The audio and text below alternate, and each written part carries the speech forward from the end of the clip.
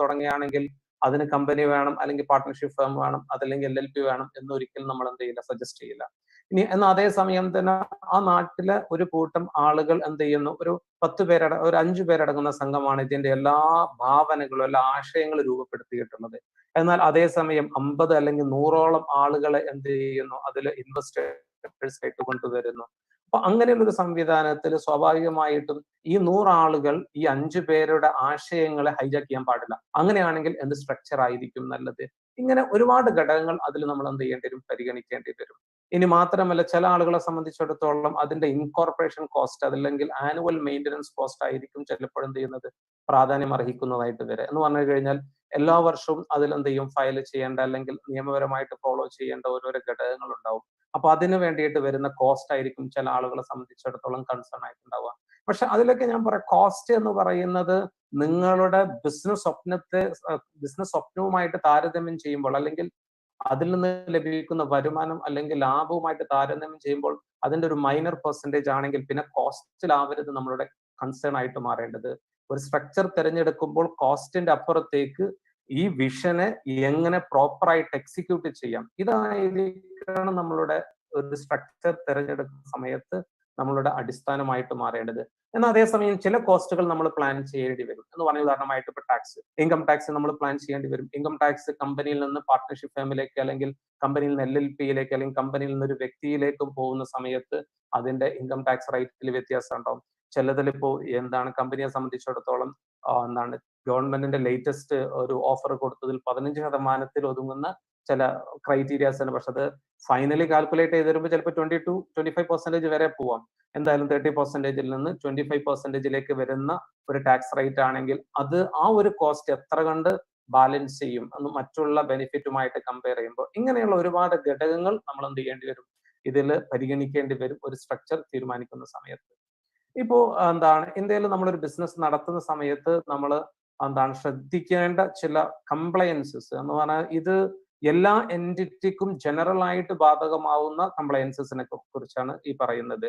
ഇത് മാത്രമാണ് എന്ന് പറയില്ല, ഇതിൽ എല്ലാം എല്ലാ എൻറ്റിറ്റിക്കും ബാധകമാണ് എന്നും പറയില്ല. ചിലത് എന്തായിരിക്കും, ചില എൻറ്റിറ്റിക്ക് ബാധകമാവില്ല, ചില സ്ട്രക്ചറിന് ബാധകമാവില്ല. ചിലത് എന്തായിരിക്കും, ചില സ്ട്രക്ചറിൽ ഇതിൽ ഒതുങ്ങില്ല, ഇതിനപ്പുറത്തേക്കുള്ള ചില കോമ്പണന്റ് അല്ലെങ്കിൽ ചില ലോങ് കൂടെ അവരെന്ത് ചെയ്യേണ്ടി വരും, ഫോളോ ചെയ്യേണ്ടി വരും. ഉദാഹരണമായിട്ട് പറയുകയാണെങ്കിൽ ഇപ്പൊ ഇൻകം ടാക്സ് എല്ലാ എൻറ്റിറ്റിക്കും ബാധകമാണ്. നിങ്ങളുടെ ബിസിനസ് എന്താണ് ഇന്ത്യയിൽ വരുമാനം നേടുന്നുണ്ടെങ്കിൽ, ആ പറഞ്ഞ ലിമിറ്റ് കടക്കുന്നുണ്ടെങ്കിൽ, അതിന് ഓരോന്നിനും ഓരോരോ ലിമിറ്റ് ഉണ്ട്. ലിമിറ്റ് ഒന്നും പരിഗണിക്കാതെ ലാഭം നേടിയിട്ടുണ്ടെങ്കിൽ സ്ട്രൈറ്റ് ആയിട്ട് അപ്ലൈ ചെയ്യാനുള്ളതാണ് വ്യക്തിയല്ലാത്ത ബാക്കി എല്ലാ ബിസിനസ്സിനും. അതായത് സോൾ പ്രൊപ്പറേറ്റർഷിപ്പ് അല്ലാത്ത എല്ലാ ബിസിനസ് സ്ട്രക്ചറിലും ₹1 ലാഭം നേടിയിട്ടുണ്ടെങ്കിൽ അതിൽ എന്ത് ചെയ്യേണ്ടി വരും, ടാക്സ് കൊടുക്കേണ്ടി വരും. എന്നാൽ വ്യക്തി, അതായത് സോൾ പ്രൊപ്പറേറ്റർഷിപ്പ് ആണെങ്കിൽ അതിൽ എന്ത് ചെയ്യണം, ബേസിക് എക്സംഷൻ ലിമിറ്റ് എന്ന് പറയുന്ന ചില ക്രൈറ്റീരിയാസ് ഉണ്ട്. അതിന്റെ മേലേക്ക് കടന്നാൽ മാത്രമേ ഇൻകം ടാക്സ് കൊടുക്കേണ്ടി വരും. എങ്ങനെയാണെങ്കിലും ഇൻകം ടാക്സ് ഏത് സ്ട്രക്ചറിനും ബാധകമാണ്. GST എല്ലാ സ്ട്രക്ചറിനും ബാധകമാണ്, പക്ഷെ അതിനൊരു ലിമിറ്റ് വെച്ചിട്ടുണ്ട്.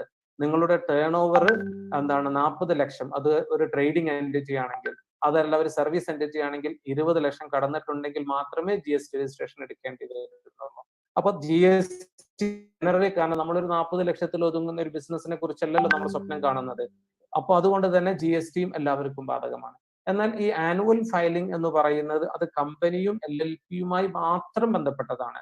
എന്ന് പറഞ്ഞു കഴിഞ്ഞാൽ ഇൻകോർപ്പറേഷൻ മിനിസ്ട്രി ഓഫ് കോർപ്പറേറ്റ് അഫയേഴ്സിന്റെ സൈറ്റിലൂടെയാണ് നമ്മളുടെ കമ്പനി സ്ഥാപനത്തിന്റെ രൂപീകരണം നടത്തുന്നത് എങ്കിൽ ആ ROC രജിസ്റ്റർ ഓഫ് കമ്പനീസുമായി ബന്ധപ്പെട്ടിട്ടുള്ള എന്താണ് ആനുവൽ ഫയലിംഗ് മാത്രമാണ് ഈ പറഞ്ഞത് LLPയെ സംബന്ധിച്ചും കമ്പനിയെ സംബന്ധിച്ചും. പിന്നെ ബാക്കിയുള്ള ലോ, ഇപ്പൊ PF അത് എത്ര സ്റ്റാഫ് എന്നതുമായി ബന്ധപ്പെട്ടാണ്, ESI എത്ര സ്റ്റാഫ് എന്നതുമായി ബന്ധപ്പെട്ടതാണ്, മുനിസിപ്പൽ ആക്ട്സ് ഉണ്ടാവും, പോക്ട്രോ, ഇങ്ങനത്തെ പല സംഗതികളുണ്ടാവും. അത് പ്രാദേശികമായിട്ടുള്ള പഞ്ചായത്ത് അല്ലെങ്കിൽ മുനിസിപ്പാലിറ്റി അല്ലെങ്കിൽ കോർപ്പറേഷൻ നിയമവുമായി ബന്ധപ്പെട്ടതാണ്. അത് ആ ലൊക്കാലിറ്റിയിൽ സ്ഥിതി ചെയ്യുന്ന എല്ലാ സ്ഥാപനങ്ങൾക്കും, അതിന് ഒഴിവുള്ളത് ചില സ്ഥാപനങ്ങൾ മാത്രമേ ഉണ്ടാവുകയുള്ളൂ. എന്താണ് ഇപ്പൊ നമ്മളെ പോലെയുള്ള പ്രൊഫഷണൽസ്, ഇപ്പൊ ചാർട്ടേഡ് അക്കൗണ്ടൻസ് ഒരു ഓഫീസ് ഏതെങ്കിലും കോർപ്പറേഷൻ തുടങ്ങുകയാണെങ്കിൽ കോർപ്പറേഷൻ സ്പെഷ്യൽ പെർമിഷന്റെ ആവശ്യമില്ല. ഇതല്ലാതെ ബാക്കി എല്ലാ, ഒരു ക്ലിനിക്ക് തുടങ്ങുകയാണെങ്കിൽ, മെഡിക്കൽ ക്ലിനിക്ക് തുടങ്ങുകയാണെങ്കിൽ ഹെൽത്ത് ഡിപ്പാർട്ട്മെന്റിന്റെ പെർമിഷൻ വേണ്ടി വരും. മറ്റുള്ള അങ്ങനെയുള്ള പഞ്ചായത്ത് ലൈസൻസുമായി ബന്ധപ്പെട്ടതാണ് ബാക്കിയുള്ളത്. ജനറലി പറയുകയാണെങ്കിൽ ഇതാണ് ഇന്ത്യയിലുള്ള നിയമങ്ങളായിട്ട് വരും. ഇതിനപ്പുറത്തേക്കുണ്ട്. ഇപ്പോ കസ്റ്റംസ് ആക്ട് വരുന്നുണ്ട്, അതെന്ന് പറഞ്ഞാൽ ഇമ്പോർട്ട് എക്സ്പോർട്ട് വരുന്നുണ്ടെങ്കിൽ, അപ്പോൾ ഇതൊരു എന്താ പറയാ എക്സ്ക്ലൂസീവ് അല്ല, ഇൻക്ലൂസീവ് ആയിട്ടാണ് ഈ കംപ്ലയൻസസിന് നമുക്ക് പരിഗണിക്കാൻ പറ്റുള്ളൂ. ഇനി ബിസിനസ് സ്ട്രക്ചറിലേക്ക് കടക്കുകയാണെങ്കിൽ ഇതാണ് പിന്നെ നമ്മളുടെ ഫോക്കസ് ചെയ്യുന്ന ഏരിയ എന്ന് പറയുന്നത്. നിങ്ങൾ നാട്ടിൽ ബിസിനസ് തുടങ്ങുന്ന സമയത്ത് നിങ്ങൾ പരിഗണിക്കേണ്ട എന്താണ്, ഏത് സ്ട്രക്ചറാണ് നിങ്ങൾ ഓപ്റ്റ് ചെയ്യേണ്ടത് എന്നതുമായി ബന്ധപ്പെട്ടിട്ടുള്ളതാണ് ഇത്. ഇപ്പോൾ ഇതിൽ എന്താണ്, ഒരു വ്യക്തി മാത്രമുള്ള ബിസിനസ് ആണെങ്കിൽ നമ്മൾ സാധാരണഗതിയിൽ പറയും അയാളുടെ പ്രൊപ്പറേറ്റർഷിപ്പ് ആണ് എന്ന് പറയും. സോൾ പ്രൊപ്പറേറ്റർഷിപ്പ്, ഏകാംഗ വ്യാപാരം എന്ന അർത്ഥത്തിൽ പറയും. എന്നാൽ ഇതിനെ ഒരു കമ്പനി ഫോർമാറ്റിലേക്ക് മാറ്റാൻ 2013 കമ്പനീസ് ആക്ട് എന്ത് ചെയ്യുന്നുണ്ട്, 1 പേഴ്സൺ കമ്പനി എന്ന് പറയുന്ന ഒരു കോൺസെപ്റ്റ് ഉണ്ട്. ഒരു വ്യക്തിക്ക് ഇന്ത്യയിൽ കച്ചവടം തുടങ്ങുമ്പോൾ അയാളുടെ പേരിൽ ഒരു കമ്പനി എന്ത് ചെയ്യാം, രജിസ്റ്റർ ചെയ്യാം. OPC എന്ന് നമ്മൾ പറയും, അതായത് 1 പേഴ്സൺ കമ്പനി. ആ 1 പേഴ്സൺ കമ്പനിയുമായി ബന്ധപ്പെട്ടിട്ടുള്ള നിയമവശങ്ങൾ എന്തൊക്കെയാണ്, അതിന്റെ കംപ്ലയൻസ് എന്നുള്ളത്, അത് ആ 1 പേഴ്സൺ കമ്പനി ഡിസ്കസ് ചെയ്യുന്ന സ്ഥലത്ത് ഞാൻ എന്ത് ചെയ്യാം, വിശദീകരിക്കാം. പിന്നെ പാർട്ട്ണർഷിപ്പ്, നമ്മൾക്ക് എല്ലാവർക്കും അറിയുന്ന സ്ട്രക്ചറാണ് പാർട്ട്ണർഷിപ്പ്. നാട്ടിൽ നമ്മൾ എല്ലാ സ്ഥലത്തും കാണുന്നത് തന്നെ. ആ പാർട്ട്ണർഷിപ്പിന്റെ ഒരു അഡ്വാൻസ്ഡ് അല്ലെങ്കിൽ ഒരു എന്താ പറയുക ഗവൺമെന്റിന്റെ എന്ന് പറഞ്ഞു കഴിഞ്ഞാൽ, പാർട്ട്ണർഷിപ്പിനെ കുറിച്ച് പറയുകയാണെങ്കിൽ പാർട്ട്ണർഷിപ്പ് രജിസ്റ്റർ ചെയ്യൽ നിർബന്ധമല്ല. പാർട്ട്ണർഷിപ്പ് തുടങ്ങുന്ന സമയത്ത് ഡീഡ് അതല്ലെങ്കിൽ അഗ്രിമെന്റ് ഉണ്ടാക്കൽ നിർബന്ധമല്ല. വാക്കാൽ അഗ്രിമെന്റ് ഉണ്ടെങ്കിലും പാർട്ട്ണർഷിപ്പ് എന്ത് ചെയ്യാം, മുന്നോട്ട് പോകാം. അത് പ്രശ്നമാവുമ്പോൾ കോടതിയിൽ എന്താണ് തെളിവുമായിട്ട് പോകേണ്ട സമയത്ത് മാത്രമേ ഡീഡിന്റെ ആവശ്യം വരുള്ളൂ. നമ്മൾ സാധാരണ പറയാറുണ്ട് കോൺസ്റ്റിറ്റ്യൂഷൻ, നമ്മൾ എത്ര പേര് കോൺസ്റ്റിറ്റ്യൂഷൻ വായിച്ചിട്ടുണ്ട്? കോൺസ്റ്റിറ്റ്യൂഷന്റെ ആവശ്യകത എവിടെ വരുന്നത്, ഒരു പ്രശ്നം വരുമ്പോഴാണ്. ഇപ്പോഴാണ് നമ്മൾ 370, ബാക്കിയുള്ളതൊക്കെ നമ്മൾ ഇപ്പോഴാണ് മനസ്സിലാക്കുന്നത് എന്താണ് അതിനെ കുറിച്ചുള്ള ഡിസ്കഷൻ എന്നുള്ളത്. എന്നതുപോലെ തന്നെയാണ് പാർട്ട്ണർഷിപ്പ് വാക്കാലും നിങ്ങൾക്ക് തുടങ്ങാം. എന്നാൽ അത് റിട്ടൺ ആണെങ്കിൽ സ്വാഭാവികമായിട്ടൊരു പ്രശ്നം വരുമ്പോൾ അതിന്റെ അടിസ്ഥാനത്തിൽ തീരുമാനമെടുക്കാൻ പറ്റും. ഇനി അത് രജിസ്റ്റർ ചെയ്യണോ എന്ന് ചോദിച്ചു കഴിഞ്ഞാൽ രജിസ്റ്റർ ചെയ്യൽ നിർബന്ധമല്ല. എന്നാൽ ഒരു തേർഡ് പാർട്ടിക്കെതിരെ, അതായത് ആ പാർട്ട്ണർഷിപ്പ് ഫേമിനെ അഗ്രിമെന്റിനെ രജിസ്റ്റർ ചെയ്ത് കഴിഞ്ഞ് രണ്ടായിട്ട് തന്നെ നമ്മൾ മനസ്സിലാക്കണം. അഗ്രിമെന്റ്, പാർട്ട്ണർഷിപ്പിന്റെ അഗ്രിമെന്റും പാർട്ട്ണർഷിപ്പ് സ്ഥാപനത്തിന്റെ രജിസ്ട്രേഷനും. പാർട്ട്ണർഷിപ്പ് അഗ്രിമെന്റ് രജിസ്റ്റർ ചെയ്ത് കഴിഞ്ഞാൽ ആ പാർട്ട്നേഴ്സ് തമ്മിലുള്ള പ്രശ്നങ്ങൾ തീർക്കാൻ അതിനെന്ത് ചെയ്യാൻ പറ്റും, അടിസ്ഥാനമാക്കാൻ പറ്റും. എന്നാൽ പാർട്ട്ണർഷിപ്പ് സ്ഥാപനത്തെയാണ് രജിസ്റ്റർ ചെയ്യുന്നത് എങ്കിൽ പുറത്തുള്ള ഒരു തേർഡ് പാർട്ടിക്കെതിരെ ഈ പാർട്ട്ണർഷിപ്പ് സ്ഥാപനത്തിന് കേസ് കൊടുക്കണം എന്നുണ്ടെങ്കിൽ ആ പാർട്ട്ണർഷിപ്പ് സ്ഥാപനം രജിസ്റ്റർ ചെയ്യണം. അവിടെ മാത്രമേ പാർട്ട്ണർഷിപ്പിനെ സംബന്ധിച്ചിടത്തോളം രജിസ്ട്രേഷന്റെ റെലവൻസ് വരുന്നുള്ളൂ. എന്നാൽ അതിന്റെ അഡ്വാൻസ്ഡ് സ്ട്രക്ചറാണ് LLP എന്ന് പറയുന്നത്, ലിമിറ്റഡ് ലയബിലിറ്റി പാർട്ട്ണർഷിപ്പ് എന്ന് പറയുന്നത്. ആക്ച്വലി ഇത് പാർട്ട്ണർഷിപ്പിനാണ്. പക്ഷെ വ്യത്യാസം എന്താ വെച്ചാൽ കമ്പനി എങ്ങനെയാണോ രൂപീകരിക്കുന്നത് അതേ ഫോർമാറ്റിൽ തന്നെയാണ് എന്ത് ചെയ്യുന്നത്, LLPയും ലിമിറ്റഡ് ലയബിലിറ്റി പാർട്ട്ണർഷിപ്പും രൂപീകരിക്കുന്നത്. നിങ്ങളൊരു കമ്പനി രൂപീകരിക്കുന്ന സമയത്ത് പേരിന് അപ്ലൈ ചെയ്യേണ്ടി വരും. അതുപോലെ തന്നെ അതിന് എന്ത് ചെയ്യണം, എന്താണ് അഗ്രിമെന്റ് വേണ്ടി വരും. മെമ്മോറാണ്ടം ആർട്ടിക്കിൾസ് ആണ് കമ്പനിയിലെങ്കിൽ ഇവിടെ എന്തായിരിക്കും, അഗ്രിമെന്റ് ആയിരിക്കും. ഇത് രജിസ്ട്രേഷൻ സർട്ടിഫിക്കറ്റ് എന്ത് ചെയ്യും, ഈ പറയുന്ന മിനിസ്ട്രി ഓഫ് കോർപ്പറേറ്റ് അഫയേഴ്സിൽ നിന്ന് ലഭിക്കും. ഇതിന് അഡ്രസ്സ് വേണം. അതുപോലെ തന്നെ ഓഫീസ് അഡ്രസ്സ് കൃത്യമായിട്ട് വേണം. ഇവർ തമ്മിലുള്ള അണ്ടർസ്റ്റാൻഡിങ് എന്താണെന്നുള്ളത് വ്യക്തമായിട്ട് അഗ്രിമെന്റിൽ പറയണം. ഇനി LLPയിലേക്ക് വരുമ്പോൾ എന്താണ് കമ്പനിയും LLPയും തമ്മിലെ വ്യത്യാസം എന്നുള്ളത് ആ പോയിന്റിൽ ഞാൻ എന്ത് ചെയ്യാം, എക്സ്പ്ലെയിൻ ചെയ്യാം. ഇവൻ നമ്മൾ മനസ്സിലാക്കേണ്ടത് പാർട്ട്ണർഷിപ്പിന്റെ ഒരു അഡ്വാൻസ്ഡ് ഫോർമാറ്റ് ആണ്, അതല്ലെങ്കിൽ കുറച്ചും കൂടെ സ്ട്രക്ചേർഡ് ഫോർമാറ്റ് ആണ് LLP എന്ന് പറയുന്നത്. കമ്പനി നമ്മൾ പൊതുവെ കേൾക്കുന്നതാണ് കമ്പനി എന്ന് പറയുന്നത്. ആ കമ്പനി എന്താവാം, പ്രൈവറ്റ് ലിമിറ്റഡ് ആവാം, അല്ലെങ്കിൽ പബ്ലിക് ലിമിറ്റഡ് ആവാം. അത് എന്താണ് പ്രൈവറ്റും പബ്ലിക്കും തമ്മിലുള്ള വ്യത്യാസം ആ കമ്പനിയെ കുറിച്ച് എക്സ്പ്ലെയിൻ ചെയ്യുന്ന സ്ഥലത്ത് ഞാൻ എന്ത് ചെയ്യും, അത് വിശദീകരിക്കാം. ഇപ്പോൾ പബ്ലിക് കമ്പനിയാണ് നമ്മളെ സംബന്ധിച്ചിടത്തോളം മീഡിയ വൺ എന്ന് പറയുന്നത്, മാധ്യമം ബ്രോഡ്കാസ്റ്റിംഗ് ലിമിറ്റഡ് എന്ന് പറയുന്നത് പബ്ലിക് കമ്പനിയാണ്. എന്നാൽ അതേസമയം നമ്മുടെ നാട്ടിൽ ഒരു 2 പേര് കൂടി തുടങ്ങിയിട്ടുള്ള ഒരു കമ്പനികൾ കാണാൻ പറ്റുമ്പോൾ അത് പ്രൈവറ്റ് ലിമിറ്റഡ് ആണ്. രണ്ടും തമ്മിൽ എന്താണ് വ്യത്യാസം, ആ പോയിന്റിൽ ഞാൻ എക്സ്പ്ലെയിൻ ചെയ്യാം. അപ്പോൾ നമ്മളെ മനസ്സിലേക്ക് വരേണ്ടത്, നമ്മൾ 2 വ്യക്തികൾ തുടങ്ങുന്ന ഒരു ബിസിനസ്സിന് ആ 2 വ്യക്തികൾ കമ്പനി രൂപീകരിക്കണം എന്നുണ്ടെങ്കിൽ ആ 2 വ്യക്തികൾ എന്നുള്ളത് മാത്രമല്ല പരിഗണിക്കേണ്ടത്. ഇവരുടെ ബിസിനസിന്റെ സ്വഭാവം എന്താണ്, അവർ ടാർഗറ്റ് ചെയ്യുന്ന മാർക്കറ്റ് എന്താണ്, അവർക്ക് വരുന്ന റിസ്ക് എന്ന് പറഞ്ഞാൽ ലാബിലിറ്റി റിസ്ക് എന്ന് പറഞ്ഞാൽ ഈ ബിസിനസ്സിന് എന്താണ് അതായത് എന്താണ് അപകടം ഉണ്ടാവാൻ സാധ്യതയുള്ള ഒരു ബിസിനസ് ആണെങ്കിൽ ആ അപകടത്തിന് നഷ്ടം എന്റെ വ്യക്തിപരമായിട്ടുള്ള പേഴ്സണൽ പ്രോപ്പർട്ടിയിലേക്ക് വരാൻ പാടില്ല. എന്നാൽ ബിസിനസ് പ്രോപ്പർട്ടിയിൽ എനിക്ക് അത് എന്ത് ചെയ്യാൻ പറ്റും, അറ്റാച്ച് ചെയ്യാൻ പറ്റും.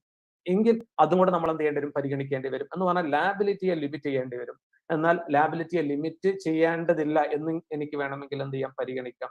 ഈ ഘടകങ്ങൾ അപ്പൊ ഞാൻ അതിൽ നമ്മൾ ഈ ഒരു 2 പേര് എന്നുള്ളത്, ഇനിയിപ്പോ 100 പേര് തുടങ്ങുന്ന ഒരു സ്ഥാപനം, ഈ 100 എന്നുള്ളതാവില്ല ചിലപ്പോൾ അടിസ്ഥാനമായിട്ട് വരേണ്ടത്. അതിന്റെ കൺട്രോൾ നമ്മൾ ആലോചിക്കേണ്ടി വരും. അത് കൂടുതൽ ഇൻവെസ്റ്റ് ചെയ്ത ആൾക്ക് ചിലപ്പോൾ ഡോമിനേഷൻ കിട്ടാൻ പാടില്ല. കാരണം ഇതിന്റെ പ്രൊമോട്ടർക്ക് ഉണ്ടാവുന്ന ഒരു കോൺസെപ്റ്റ് ഉണ്ട്. ആ കോൺസെപ്റ്റിനെയാണ് നമ്മൾ എന്ത് ചെയ്യേണ്ടത്, മുൻഗണന കൊടുക്കേണ്ടത്. അപ്പൊ അതുകൊണ്ട് ഇന്നതിന് ഇന്ന സ്ട്രക്ചർ അല്ലെങ്കിൽ ഇന്നതിന് ഇന്ന സ്ട്രക്ചർ, ഇത്ര ആളുകൾക്ക് ഇന്ന സ്ട്രക്ചർ എന്നല്ല നമ്മൾ ബേസ് ചെയ്യേണ്ടത്. ടോട്ടൽ ഒരു ഫോർമാറ്റിനെ ആയിരിക്കണം നമ്മൾ എന്ത് ചെയ്യേണ്ടത്, സ്ട്രക്ചർ തീരുമാനിക്കേണ്ടത്.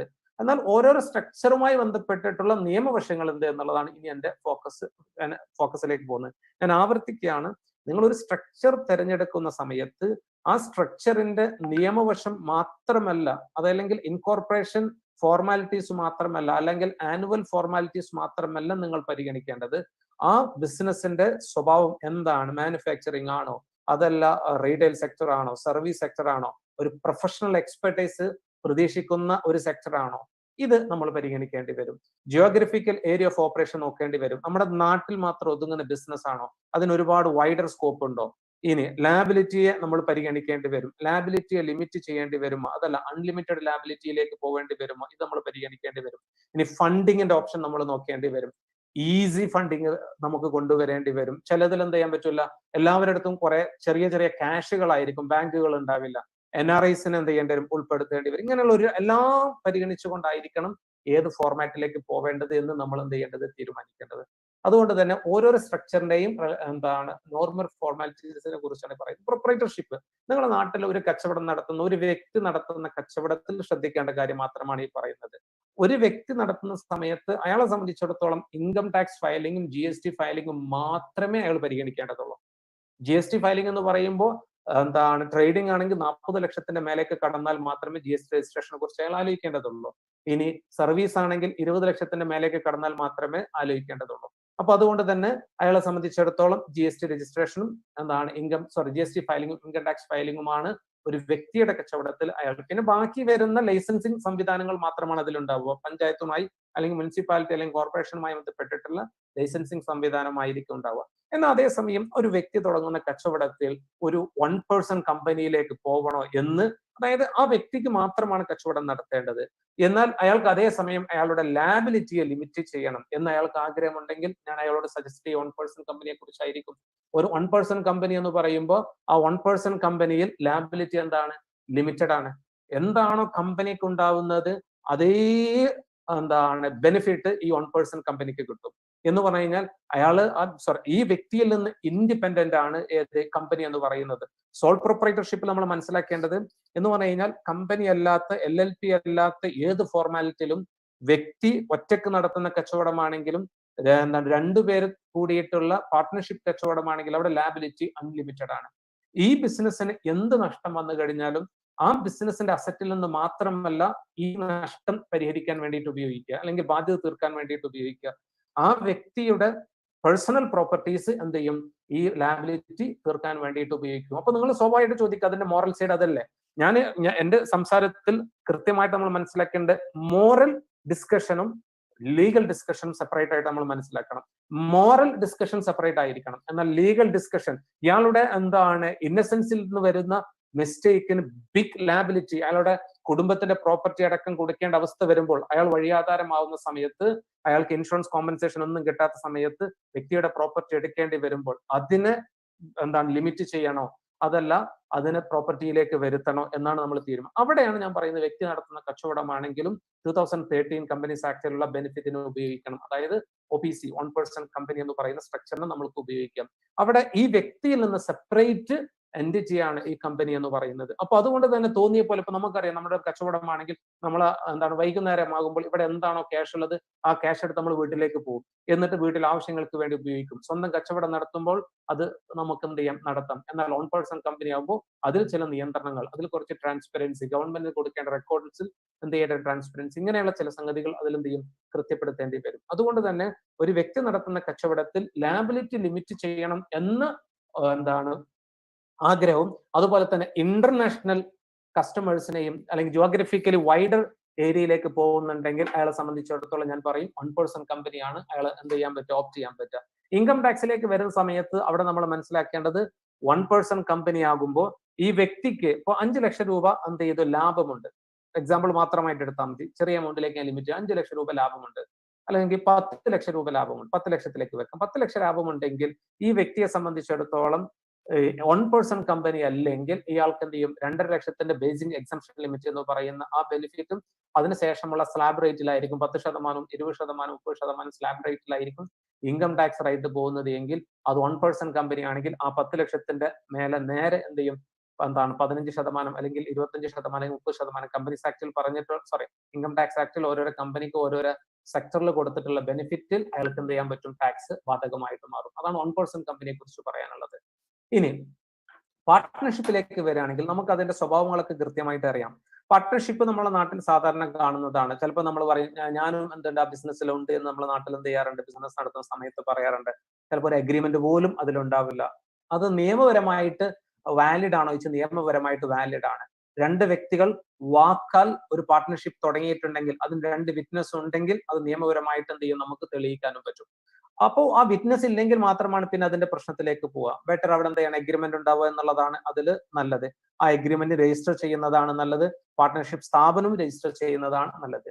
ഈ പാർട്ട്ണർഷിപ്പ് സ്ഥാപനത്തിൽ ഉണ്ടാവുന്ന പ്രയാസം അല്ലെങ്കിൽ പ്രതിസന്ധി എന്തെന്ന് ചോദിച്ചാൽ നേരത്തെ ഞാൻ പ്രൊപ്പറേറ്റർഷിപ്പിനെ കുറിച്ച് പറഞ്ഞ അതേ പ്രതിസന്ധി തന്നെയാണ് പാർട്ട്ണർഷിപ്പിലും ഉണ്ടാവുന്നത്. എന്ന് പറഞ്ഞാൽ ലാബിലിറ്റി എന്താണ്, അൺലിമിറ്റഡ് ആണ് ഇവിടെ വരുമ്പോൾ.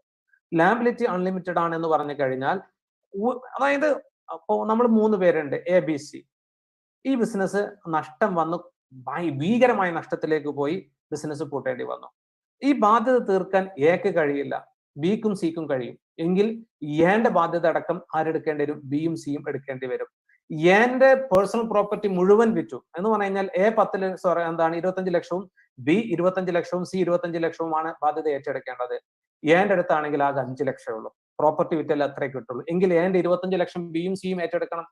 എക്കും ബിക്കും ഏറ്റെടുക്കാൻ പറ്റാത്ത രീതിയിൽ അവരെ പ്രോപ്പർട്ടി മുഴുവൻ പോയി എങ്കിൽ സി എന്ത് ചെയ്യേണ്ടി വരും, എന്റെ ബാധ്യതയും ബിന്റെ ബാധ്യതയും സി എന്ത് ചെയ്യേണ്ടി വരും, ഏറ്റെടുക്കേണ്ടി വരും. എന്ന് പറഞ്ഞു കഴിഞ്ഞാൽ അൺലിമിറ്റഡ് ലാബിലിറ്റി കോൺസെപ്റ്റ് ആണ് ഏതിൽ വരുന്നത്, പാർട്ട്ണർഷിപ്പിൽ വരുന്നത്.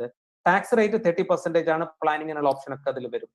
ഈ നേരത്തെ പറഞ്ഞതുപോലെ തന്നെ GST ഫയലിംഗും ഇൻകം ടാക്സ് ഫയലിംഗും എന്ത് പാർട്ട്ണർഷിപ്പിനും ബാധകമാണ്, ആ നേരത്തെ പറഞ്ഞ ക്രൈറ്റീരിയ വെച്ചുകൊണ്ട്. അപ്പോൾ നമ്മൾ ആലോചിക്കേണ്ടത് പാർട്ട്ണർഷിപ്പിലേക്ക് പോകണം. നാട്ടിലൊരു ചെറിയ സ്ഥാപനമാണ്, ആ നാട്ടിൽ മാത്രമാണ് നിങ്ങൾ ഫോക്കസ് ചെയ്യുന്നത്, വലിയ ബാധ്യതയ്ക്ക് എന്തില്ല സ്ഥാനമില്ലെങ്കിൽ നിങ്ങളെ സംബന്ധിച്ചിടത്തോളം പാർട്ട്ണർഷിപ്പ് മതി.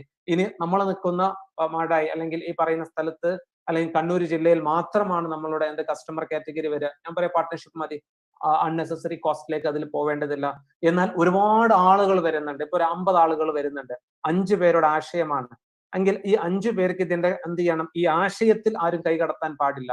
അതിന്റെ ഓപ്പറേഷൻ എന്ത് ചെയ്യണം, സുഗമമായിട്ട് പോകണം. ബാക്കി 45 പേരുടെ ഇൻട്രസ്റ്റിന് എന്ത് വരാനും പാടില്ല, കോട്ടം തട്ടാനും പാടില്ല. ഞാൻ അവിടെ പറയാം പാർട്ട്ണർഷിപ്പ് അല്ല നിങ്ങൾക്ക് നിന്നാവുക, വേറെ സ്ട്രക്ചറിലേക്ക് ചിലപ്പോൾ എന്ത് ചെയ്യേണ്ടി വരും, പോവേണ്ടി വരും. LLP ആയിരിക്കും ചിലപ്പോൾ അവിടെ എന്ത് ചെയ്യാം, നമുക്ക് മുൻഗണന കൊടുക്കേണ്ടി വരാം. എനിവേ പാർട്ട്ണർഷിപ്പിനെ കുറിച്ച് പറയുമ്പോൾ അതാണ് അതിലൊരു ഫോക്കസ് വരുന്നത്. നാട്ടിൽ മാത്രം പ്രാദേശികമായിട്ട് തുടങ്ങുന്ന ഒരു സംവിധാനമാണെങ്കിൽ, വലിയൊരു ലാബിലിറ്റി വരാത്തതാണെങ്കിൽ നിങ്ങൾക്ക് പാർട്ട്ണർഷിപ്പ് ഓപ്റ്റ് ചെയ്യാം. ലാബിലിറ്റി വരുന്നതാണെങ്കിൽ അഗൈൻ ഞാൻ പറയാം LLPയോ കമ്പനിയിലേക്കോ നമ്മൾ എന്ത് ചെയ്യേണ്ടി വരും, പോവേണ്ടി വരും. ഇനി LLPയെ കുറിച്ച് പറയുകയാണെങ്കിൽ LLP നേരത്തെ പറഞ്ഞ പോലെ തന്നെ പാർട്ട്ണർഷിപ്പിന്റെ ഒരു അഡ്വാൻസ്ഡ് സ്ട്രക്ചർ ആണ്. LLP രൂപീകരിക്കുക എന്ന് പറഞ്ഞു കഴിഞ്ഞാൽ മിനിസ്ട്രി ഓഫ് കോർപ്പറേറ്റ് അഫയേഴ്സിന്റെ സൈറ്റിലേക്ക് നമ്മൾ എന്ത് ആദ്യം പേരിന് അപ്ലൈ ചെയ്യണം. ആ പേര് നിലവിലുണ്ടെങ്കിൽ നമുക്ക് ആ പേര് കിട്ടില്ല. അതുപോലെ തന്നെ ആ പേര് എന്താണ് രജിസ്റ്റർ ആയി കഴിഞ്ഞാൽ നമുക്ക് കിട്ടിക്കഴിഞ്ഞാൽ പിന്നെ നമ്മൾ എന്ത് ചെയ്യണം, പാർട്ട്നേഴ്സിന്റെ ബാക്കിയുള്ളവരുടെയും ഡീറ്റെയിൽസ് കൊടുത്തുകൊണ്ട് അതിനെന്ത് ചെയ്യും, ഈ രജിസ്ട്രാർ അപ്രൂവ് ചെയ്ത് കഴിഞ്ഞാൽ നമുക്ക് സർട്ടിഫിക്കറ്റ് കിട്ടും. അതിനുശേഷം പാർട്ട്ണർഷിപ്പ് അഗ്രിമെന്റ് എന്ത് ചെയ്യാം, നമ്മൾ അപ്ലോഡ് ചെയ്യണം. എന്ന് പറഞ്ഞു കഴിഞ്ഞാൽ LLP അഗ്രിമെന്റ് നമ്മൾ അപ്ലോഡ് ചെയ്യണം. LLPയെ സംബന്ധിച്ചിടത്തോളം LLP എന്താണ്, നേരത്തെ പറഞ്ഞ ഒരു പ്രൊഫഷണൽ ആയിട്ട് ബിസിനസ് നടത്താൻ പറ്റുന്ന, അതേപോലെ തന്നെ ജിയോഗ്രഫിക്കലി വൈഡർ ഏരിയയിലേക്ക് പോകുന്ന, എന്നാൽ അതേസമയം ബിസിനസിന്റെ കൺട്രോള് പ്രൊമോട്ടറിലേക്ക് മാത്രം ലിമിറ്റ് ചെയ്യണം എന്ന് ആഗ്രഹിക്കുന്ന ഒരു കോൺസെപ്റ്റിൽ LLP ആണ് നല്ലത്. മാത്രമല്ല ഇപ്പൊ പ്രൈവറ്റ് ലിമിറ്റഡ് കമ്പനിയിലേക്ക് നിങ്ങൾ പോവുകയാണെങ്കിൽ 200 പേരെ മാക്സിമം നമുക്ക് എന്ത് ചെയ്യാൻ പറ്റുള്ളൂ, അതിലെ ഷെയർ ഹോൾഡേഴ്സ് ആയിട്ട് നമുക്ക് ആഡ് ചെയ്യാൻ പറ്റുള്ളൂ. എന്നാൽ LLPയിലേക്ക് പോകുമ്പോൾ 200 അല്ല, അൺലിമിറ്റഡ് നമ്പർ നമുക്ക് എന്ത് ചെയ്യാൻ പറ്റും, ആഡ് ചെയ്യാൻ പറ്റും. LLPയെ സംബന്ധിച്ചിടത്തോളം തുടങ്ങാൻ മിനിമം 2 പേര് വേണം. ഡയറക്ടേഴ്സ് നമ്മൾ അതിനെ വിളിക്കുക LLP ഡെസിഗ്നേറ്റഡ് പാർട്ട്നേഴ്സ് എന്ത് വേണം, 2 പേര് വേണം മിനിമം. ബാക്കി എത്ര പേരെയും നമുക്ക് എന്ത് ചെയ്യാം, LLPയിൽ പാർട്ട്ണറായിട്ട് കൊണ്ടുവരാം. അതില് ഒരു പരിധിക്കപ്പുറം ഒരു 500-700 എത്തിക്കഴിഞ്ഞാൽ അത് എന്താ പറയാ, നമ്മുടെ സൈറ്റിൽ അതിൻ്റെതായ പ്രയാസം ഉണ്ടാവും എന്നല്ലാതെ ലോ അനുസരിച്ച് LLP ആക്ട് അനുസരിച്ച് അതിന്റെ മാക്സിമം നമ്പറിന് എന്തില്ല, ലിമിറ്റ് ഇല്ല. അപ്പൊ നിങ്ങൾ ഒരു പ്രാദേശികമായിട്ട് നടത്തുന്ന ഒരു ഒരു ഒരു കമ്മിറ്റിയൊക്കെ നടത്തുന്ന ഒരു ബിസിനസ് സംരംഭമാണെങ്കിൽ ഞാൻ അവരോട് പറയാം, നിങ്ങൾക്ക് LLP ആയിരിക്കും കുറച്ചുകൂടി സ്യൂട്ടബിൾ ആയിട്ടുള്ളത്. അതിന് കമ്പനിയുമായിട്ട് കമ്പയർ ചെയ്യുമ്പോൾ ഇൻകം ടാക്സ് റേറ്റിൽ ചെറിയ വ്യത്യാസം വരും, എന്നാൽ ഇൻകം ടാക്സിന് പ്ലാൻ ചെയ്യാൻ പറ്റും. ഇൻകം ടാക്സിനെ കുറിച്ച് എനിക്ക് പറയാനുള്ളത് അതിന് പ്ലാനിങ്ങിനുള്ള ഓപ്ഷൻ ഉണ്ട്. ഇനി ഇവിടെ ലാബിലിറ്റി എന്താണ്? ലിമിറ്റഡ് ആണ്. ലാബിലിറ്റി ലിമിറ്റഡ് എന്ന് പറഞ്ഞാൽ നിങ്ങളുടെ ഓരോരോ മെമ്പറും കോൺട്രിബ്യൂട്ട് ചെയ്യാൻ എത്രയാണ് അംഗീകരിച്ചിട്ടുള്ളത് ആ എമൗണ്ട് അവരെന്ത് ചെയ്യുള്ളൂ, ഏത് ബാധ്യത വന്നു കഴിഞ്ഞാലും കോൺട്രിബ്യൂട്ട് ചെയ്യേണ്ടതുള്ളൂ. എന്ന് പറഞ്ഞു കഴിഞ്ഞാൽ നിങ്ങൾ 1,00,000 ഷെയർ എടുത്തത് ബിസിനസ്സിലേക്ക് നിങ്ങൾ തുടക്കത്തിൽ എന്താണ് 60,000 രൂപയെ നിങ്ങൾ എന്ത് ചെയ്തിട്ടുള്ളൂ, കൊടുത്തിട്ടുള്ളൂ എങ്കിൽ ബിസിനസ് പൂട്ടുന്ന സമയത്ത് ഒരുപാട് ബാധ്യതകളുണ്ട്. പക്ഷേ നിങ്ങൾ 1,00,000 നേരത്തെ അംഗീകരിച്ചത് എങ്കിൽ അതിൽ 60,000 കൊടുത്തിട്ടുണ്ടെങ്കിൽ പിന്നെ നിങ്ങൾ കൊടുക്കേണ്ടത് വെറും 40,000 രൂപയെ നിങ്ങൾ എന്ത് ചെയ്യേണ്ടതുള്ളൂ, അഡീഷണൽ ആയിട്ട് കൊടുക്കേണ്ടതുള്ളൂ. നേരത്തെ പറഞ്ഞ പാർട്ട്ണർഷിപ്പിൽ നിങ്ങൾ 1,00,000 രൂപയാണ് ക്യാപിറ്റൽ അംഗീകരിച്ചത്. പക്ഷേ ലാബിലിറ്റി അൺലിമിറ്റഡ് ആയതുകൊണ്ട് തന്നെ ആ 1,00,000 നിങ്ങളുടെ ബാധ്യത എന്ത് ചെയ്യില്ല, നിൽക്കില്ല, അതിന്റെ മേലേക്ക് പോകും. LLP ആവുമ്പോൾ നിങ്ങൾക്ക് എന്ത് ചെയ്യാൻ പറ്റും, ആ 1,00,000 നിർത്താൻ പറ്റും. എന്നാൽ LLPയിലേക്ക് വരുമ്പോൾ ഇപ്പൊ ഇൻകം ടാക്സ് ആണെങ്കിൽ പാർട്ട്ണർഷിപ്പിന്റെ അതേ റൂൾ തന്നെയാണ് അപ്ലൈ ചെയ്യാനുള്ളത്. GST ആണെങ്കിലും പാർട്ട്ണർഷിപ്പിന്റെ അതേ റൂൾ തന്നെയാണ് എന്ത് ചെയ്യാനുള്ളത്, LLPയിൽ അപ്ലൈ ചെയ്യാനുള്ളത്. അത് ഈ പറയുന്ന സെഗ്മെന്റ് അനുസരിച്ച് വരുന്ന മാത്രം വ്യത്യാസം അതിലുള്ളൂ. എന്നാൽ LLPയിൽ അഡീഷണൽ ആയിട്ട് വരുന്നത് ഇൻകോർപ്പറേഷന് ഒരു കോസ്റ്റ് വരാം. ഇൻകോർപ്പറേഷനുമായി ബന്ധപ്പെട്ട ഫോർമാലിറ്റി കൂടുന്നു. നേരത്തെ ഞാൻ ഫോർമേഷന്റെ ഒരു സ്റ്റെപ്പ് പറഞ്ഞു, അതാണ് എന്താണ് LLPയിൽ വരുന്നത്. പാർട്ട്ണർഷിപ്പിൽ വളരെ സിമ്പിൾ ആണ് കേട്ടോ. പാർട്ട്ണർഷിപ്പ് നിങ്ങൾ 5 ആൾ കൂടി, 5 ആൾ നമുക്ക് ഇങ്ങനെ ആക്കാം എങ്കിൽ ആ ഇങ്ങനെ ആക്കാം എന്ന് പറഞ്ഞതിന് ഒരു പേപ്പറിൽ എഴുതുന്നു, 5 പേരും എന്ത് ചെയ്യുന്നു, ഒപ്പിടേണ്ട സ്ഥലത്ത് ഒപ്പിടുന്നു, അത് നേരെ കഴിഞ്ഞു, പാർട്ട്ണർഷിപ്പ് നിലവിൽ വന്നു. ഇനി അതൊന്നും എഴുതിയിട്ടില്ല, നമ്മൾ പാർട്ട്ണർഷിപ്പ് ബിസിനസ് തുടങ്ങാണെന്ന് പറഞ്ഞാലും അതെന്ത് ചെയ്തു, നിലവിൽ വന്നു. LLPയിൽ അത് പറ്റില്ല. ഇൻകോർപ്പറേഷന് ചില ഫോർമാലിറ്റി ഉണ്ട്. ആനുവലി നേരത്തെ പറഞ്ഞ മിനിസ്ട്രി ഓഫ് കോർപ്പറേറ്റ് അഫയേഴ്സിന്റെ സൈറ്റിൽ 2 ഫോം നമ്മൾ എന്ത് ചെയ്യണം, അപ്ലോഡ് ചെയ്യണം. ഒന്ന് മെയ് മാസത്തിൽ അപ്ലോഡ് ചെയ്യേണ്ട ഷെയർ ഹോൾഡേഴ്സിന്റെ, അതായത് പാർട്ട്നേഴ്സിന്റെ ഡീറ്റെയിൽസ് ഉണ്ടാവും, അതേപോലെ തന്നെ അതിന്റെ ഫൈനാൻഷ്യൽ ഡീറ്റെയിൽസ് ഉണ്ടാവും. അത് 2 ഘട്ടങ്ങളിലായിട്ടാണ്. ഒന്ന് എന്താണ് മെയ് മാസത്തിലും രണ്ടാമത്തത് ഒക്ടോബർ മാസത്തിലും ഫയൽ ചെയ്യേണ്ട സംഗതിയാണ്. അത് ഫയൽ ചെയ്തിട്ടില്ലെങ്കിൽ നമ്മൾ മനസ്സിലാക്കേണ്ടത് പെർ ഡേ ഫൈൻ ആണ്. പെർ ഡേ 100 രൂപ വെച്ച് എന്ത് വരും, ഫൈന് വരും. അതുകൊണ്ട് ഫൈന് വരുന്നതിനെ പേടിച്ച് സ്ട്രക്ചർ തെരഞ്ഞെടുക്കാതിരിക്കുന്നതിൽ അർത്ഥമില്ല. കാരണം ഫൈന് വരുത്താനല്ലല്ലോ നമ്മൾ ബിസിനസ് നടത്തുന്നത്. അപ്പൊ അതുകൊണ്ട് തന്നെ ഫൈനിനെ ഞാൻ മാറ്റി നിർത്തുന്നു. നമ്മളെ സംബന്ധിച്ചിടത്തോളം പാർട്ട്ണർഷിപ്പിൽ നിന്ന് LLPയിലേക്ക് വരുമ്പോൾ എന്ത് അഡീഷണൽ കോസ്റ്റ് വരും? നിങ്ങൾക്ക് പാർട്ട്ണർഷിപ്പിൽ GSTയും IT യും ഒരു ടേൺ ഓവർ കഴിഞ്ഞാൽ ഓഡിറ്റും എന്ത് പാർട്ട്ണർഷിപ്പിൽ ബാധകമാണ് എന്നാണ്. പാർട്ട്ണർഷിപ്പ് രൂപീകരിക്കുന്ന സമയത്ത് കേരളത്തിലാണെങ്കിൽ 5,000 രൂപയുടെ സ്റ്റാമ്പ് പേപ്പറും അതിന്റെ പ്രൊഫഷണൽ ഫീ മറ്റും ഉൾപ്പെടെ ഒരു കോസ്റ്റ് വരും. LLPയിലേക്ക് വരുമ്പോൾ നിങ്ങളെ സംബന്ധിച്ചിടത്തോളം എന്താണ്, അതിന്റെ മേലെ ഒന്നെങ്കിൽ അതിന്റെ തൊട്ട് മേലായിട്ട് ഒരു 40% കോസ്റ്റ് വർധനവാണ് ഇൻകോർപ്പറേഷനിൽ വരിക, അല്ലെങ്കിൽ 50% നിങ്ങൾക്ക് പരിഗണിക്കാം. ഇനി ആനുവൽ മെയിന്റനൻസ് കോസ്റ്റ് ആണെങ്കിൽ എന്ത് ചെയ്യും, ഈ പറഞ്ഞതുപോലെ തന്നെ എല്ലാ ഫോർമാലിറ്റീസും ഇപ്പുറത്ത് പാർട്ട്ണർഷിപ്പിന് വേണ്ട എല്ലാ ഫോർമാലിറ്റീസും LLPയിൽ വേണം. പിന്നെ അഡീഷണൽ ആയിട്ട് ഇവിടെ വരുന്നതാണ് ഫോം ഫയലിങ്ങും ചില എക്സ്ട്രാ ഫോമിന്റെ ഫയലിങ്ങുകൾ മാത്രമേ ഇവിടെ വരുന്നുള്ളൂ. അതിനുള്ള ഒരു കോസ്റ്റ് മാത്രമേ കാണേണ്ടതുള്ളൂ. അപ്പോൾ അതൊരു പ്രൊഫഷണലി നടത്തേണ്ട ഒരു കൂട്ടം ആളുകളുടെ ബിസിനസ് ആണെങ്കിൽ ഞാൻ അവരോട് അഡ്വൈസ് ചെയ്യാതായിരിക്കും, LLP ആയിരിക്കും. ഇപ്പോഴത്തെ എന്താണ് ആക്ട് വെച്ചിട്ടാണ് ഞാൻ ഈ പറയുന്നത്. നാളെ ആക്ടിൽ മാറ്റം വന്നു കഴിഞ്ഞാൽ ചിലപ്പോൾ LLPയേക്കാളും നല്ലത് വേറെ ഏതെങ്കിലും സ്ട്രക്ചർ നമ്മൾക്ക് എന്ത് ചെയ്യേണ്ടി വരും, പറയേണ്ടി വരും. ഇനി LLPയിൽ നിന്ന് കമ്പനിയിലേക്ക് പോകുമ്പോൾ കമ്പനിയും എന്താണ് നേരത്തെ പറഞ്ഞതുപോലെ തന്നെ പ്രൈവറ്റ് ലിമിറ്റഡ്, പബ്ലിക് ലിമിറ്റഡ്, അത് രണ്ടിന്റെയും ക്രൈറ്റീരിയ ആണ് ഈ പറയുന്നത്. എന്താണ് കമ്പനി ആണെങ്കിൽ LLPയെ പോലെ തന്നെ നമ്മളുടെ എന്താണ് ഒരു വ്യക്തിയിൽ നിന്ന് വേറിട്ട സ്ഥാപനമാണ്, ഷെയർ ഹോൾഡേഴ്സിൽ നിന്ന് വേറിട്ട സ്ഥാപനമാണ് ഏത് കമ്പനി എന്ന് പറയുന്നത്. LLPയെ കുറിച്ച് നിങ്ങൾ അങ്ങനെ തന്നെ മനസ്സിലാക്കേണ്ടത് കേട്ടോ. നിങ്ങൾ 10 ആൾക്കാർ തുടങ്ങിയ ബിസിനസ് ആണ്, ഈ 10 ആൾക്കാർ മരിച്ചാലും LLP നിലനിൽക്കും. അവരുടെ മക്കൾക്ക് നേരെ അതിലേക്ക് കയറിയാൽ മതി. പാർട്ട്ണർഷിപ്പ് അതല്ല. എന്താണ് ഒരാളുടെ ഡെത്ത് എന്ത് ചെയ്യും, ആ പാർട്ട്ണർഷിപ്പിന്റെ പിരിച്ചുവിടലിലേക്ക് എന്ത് ചെയ്യും, നയിക്കപ്പെടും. എന്ന് പറഞ്ഞാൽ സെപ്പറേറ്റ് ലീഗൽ എക്സിസ്റ്റൻസ് കമ്പനി ആണെങ്കിലും LLP ആണെങ്കിലും അതിന്റെ ഷെയർ ഹോൾഡേഴ്സിൽ നിന്നുണ്ട്. മാത്രമല്ല എല്ലാ ആളുകളും മരിച്ചു, ഷെയർ ഹോൾഡേഴ്സ് കമ്പനി ആണെങ്കിൽ എല്ലാ ഷെയർ ഹോൾഡേഴ്സ് മരിച്ചു, അല്ലെങ്കിൽ LLP ആണെങ്കിൽ എല്ലാ പാർട്ട്നേഴ്സ് മരിച്ചു, പക്ഷെ ആ ബിസിനസ് എന്തിറ്റ് എന്ത് ചെയ്യും, തുടരും. അവർക്ക് പകരം അവരുടെ ലീഗൽ നോമിനീസ് ആരാണോ അവർക്ക് എന്ത് ചെയ്യും, അവർ പാർട്ട്നേഴ്സ് ആയിട്ടും ഷെയർ ഹോൾഡേഴ്സ് ആയിട്ടും മാറും. അതാണ് ഈ സെപ്പറേറ്റ് എന്ന് പറയുന്നത്. ലാബിലിറ്റിയെ കുറിച്ച് പറയുമ്പോഴും ഞാൻ എന്താണോ LLPയിൽ പറഞ്ഞു അത് തന്നെയാണ് കമ്പനിക്കും. എന്ന് പറഞ്ഞാൽ എന്താണോ കോൺട്രിബ്യൂട്ട് ചെയ്യാം എന്ന് പറഞ്ഞിട്ടുള്ളത് ഷെയറിന്റെ വാല്യൂ ആയിട്ട് അതേ നിങ്ങളുടെ ബാധ്യതയായിട്ട് വരുള്ളൂ. ടാക്സ് റേറ്റ് നേരത്തെ പറഞ്ഞതുപോലെ LLPയേക്കാളും കുറവാണ് ചില സെക്ടറിന് എന്ത് വരുന്നത്, കമ്പനിയിൽ വരുമ്പോൾ. എന്നാൽ അതേസമയം ലാഭം വിതരണം ചെയ്യുന്ന സമയത്ത് LLPയിൽ എന്ത് വരുന്നില്ല എന്ന് പറഞ്ഞു കഴിഞ്ഞാൽ, ഇപ്പോൾ LLP 30 ലക്ഷത്തിന് പ്രോഫിറ്റ് ഉണ്ടാക്കി അതിന്റെ മേലെ എന്ത് ചെയ്തു, ടാക്സ് കൊടുത്താൽ അത് ഡിസ്ട്രിബ്യൂട്ട് ചെയ്യുന്ന സമയത്ത് LLPയിൽ എന്ത് വരില്ല, ടാക്സ് വരില്ല. പാർട്ട്ണർഷിപ്പ് ഫേം ആണെങ്കിലും വരില്ല. എന്നാൽ കമ്പനിയിൽ അത് ഡിവിഡൻഡ് ആയിട്ട് ഡിസ്ട്രിബ്യൂട്ട് ചെയ്യുന്ന സമയത്ത് എന്ത് വരും, ഡിവിഡൻഡ് ഡിസ്ട്രിബ്യൂഷൻ ടാക്സ് എന്ന് പറഞ്ഞിട്ട് നിങ്ങൾക്ക് എന്ത് വരും, ഒരു കോസ്റ്റും കൂടെ കമ്പനിയിൽ വരും. അതാണ് LLP യിൽ നിന്ന് കമ്പനിയിലേക്ക് വരുമ്പോൾ ഉള്ളത്. ഇനി കമ്പനിയുടെ ടാക്സ് റേറ്റിനെ കുറിച്ച് ഞാൻ ചർച്ചയ്ക്ക് എടുക്കുന്നില്ല, കാരണം നമ്മൾ എന്താണ് പ്രസന്റേഷന് ഹാഫ് ആൻ അവർ ആണ് കണ്ടിട്ടുള്ളത്, ബാക്കി Q&A ഒക്കെ ഉള്ളതാണ്. അതുകൊണ്ട് തന്നെ ഞാൻ എന്താണ് പ്രസന്റേഷന് മാക്സിമം അവസാനിപ്പിക്കും, മീൻസ് കണ്ടന്റ് അതിൽ മാത്രം ഫോക്കസ് ചെയ്ത് പോവാണ്, ചിലത് സ്കിപ്പ് ചെയ്യാണ്. അതായത് ഇൻകം ടാക്സ് റേറ്റിനെ കുറിച്ച് ഞാൻ ഡിസ്കഷൻ എടുക്കുന്നില്ല. എന്താണ് പ്രൈവറ്റും പബ്ലിക്കും തമ്മിലുള്ള വ്യത്യാസം? കമ്പനി ആണെങ്കിൽ, ഇപ്പൊ കമ്പനി നമ്മൾ നേരത്തെ മനസ്സിലാക്കേണ്ട, കമ്പനി പ്രൈവറ്റ് ലിമിറ്റഡ് ആണെങ്കിൽ മിനിമം 2 പേര് വേണം, പബ്ലിക് കമ്പനി ആണെങ്കിൽ മിനിമം 7 പേര് വേണം. ഇനി ഇതിലും ഡയറക്ടേഴ്സിനെ കുറിച്ച്, മിനിമം 2 ഡയറക്ടേഴ്സ് പ്രൈവറ്റ് കമ്പനിക്ക് വേണം, പബ്ലിക് കമ്പനി ആണെങ്കിൽ മിനിമം 3 ഡയറക്ടേഴ്സ് വേണം. എങ്കിലേ ഈ കമ്പനി എന്ത് ചെയ്യാൻ പറ്റുള്ളൂ, തുടങ്ങാൻ പറ്റുള്ളൂ. കമ്പനിയാണോ അതോ LLP ആണോ നല്ലത് എന്ന് ചോദിച്ചു കഴിഞ്ഞാൽ നേരത്തെ പറഞ്ഞത് തന്നെയാണ്, ചില വ്യത്യാസങ്ങൾ അതിലുണ്ടാവും. അത് നേരത്തെ പറഞ്ഞ പോലെ ബിസിനസ് അഡ്വാൻറ്റേജ് ആവാം, ചിലപ്പോൾ അതിന്റെ ഒരു നമ്മൾ പറഞ്ഞ ടാഗ് ലൈൻ അഡ്വാൻറ്റേജ് ആവാം. നിങ്ങൾ പ്രൈവറ്റ് ലിമിറ്റഡ് ആണ് എന്റേതെന്ന് പറയുന്നതും LLP എന്ന് പറയുന്ന വ്യത്യാസമാവാം. ഇനി എന്താണ്, നിങ്ങളൊരു 100 ആൾ തുടങ്ങുന്ന കച്ചവടമാണ്, 100 ആൾ തുടങ്ങുന്ന കച്ചവടത്തിലാണെങ്കിൽ നിങ്ങൾ കമ്പനിയാണോ LLP ആണോ എന്ന് ചോദിച്ചു കഴിഞ്ഞാൽ ഞാൻ നേരത്തെ പറഞ്ഞു, കമ്പനിയിൽ വോട്ടിംഗ് റൈറ്റ് എന്ന് പറയുന്നത് അല്ലെങ്കിൽ ഓപ്പറേഷൻ റൈറ്റ് എന്ന് പറയുന്നത് കൂടുതൽ പണം മുടക്കിയ ആൾക്കാണ് അതിന്റെ ബെനിഫിറ്റ് കിട്ടുക. LLP യിൽ അതല്ല. LLP യിൽ എഗ്രിമെന്റ് അനുസരിച്ച് ആർക്കാണോ റൈറ്റിനെ കുറിച്ച് പറഞ്ഞിട്ടുള്ളത് അവർക്കായിരിക്കും അതിന്റെ എന്താ പറയാ പവർ കിട്ടുന്നത്. അപ്പൊ അതുകൊണ്ട് തന്നെ അങ്ങനെ നോക്കുന്ന സമയത്ത് എന്താണ് കോൺസെപ്റ്റ് അല്ലെങ്കിൽ ആശയത്തെ അല്ലെങ്കിൽ വിഷന് വളരെ എന്താണ് കൂളായിട്ട് ഏറ്റവും നല്ല രീതിയിൽ എക്സിക്യൂട്ട് ചെയ്യാൻ ഏറ്റവും നല്ല സ്ട്രക്ചർ എന്ന് പറയുന്നത് ഏതായിരിക്കും? LLP ആയിരിക്കും കമ്പനിയെക്കാളും. അതാണ് കമ്പനിയും LLP യും തമ്മിൽ പരിഗണിക്കുന്ന സമയത്ത്. ഇനി പ്രൈവറ്റിൽ നിന്ന് പബ്ലിക്കിലേക്ക് പോകുമ്പോൾ പ്രൈവറ്റിന് മാക്സിമം നമ്പറിന് എന്തുണ്ട്, ലിമിറ്റ് ഉണ്ട്. പ്രൈവറ്റിൽ 200 പേർക്ക് ഷെയർ ഹോൾഡേഴ്സ് ആയിട്ട് മാറാൻ പറ്റും. പബ്ലിക്കിൽ എന്തില്ല, അങ്ങനെ ഒരു ഓപ്ഷൻ ഇല്ല, മീൻസ് അങ്ങനെ ഒരു പ്രതിസന്ധി ഇല്ല. ഇപ്പൊ മീഡിയയുടെ കേസ് നമുക്ക് കാണാൻ പറ്റും എത്ര ഷെയർ ഹോൾഡേഴ്സ് ഉണ്ട് എന്നുള്ളത്. അത് 200-ലല്ല ഉള്ളത്, പബ്ലിക് ലിമിറ്റഡ് കമ്പനി ആയതുകൊണ്ട് തന്നെ. ഇനി പ്രൈവറ്റ് ലിമിറ്റഡ് ആണെങ്കിൽ അത് 200-ലേക്ക് എന്ത് ചെയ്യുന്നു, ലിമിറ്റ് ചെയ്യും. LLP-യും പ്രൈവറ്റ് ലിമിറ്റഡും പരിഗണിക്കുമ്പോൾ LLP-യിൽ എന്തില്ല, നമ്പറിന് എന്തില്ല, ലിമിറ്റ് ഇല്ല. അപ്പോ ഇത് കമ്പനി വേണോ LLP വേണോ എന്നുള്ളത് ഇപ്പോഴും ഞാൻ അതിൽ പറയല്ല. ഞാനിപ്പോ അതിന്റെ ചില ഹിന്റുകൾ മാത്രമാണ് പറഞ്ഞത്. അതൊന്നും കൂടെ നിങ്ങളുടെ സ്വപ്നം അനുസരിച്ച്, നിങ്ങളുടെ എന്താണ് ബിസിനസിന്റെ ആശയം അനുസരിച്ചാണ് ആ സ്ട്രക്ചർ ഏത് തിരഞ്ഞെടുക്കണമെന്ന് നമ്മൾ തീരുമാനിക്കേണ്ടത്. അപ്പോൾ ഇതാണ് സ്ട്രക്ചറുമായി ബന്ധപ്പെട്ട് നമ്മൾ മനസ്സിലാക്കേണ്ടത്.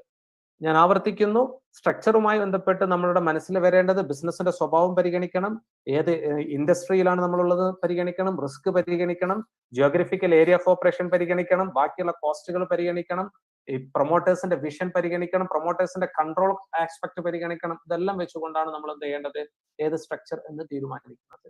ഇനി ഇതിന്റെ സെക്കൻഡ് എന്താണ് ഡിസ്കഷൻ വരണം എന്ന് ഇതിന്റെ കമ്മിറ്റി ആഗ്രഹിച്ചത്, ഇത് ഇപ്പൊ ഞാൻ എന്റെ ക്യാഷ് എന്ത് ചെയ്തു, ഒരു ബിസിനസ്സിൽ കൊണ്ടുപോയി ഇൻവെസ്റ്റ് ചെയ്തു. നേരത്തെ പറഞ്ഞ ബിസിനസ് തുടങ്ങുമ്പോൾ ശ്രദ്ധിക്കേണ്ട കാര്യമാണെങ്കിൽ, ചില ആളുകൾ ബിസിനസ് തുടങ്ങല്ല, ബിസിനസ്സിൽ നേരെ ഇൻവെസ്റ്റ് ചെയ്യായിരിക്കും. ആ ഇൻവെസ്റ്റ് ചെയ്യുന്ന സമയത്ത് എനിക്ക് കുറച്ച് പ്രോഫിറ്റ് കിട്ടുന്നു, ആ പ്രോഫിറ്റിന് ഞാൻ ടാക്സ് കൊടുക്കേണ്ടി വരുമോ ഇല്ലയോ? അതിൽ നമ്മൾ മനസ്സിലാക്കേണ്ടത് ഞാൻ നേരത്തെ പറഞ്ഞതാണ്. പ്രൊപ്പറേറ്റർഷിപ്പ് ആണെങ്കിൽ എന്റെ ബിസിനസ് ആണ്, എന്റെ ബിസിനസ് ഞാൻ ഓൾറെഡി ടാക്സ് കൊടുത്തതാണ്, അതുകൊണ്ട് ആ ബിസിനസ്സിൽ ഞാൻ വ്യക്തി എന്നുള്ള നിലയ്ക്ക് പുറത്തെടുക്കുമ്പോൾ അതിന് പിന്നെ ടാക്സ് വരുന്നില്ല. പാർട്ട്ണർഷിപ്പ് ആണെങ്കിലും പാർട്ട്ണർഷിപ്പിൽ ഒരു തവണ ടാക്സ് കൊടുത്ത പ്രോഫിറ്റിന്റെ വിഹിതമാണ് എനിക്ക് വരുന്നത് എങ്കിൽ അതിന് എന്റെ കയ്യിൽ ഞാൻ എന്ത് ചെയ്യേണ്ടതില്ല, ടാക്സ് കൊടുക്കേണ്ടതില്ല. വീണ്ടും പറയാണ്, എന്ന് പറയുന്ന ആള് അയാളെ പാർട്ട്ണർഷിപ്പ് സ്ഥാപനത്തിൽ ടാക്സ് അടച്ച പ്രോഫിറ്റിന്റെ വിഹിതമാണ് സ്വീകരിക്കുന്നതെങ്കിൽ ആ എക്ക് പിന്നെന്ത് വരുന്നില്ല, ടാക്സ് വരുന്നില്ല അതിന്റെ മേലെ. അയാളെ സംബന്ധിച്ചിടത്തോളം അയാൾക്ക് ഇന്ത്യയിൽ എന്താണോ ലീഗലി ഉപയോഗിക്കാൻ പറ്റുന്ന പണമായിട്ട് അതിനെ പരിഗണിക്കും. LLP ആണെങ്കിലും അതേ കോൺസെപ്റ്റ് ഞാൻ നേരത്തെ പറഞ്ഞു. പാർട്ട്ണർഷിപ്പും LLP-ക്കും ഇൻകം ടാക്സിന്റെ ലോ സെയിം ആണ്. അഡീഷണൽ വരുന്നത് എന്താണ്, LLP ആക്ടും പാർട്ണർഷിപ്പ് ആക്ടിലും ഫയലിംഗിൽ മാത്രമാണ് ആ വ്യത്യാസം വരുന്നത്. ഇനി കമ്പനി ആണെങ്കിൽ, കമ്പനിയെ നമ്മൾ മനസ്സിലാക്കണം, ലാഭത്തിന്റെ മേലെ ടാക്സ് അടച്ചതിന്റെ വിഹിതം എന്താണ്, അതിന്റെ ഒരു ഷെയർ ഡിസ്ട്രിബ്യൂട്ട് ചെയ്യുന്ന സമയത്ത് ഡിവിഡൻഡ് ഡിസ്ട്രിബ്യൂഷൻ ടാക്സ് എന്ന കോമ്പണന്റ് കമ്പനി ഓൾറെഡി എന്ത് ചെയ്തു, പേ ചെയ്തത് കൊണ്ട് തന്നെ അയാൾ എന്ത് ചെയ്യേണ്ടതില്ല, സ്വീകരിക്കുന്ന ആൾക്ക് ടാക്സ് കൊടുക്കേണ്ടതില്ല. എന്നാൽ സ്വീകരിക്കുന്ന ആള് അയാളുടെ ഡിവിഡൻഡിന്റെ വിഹിതം 10 ലക്ഷം കടന്നിട്ടുണ്ടെങ്കിൽ അയാൾക്ക് വീണ്ടും ടാക്സ് വരും. അപ്പൊ കമ്പനി ആണെങ്കിൽ നമ്മൾ മനസ്സിലാക്കി വെക്കും, കമ്പനിയിൽ ആദ്യം പ്രോഫിറ്റിന്റെ മേലെ ഒരു ടാക്സ് ഉണ്ടായിട്ടുണ്ട്, ആ പ്രോഫിറ്റ് വിതരണം ചെയ്യുന്ന സമയത്ത് ഒരു ഡിവിഡൻഡ് ഡിസ്ട്രിബ്യൂഷൻ ടാക്സ് എന്ന് പറയുന്നത് ഉണ്ടായിട്ടുണ്ട്. പിന്നെ കിട്ടുന്ന ആളെ സംബന്ധിച്ചിടത്തോളം 10 ലക്ഷത്തിൽ താഴെയാണെങ്കിൽ പിന്നെ അഡീഷണൽ ടാക്സ് അയാൾക്ക് വരുന്നില്ല. എന്നാൽ 10 ലക്ഷത്തിന് മേലെയാണെങ്കിൽ അയാളെ സംബന്ധിച്ചിടത്തോളം 10% ആ കിട്ടിയ എമൗണ്ടിന്റെ മേലെ എന്ത് ചെയ്യണം, ടാക്സ് കൊടുക്കേണ്ടി വരും. അതാണ് കമ്പനിയിലെ, അതായത് സ്വീകരിക്കുന്ന വ്യക്തിയെ സംബന്ധിച്ചിടത്തോളമുള്ള ടാക്സ്. പക്ഷെ അപ്പോൾ പോലും ചില കേസിൽ കമ്പനി ആയിരിക്കും നല്ലത്, നമുക്ക് LLP-യെക്കാളും അല്ലെങ്കിൽ പാർട്ണർഷിപ്പിനേക്കാളും നല്ലത് കമ്പനി ആയിരിക്കും. അതിന്റെ സാഹചര്യം അനുസരിച്ച്, ബിസിനസിന്റെ സ്വഭാവം അനുസരിച്ചാണ് നമ്മളത് തീരുമാനമെടുക്കേണ്ടത്.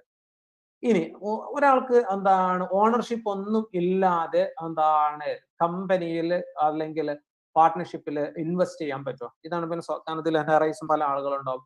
എനിക്ക് അതിൽ എന്ത് ചെയ്യണ്ട, എന്റെ പേരൊന്നും വരേണ്ടതില്ല, ഞാൻ പാർട്ട്ണർ ആവേണ്ടതില്ല, ഞാൻ അവർക്ക് എന്ത് ചെയ്യുന്നത് കൊടുക്കുന്നു, എനിക്ക് അതിന് റിട്ടേൺ കിട്ടിയാൽ മതി.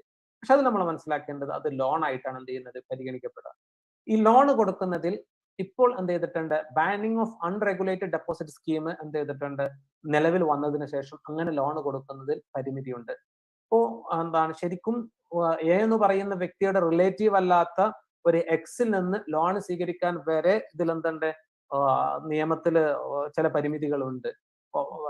റിലേറ്റീവിൽ തന്നെ ആരിൽ നിന്നൊക്കെ ലോൺ എടുക്കാൻ പറ്റും എന്നുള്ളതിൽ ലിമിറ്റ് ഉണ്ട്. എന്നതുപോലെ തന്നെ ഒരു കമ്പനിക്ക് ആരിൽ നിന്ന് ലോൺ എടുക്കാം, പാർട്ട്ണർക്ക് ആരിൽ നിന്ന് ലോൺ എടുക്കാം, അതേപോലെ തന്നെ ഈ പാർട്ട്നേഴ്സിൽ നിന്ന് ലോൺ എടുക്കാം, എന്നാൽ പാർട്ട്ണർ അല്ലാത്ത ഒരാളിൽ നിന്ന് ലോൺ എടുക്കാൻ പറ്റുമോ?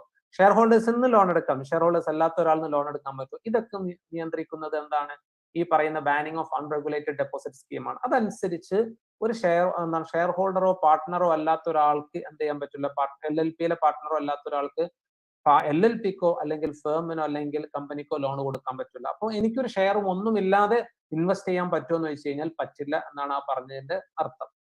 ഇനി പ്രൊപ്പറേറ്റർഷിപ്പ് ആണെങ്കിൽ എന്റെ റിലേറ്റീവിന് ഞാൻ ലോൺ കൊടുക്കാം, ആ റിലേറ്റീവിന്റെ ഡെഫിനിഷനിൽ വരുന്നുണ്ടെങ്കിൽ. ഇനി പിന്നെ ലോണിന് അത് ക്യാഷ് ആയിട്ട് കൊടുക്കാൻ പറ്റുമോ, മറ്റുള്ള രീതിയിൽ കൊടുക്കാൻ പറ്റുമോ എന്നുള്ള ഡിസ്കഷൻ ഞാൻ എടുക്കുന്നില്ല. അതിൽ കുറെ എന്തുണ്ട്, ഇൻകം ടാക്സ് അനുസരിച്ചും കമ്പനീസ് ആക്ട് അനുസരിച്ചും അതിൽ എന്താണ് പരിമിതികൾ, ലിമിറ്റ് ഉണ്ട്. ഇതാണ് എനിക്ക് എന്താണ് ഒരു കമ്പനിയിൽ എന്താണ് ഞാൻ ഒരു ഷെയർ ഹോൾഡർ ആവുന്ന സമയത്ത് അല്ലെങ്കിൽ എന്താണ് ഷെയർ ഹോൾഡർ അല്ലാതെ അല്ലെങ്കിൽ പാർട്ട്ണർ അല്ലാതെ ഇൻവെസ്റ്റ് ചെയ്യാൻ പറ്റുമോ എന്ന ചോദ്യത്തിന് ഉത്തരമായിട്ട് വരുന്നത്. അപ്പൊ അതുകൊണ്ട് നമ്മൾ ഇൻവെസ്റ്റ് ചെയ്യുന്നുണ്ടെങ്കിൽ അത് ത്രൂ ബാങ്ക് ആണെങ്കിൽ നിർബന്ധമായിട്ട് നമ്മൾ ഷെയർ ഹോൾഡർ പാർട്ട്ണർ ആവുന്നതാണ് നമ്മളെ സംബന്ധിച്ചിടത്തോളം നല്ലത്, ഫ്യൂച്ചറിൽ ഒരു ഡിസ്പ്യൂട്ട് വരുമ്പോൾ പരിഹരിക്കാൻ.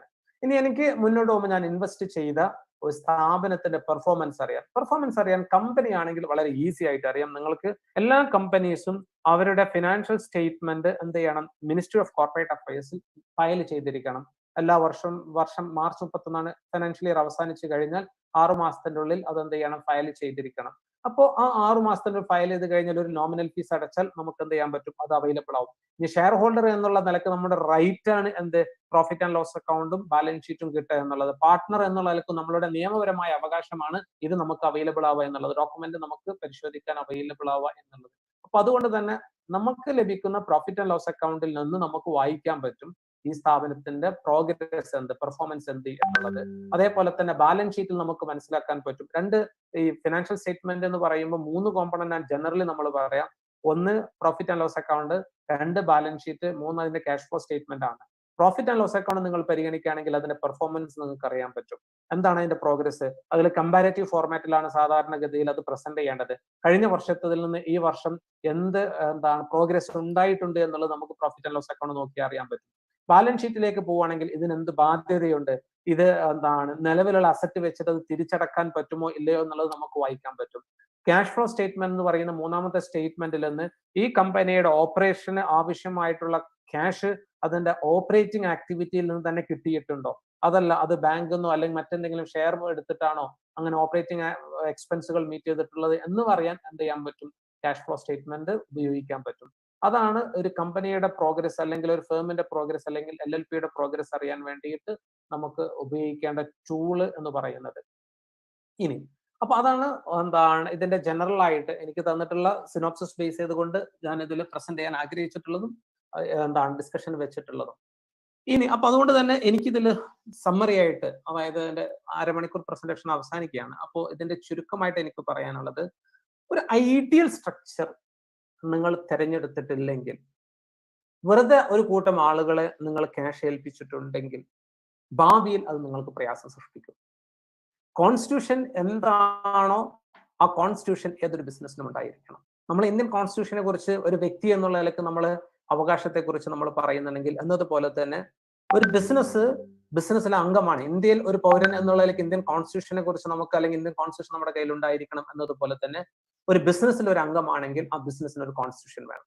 ആ കോൺസ്റ്റിറ്റ്യൂഷൻ കൃത്യമായിട്ട് വായിക്കണം. ആ കോൺസ്റ്റിറ്റ്യൂഷൻ നമ്മൾ എന്ത് ചെയ്യണം, സൈൻ ചെയ്തിരിക്കണം. അപ്പൊ അതുകൊണ്ട് തന്നെ ആ കോൺസ്റ്റിറ്റ്യൂഷൻ നമ്മുടെ കയ്യിൽ ഉണ്ടായിരിക്കും വേണം. ആ രീതിയിൽ നമ്മൾ ഇവിടെ അങ്ങോട്ട് ബിസിനസ്സിൽ എന്ത് ചെയ്യാൻ പാടുള്ളൂ, ജോയിൻ ചെയ്യാൻ പാടുള്ളൂ. വാഗ്ദാനങ്ങൾ കേട്ടുകൊണ്ട് നമ്മൾ എന്ത് ചെയ്യരുത്, ബിസിനസ്സിലേക്ക് പോകരുത്. കാരണം നിങ്ങൾക്ക് പല വാഗ്ദാനങ്ങളും വരും. ആ വാഗ്ദാനങ്ങളൊക്കെ എന്താണ് കൃത്യമായിട്ട് അനലൈസ് ചെയ്യാതെയാണ് നമ്മൾ പോകുന്നതെങ്കിൽ, അതിന്റെ എന്താണ് ഫ്യൂച്ചറിനെ കുറിച്ച് കൃത്യമായി പഠിക്കാതെയാണ് പോകുന്നതെങ്കിൽ ചിലപ്പോൾ നമ്മൾ കുഴിയിലായിരിക്കും ചാടുക. ഇനി എങ്ങനെ കുഴിയിൽ ചാടിയാലും എന്റെ ഇൻവെസ്റ്റ്മെന്റ് പ്രൊട്ടക്ട് ചെയ്യണം എന്നുണ്ടെങ്കിൽ ഏറ്റവും നല്ലത് ഗവൺമെന്റ് നമ്മളോട് ആ പറഞ്ഞിട്ടുള്ള ഏതെങ്കിലും വാലിഡ് ആയിട്ടുള്ള ട്രാൻസ്പെറന്റ് ആയിട്ടുള്ള, ഞാൻ അങ്ങനെ തന്നെ പദം ഉപയോഗിക്കുകയാണ്, സുതാര്യമായിട്ടുള്ള ഒരു സ്ട്രക്ചർ ആയിരിക്കണം നമ്മൾ ഉപയോഗിക്കേണ്ടത്. സുതാര്യമല്ലാത്തൊരു സ്ട്രക്ചർ ആണെങ്കിൽ പാർട്ണർഷിപ്പും സുതാര്യമെല്ലാം ഞാൻ ആവർത്തിച്ചു പറഞ്ഞു, കാരണം വാക്കാൽ മാത്രം രൂപീകരിക്കാൻ പറ്റുന്ന ഒരു സംവിധാനമാണ് അത് എന്നുള്ളത് കൊണ്ട് തന്നെ. അതുകൊണ്ട് സുതാര്യമല്ലാത്തൊരു സ്ട്രക്ചർ ആണെങ്കിൽ നാളെ നിങ്ങൾക്ക് അതിൽപ്പെട്ട ഒരു അംഗത്തിനും ലീഗലി കോടതിയിൽ എന്ത് ചെയ്യാൻ പറ്റില്ല, വാദിക്കാൻ പറ്റില്ല. കാരണം നേരത്തെ സാക്ഷിയായിട്ടുള്ള ആളുകൾ മരിച്ചു പോയിട്ടുണ്ടെങ്കിൽ സ്വാഭാവികമായിട്ടും അതിനൊരു രേഖയുമില്ലെങ്കിൽ എന്തായിരിക്കും, കോർട്ടിൽ നിലനിൽക്കില്ല. അപ്പൊ അതുകൊണ്ട് തന്നെ നമ്മളുടെ മക്കളുടെ അല്ലെങ്കിൽ മറ്റാരുടെയെങ്കിലും ഭാവിയും അതുപോലെ നമ്മളുടെ ജീവിതത്തിൽ ഉണ്ടാവേണ്ട സാമ്പത്തിക സുരക്ഷിതത്വം ആഗ്രഹിച്ചുകൊണ്ടായിരിക്കും പ്രവാസ ലോകത്തും നമ്മൾ മടങ്ങി വരുമ്പോൾ ക്യാഷ് ആരെങ്കിലും ഏൽപ്പിക്കുന്നത്. പക്ഷെ ഞാൻ ആ ക്യാഷ് ഏൽപ്പിക്കുമ്പോൾ സമയത്ത് ഞാൻ പറയാം, നിയമപരമായിട്ട് സുതാര്യമായിട്ടുള്ള സ്ട്രക്ചറിലൂടെ മാത്രമേ ആ ക്യാഷിനെ നിങ്ങൾ എന്ത് ചെയ്യാൻ പാടുള്ളൂ, ഉപയോഗിക്കാൻ പാടുള്ളൂ. എങ്കിൽ നിങ്ങൾക്ക് എന്ത് ചെയ്യാൻ പറ്റും, നിങ്ങൾ നിയമപരമായിട്ട് നിലനിൽക്കാൻ പറ്റുമോന്ന്, മീൻസ് ഫൈറ്റ് ചെയ്യാൻ പറ്റുമോന്ന്, രണ്ടാമത്തെ അതിന്റെ ഡോക്യുമെന്റ് നിങ്ങൾക്ക് അവൈലബിൾ ആക്കാൻ പറ്റും, അതിന്റെ പ്രോഗ്രസ് നിങ്ങൾക്ക് അറിയാൻ പറ്റും. എന്തെങ്കിലും ഡിസൊല്യൂഷൻ നടത്തുകയാണെങ്കിൽ എന്താണ് ഓരോരുത്തർ, ഇപ്പൊ കമ്പനി പിരിച്ചുവിടാണെങ്കിൽ അങ്ങനെ ഇങ്ങനെ പിരിച്ചുവിടാൻ പറ്റില്ല. കമ്പനിക്ക് ഒഫീഷ്യൽ ലിക്വിഡേറ്റർ അപ്പോയിന്റ് ചെയ്യണം. അത് കോടതി എന്ത് ചെയ്യാൻ പറ്റും, ഇടപെടാൻ പറ്റും. അല്ലെങ്കിൽ രജിസ്ട്രാർ ആയിരിക്കും അത് അപ്പോയിന്റ് ചെയ്യുന്നത്. ആ ലിക്വിഡേറ്റർ അപ്പോയിന്റ് ചെയ്ത് ആ ലിക്വിഡേറ്റർ പ്രോപ്പർട്ടിയുടെ വാല്യൂ പരിഗണിച്ചിട്ടായിരിക്കണം എന്ത് ചെയ്യുന്നത്, പിരിച്ചുവിടുന്നത്. അപ്പൊ അങ്ങനെ ഒരു സംവിധാനത്തിലേക്ക് മാത്രമേ നമ്മൾ എന്ത് ചെയ്യാൻ പാടുള്ളൂ, നമ്മളുടെ പണം മുടക്കാൻ പാടുള്ളൂ. എങ്കിൽ നടത്തുന്ന ആൾക്കും സുഖമായിരിക്കും, അതുപോലെ തന്നെ ഇൻവെസ്റ്റ് ചെയ്ത ആളുകൾക്കും എന്തായിരിക്കും, സുഖമായിരിക്കും. അതുകൊണ്ട് ഐഡിയൽ സ്ട്രക്ചർ ബിസിനസ്സിന് എന്ത് ചെയ്യാൻ എളുപ്പമാക്കും, അതിന്റെ ഗ്രോത്തിനെയും എളുപ്പമാക്കും. മറ്റെന്തായിരിക്കും, എന്റെ പണം എവിടെയാണ്, എങ്ങനെയാണ് അത് പോകുന്നതെന്ന് നടത്തുന്നവനെ നമ്മൾ എന്ത് ചെയ്ത് പ്രയാസപ്പെടുത്തിക്കൊണ്ടിരിക്കും, അയാൾ അത് പ്രയാസപ്പെടും. ഇപ്പുറത്ത് നടത്തുന്നവനും ക്യാഷ് കൊടുത്തവനും പ്രയാസപ്പെടാതെ മുന്നോട്ട് പോകാനുള്ള ഒരു സ്ട്രക്ചർ തിരഞ്ഞെടുക്കണമെന്നാണ് എനിക്ക് ആവശ്യപ്പെടാനുള്ളത്. ഇതാണ് എന്റെ പ്രസന്റേഷൻ മൊത്തമായിട്ട് നിങ്ങളുടെ മുന്നിൽ അവതരിപ്പിക്കാനുള്ളത്. ഇൻഷാ അല്ലാഹ് അല്ലാഹു അനുഗ്രഹിക്കട്ടെ. അസ്സലാമു അലൈക്കും വറഹ്മത്തുള്ളാഹി. നമുക്ക് thank you so much brother Thaqiyuddin. നമുക്ക് ഇതിന്റെ ഒരു അന്വേഷണങ്ങളിലേക്കാണ് പോകേണ്ടത്. രണ്ട് ചോദ്യങ്ങൾ നമുക്ക് വന്നത്. ഓക്കെ. ഒന്ന്, please let me know LLC and LLW. Okay, അപ്പൊ LLC എന്ന് പറയുന്നത് ആക്ച്വലി GCC-യിൽ കാണുന്ന ഒരു സ്ട്രക്ചറാണ്. Limited liability GCC-യുടെ സ്ട്രക്ചറാണ്. WLL-ഉം LLC-യും ഖത്തറിൽ നിങ്ങൾ പോയാൽ അല്ലെങ്കിൽ ബഹ്റൈനിൽ പോയാൽ നിങ്ങൾ കാണുന്ന കമ്പനിയുടെ ഒരു സ്ട്രക്ചറാണ് WLL. അതിന് ദുബായിലേക്ക് UAE-യിലേക്ക് പോകുമ്പോൾ LLC എന്ന് പറയുന്നത്. ഇന്ത്യയിൽ വരുമ്പോൾ അത് കമ്പനിയാണെങ്കിൽ പ്രൈവറ്റ് ലിമിറ്റഡ് അല്ലെങ്കിൽ പബ്ലിക് ലിമിറ്റഡ്, സിംപിളി ലിമിറ്റ്, അതായത് അവസാനത്തെ ടാഗ് ലൈൻ ഉണ്ടാവുമല്ലോ. അപ്പോ XY LLC, XYWLL എന്ന് പറഞ്ഞതുപോലെ ഇന്ത്യയിൽ എത്തുമ്പോൾ അത് LLP ആണെങ്കിൽ XY LLP, അത് പ്രൈവറ്റ് ലിമിറ്റഡ് കമ്പനി ആണെങ്കിൽ SY പ്രൈവറ്റ് ലിമിറ്റഡ്, അത് പബ്ലിക് ലിമിറ്റഡ് കമ്പനി ആണെങ്കിൽ XY ലിമിറ്റഡ്. അപ്പൊ ഇന്ത്യയിൽ ആ പറയുന്ന കോൺസെപ്റ്റിനെ റീപ്ലേസ് ചെയ്യുന്നത് ഒന്നെങ്കിൽ LLP വഴിയോ അല്ലെങ്കിൽ കമ്പനി വഴിയോ ആയിരിക്കും. അത്രയുള്ള അതിലുള്ള വ്യത്യാസം എന്ന് പറയുന്നത്. അടുത്തൊരു ചോദ്യം ഉള്ളത്, നമ്മൾ ഇൻവെസ്റ്റ് ചെയ്യുമ്പോൾ നമ്മൾ പാർട്ട്ണർ ആവുക കൂടി ചെയ്യുകയല്ലേ? അതെ. നമ്മൾ ഇൻവെസ്റ്റ് ചെയ്യുമ്പോൾ അതിന്റെ സ്ട്രക്ചർ അനുസരിച്ച് പാർട്ട്ണർഷിപ്പ് ഫേം ആണെങ്കിൽ നമ്മൾ പാർട്ട്ണർ ആയിരിക്കും, LLP ആണെങ്കിൽ നമ്മൾ പാർട്ട്ണർ ആയിരിക്കും, കമ്പനി ആണെങ്കിൽ നമ്മൾ ഷെയർ ഹോൾഡർ ആയിരിക്കും. അതുകൊണ്ട് തന്നെ ആ അഗ്രിമെന്റ്, ഇപ്പൊ LLP ആണെങ്കിലും പാർട്ട്ണർഷിപ്പ് ആണെങ്കിലും ആ അഗ്രിമെന്റിൽ പറഞ്ഞ രണ്ട് ഇതിലും അഗ്രിമെന്റ് ഉണ്ടാവും. ആ അഗ്രിമെന്റിൽ പറഞ്ഞ റൈറ്റും റെസ്പോൺസിബിലിറ്റിയും നമുക്കുണ്ടാവും.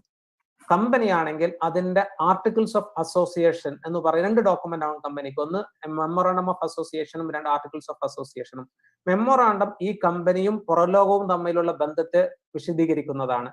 എന്നാൽ ഉള്ളിലുള്ള ആളുകളുടെ അവകാശങ്ങളെ കുറിച്ചും റെസ്പോൺസിബിലിറ്റിയെ കുറിച്ചും പറയുന്നത് ആർട്ടിക്കിൾസ് ഓഫ് അസോസിയേഷൻ ആണ്. അപ്പൊ ഒരാൾ ഷെയർ ഹോൾഡർ ആവുന്നതോട് കൂടിയിട്ട് ആ ആർട്ടിക്കിൾസ് ഓഫ് അസോസിയേഷനിൽ പറഞ്ഞ എല്ലാ അവകാശങ്ങൾക്കും അതേപോലെ തന്നെ എല്ലാ ഉത്തരവാദിത്തങ്ങൾക്കും അയാൾ ബാധ്യസ്ഥനായിരിക്കും. അപ്പൊ അതുകൊണ്ട് തന്നെ ഒരു എൻറ്റിറ്റിയിൽ ഇൻവെസ്റ്റ് ചെയ്യുന്ന സമയത്ത് പാർട്ട്ണർഷിപ്പ് ആണെങ്കിൽ അഗ്രിമെന്റ് വായിക്കണം, LLP ആണെങ്കിൽ അഗ്രിമെന്റ് വായിക്കണം, കമ്പനി ആണെങ്കിൽ അയാൾ ആർട്ടിക്കിൾസ് ഓഫ് അസോസിയേഷൻ അറ്റ്ലീസ്റ്റ് എന്തിരിക്കണം, വായിച്ചിരിക്കണം. അസ്സലാമു അലൈക്കും. വളരെ ശ്രദ്ധേയമായ ക്ലാസ്, നല്ല ഉപകാരപ്പെട്ടു. എനിക്ക് ചോദിക്കാനുള്ള ഒരു ചോദ്യം, എൻ്റെ പേര് ഇസ്മായിൽ എന്നാണ്, പിന്നെ അബുദാബി എന്നാണ് അറ്റൻഡ് ചെയ്യുന്നത്. പിന്നെ നമ്മുടെ നാട്ടിൽ ഈ അടുത്ത കാലത്തായിട്ട് പിന്നെ ഈ ഒരുപാട് ട്രസ്റ്റുകൾ ഉണ്ടാക്കിയിട്ടുണ്ട് ബിസിനസ് ഉദ്ദേശത്തോട് കൂടിയിട്ട്. ഈ ട്രസ്റ്റിന്റെ കീഴില് പിന്നെ ബിസിനസ് നടത്തുന്ന പ്രത്യേകിച്ച് വിദ്യാഭ്യാസ സ്ഥാപനങ്ങള് കാര്യങ്ങള് പിന്നെ ഇതൊക്കെ ഒരു ചാരിറ്റി ഫോർമേഷനായിട്ടായിട്ട് ഉണ്ടാക്കിയിട്ടുണ്ടെങ്കിലും ഒരു ബിസിനസ് പർപ്പസ് അതിന് വെച്ചിട്ടുണ്ടാവും. അപ്പൊ അതിന്റെ ഘടന ഇപ്പോ ഒരു പ്രൈവറ്റ് കമ്പനിയിലേക്കോ മറ്റോ അത് കൺവേർട്ട് ചെയ്യാൻ ഉള്ള സാധ്യതകൾ എന്താണ്? പിന്നെ ഇനി അതല്ലെങ്കിൽ അതൊരു ബിസിനസ് എൻറ്റിറ്റി ആയിട്ട് അതെങ്ങനെ മുന്നോട്ട് കൊണ്ടുപോകാനോ? അതില് ട്രസ്റ്റ് സാധാരണഗതിയിൽ നോൺ പ്രോഫിറ്റ് സ്ട്രക്ചറിലാണ് ട്രസ്റ്റ് മുന്നോട്ട് പോവുക. അതാണ് നമ്മൾ ആദ്യം മനസ്സിലാക്കാനുള്ളത്. അതുകൊണ്ട് തന്നെ ട്രസ്റ്റിൽ നിന്ന് ലാഭം വിതരണം ചെയ്യാൻ പറ്റില്ല. എന്നാൽ പ്രൈവറ്റ് ട്രസ്റ്റിനും അതിന്റെ വ്യത്യാസമുണ്ട്. കാരണം അതിന്റെ ബെനിഫിഷ്യറിയും ബാക്കിയുള്ളതൊക്കെ കുറച്ചുകൂടി ഡീറ്റെയിൽ ആയിട്ട് വേറെ വഴിയിലേക്ക് പോകേണ്ടതാണ്. നിങ്ങൾ ചോദിച്ച ആ ചോദ്യത്തിലേക്ക് വരികയാണെങ്കിൽ അവിടെ ഞാൻ മനസ്സിലാക്കിയിടത്തോളം 2-3 സ്ട്രക്ചർ ഉണ്ടാവും. അതില്ലെങ്കിൽ 2-3 സ്ട്രക്ചർ ഉണ്ടാവണം. ഒന്ന്, വിദ്യാഭ്യാസം ഒരു പ്രൈവറ്റ് കമ്പനിക്ക് നടത്താൻ പറ്റില്ല, അല്ലെങ്കിൽ ഒരു പ്രോഫിറ്റ് ഓറിയന്റഡ് എൻറ്റിറ്റിക്ക് നടത്താൻ പറ്റില്ല. കാരണം ഗവൺമെന്റിന്റെ അംഗീകാരം കിട്ടില്ല. അപ്പൊ അതുകൊണ്ട് തന്നെ അവിടെ ഒരു നോൺ പ്രോഫിറ്റ് സ്ട്രക്ചർ ആയിരിക്കും ഉണ്ടാവുക. അതാണ് ഈ ട്രസ്റ്റ് എന്ന് പറയുന്നത്. എന്നാൽ ഇൻവെസ്റ്റ് ചെയ്ത ആളുകൾക്ക് റിട്ടേൺ കിട്ടണം എന്നുണ്ടെങ്കിൽ ആ ഇൻവെസ്റ്റ്മെന്റിനെ പ്രൊട്ടക്ട് ചെയ്യാൻ വേണ്ടിയിട്ട് വേറെ സ്ട്രക്ചർ അവിടെ ഉണ്ടായിരിക്കണം. അപ്പൊ അതുകൊണ്ട് ട്രസ്റ്റിനെ നമുക്കൊരിക്കലും ഇതിലേക്ക് കൺവേർട്ട് ചെയ്യാൻ പറ്റില്ല. കാരണം ഒരുപാട് പരിമിതികൾ അതിലുണ്ട്. കാരണം നേരത്തെ പറഞ്ഞ അംഗീകാരവും മറ്റുള്ളതുമായി ബന്ധപ്പെട്ടിട്ടുള്ളതാണ്. എന്നാൽ ഒരു പ്രൈവറ്റ് ട്യൂഷൻ കോച്ചിങ് സെന്റർ ആണ്. അതിന് പ്രത്യേകിച്ച് അംഗീകാരത്തിന് ആവശ്യമൊന്നും ഇല്ലാത്തത് കൊണ്ട് തന്നെ അതിന് എന്ത് ചെയ്യാൻ പറ്റും? ഒരു കൊമേഴ്ഷ്യൽ സ്ട്രക്ചറിലേക്ക് മാറ്റാം. LLP ആവാം, കമ്പനി ആവാം. ഞാൻ ആവർത്തിക്കുകയാണ്. ഒന്ന് പ്രൈമറി അല്ലെങ്കിൽ സെക്കൻഡറി അല്ലെങ്കിൽ യൂണിവേഴ്സിറ്റി എഡ്യൂക്കേഷൻസ് ആയിരിക്കും. അതിനെ സംബന്ധിച്ചിടത്തോളം പ്രോഫിറ്റ് സ്ട്രക്ചർ പറ്റില്ല, നോൺ പ്രോഫിറ്റ് സ്ട്രക്ചറേ പറ്റുള്ളൂ. അവിടെ അതിന്റെ ബിൽഡിങ്ങിനും ബാക്കിയുള്ളതിനും വേണ്ടിയിട്ട് ഫണ്ട് ഡൊണേഷൻ അല്ലാത്ത രീതിയിൽ റൈസ് ചെയ്തിട്ടുണ്ടെങ്കിൽ അതിന് വേറെ സ്ട്രക്ചർ അവിടെ ഉണ്ടാവാം. ഇവരും ഈ പറയുന്ന ഫസ്റ്റ് പറഞ്ഞ സ്ട്രക്ചർ, അതായത് നോൺ പ്രോഫിറ്റ് സ്ട്രക്ചറും പ്രോഫിറ്റ് സ്ട്രക്ചറും തമ്മിൽ എന്തെങ്കിലും എഗ്രിമെന്റുകൾ അതുമായി ബന്ധപ്പെട്ടിട്ടുണ്ടാവും. ഇതാണ് എനിക്ക് ഇപ്പോൾ ഈ പറയുന്ന പബ്ലിക്കിൽ എനിക്ക് പറയാൻ പറ്റുന്നത്. ബാക്കി നമ്മൾ പ്രൈവറ്റ് ആയിട്ട് എന്ത് ചെയ്യണം? ടോക്ക് ചെയ്യണം. Thank you. Okay, bye. ഇനി എന്തെങ്കിലും സംശയങ്ങൾ ഉണ്ടെങ്കിൽ അത്യാവശ്യമുള്ളത് ചോദിക്കാം.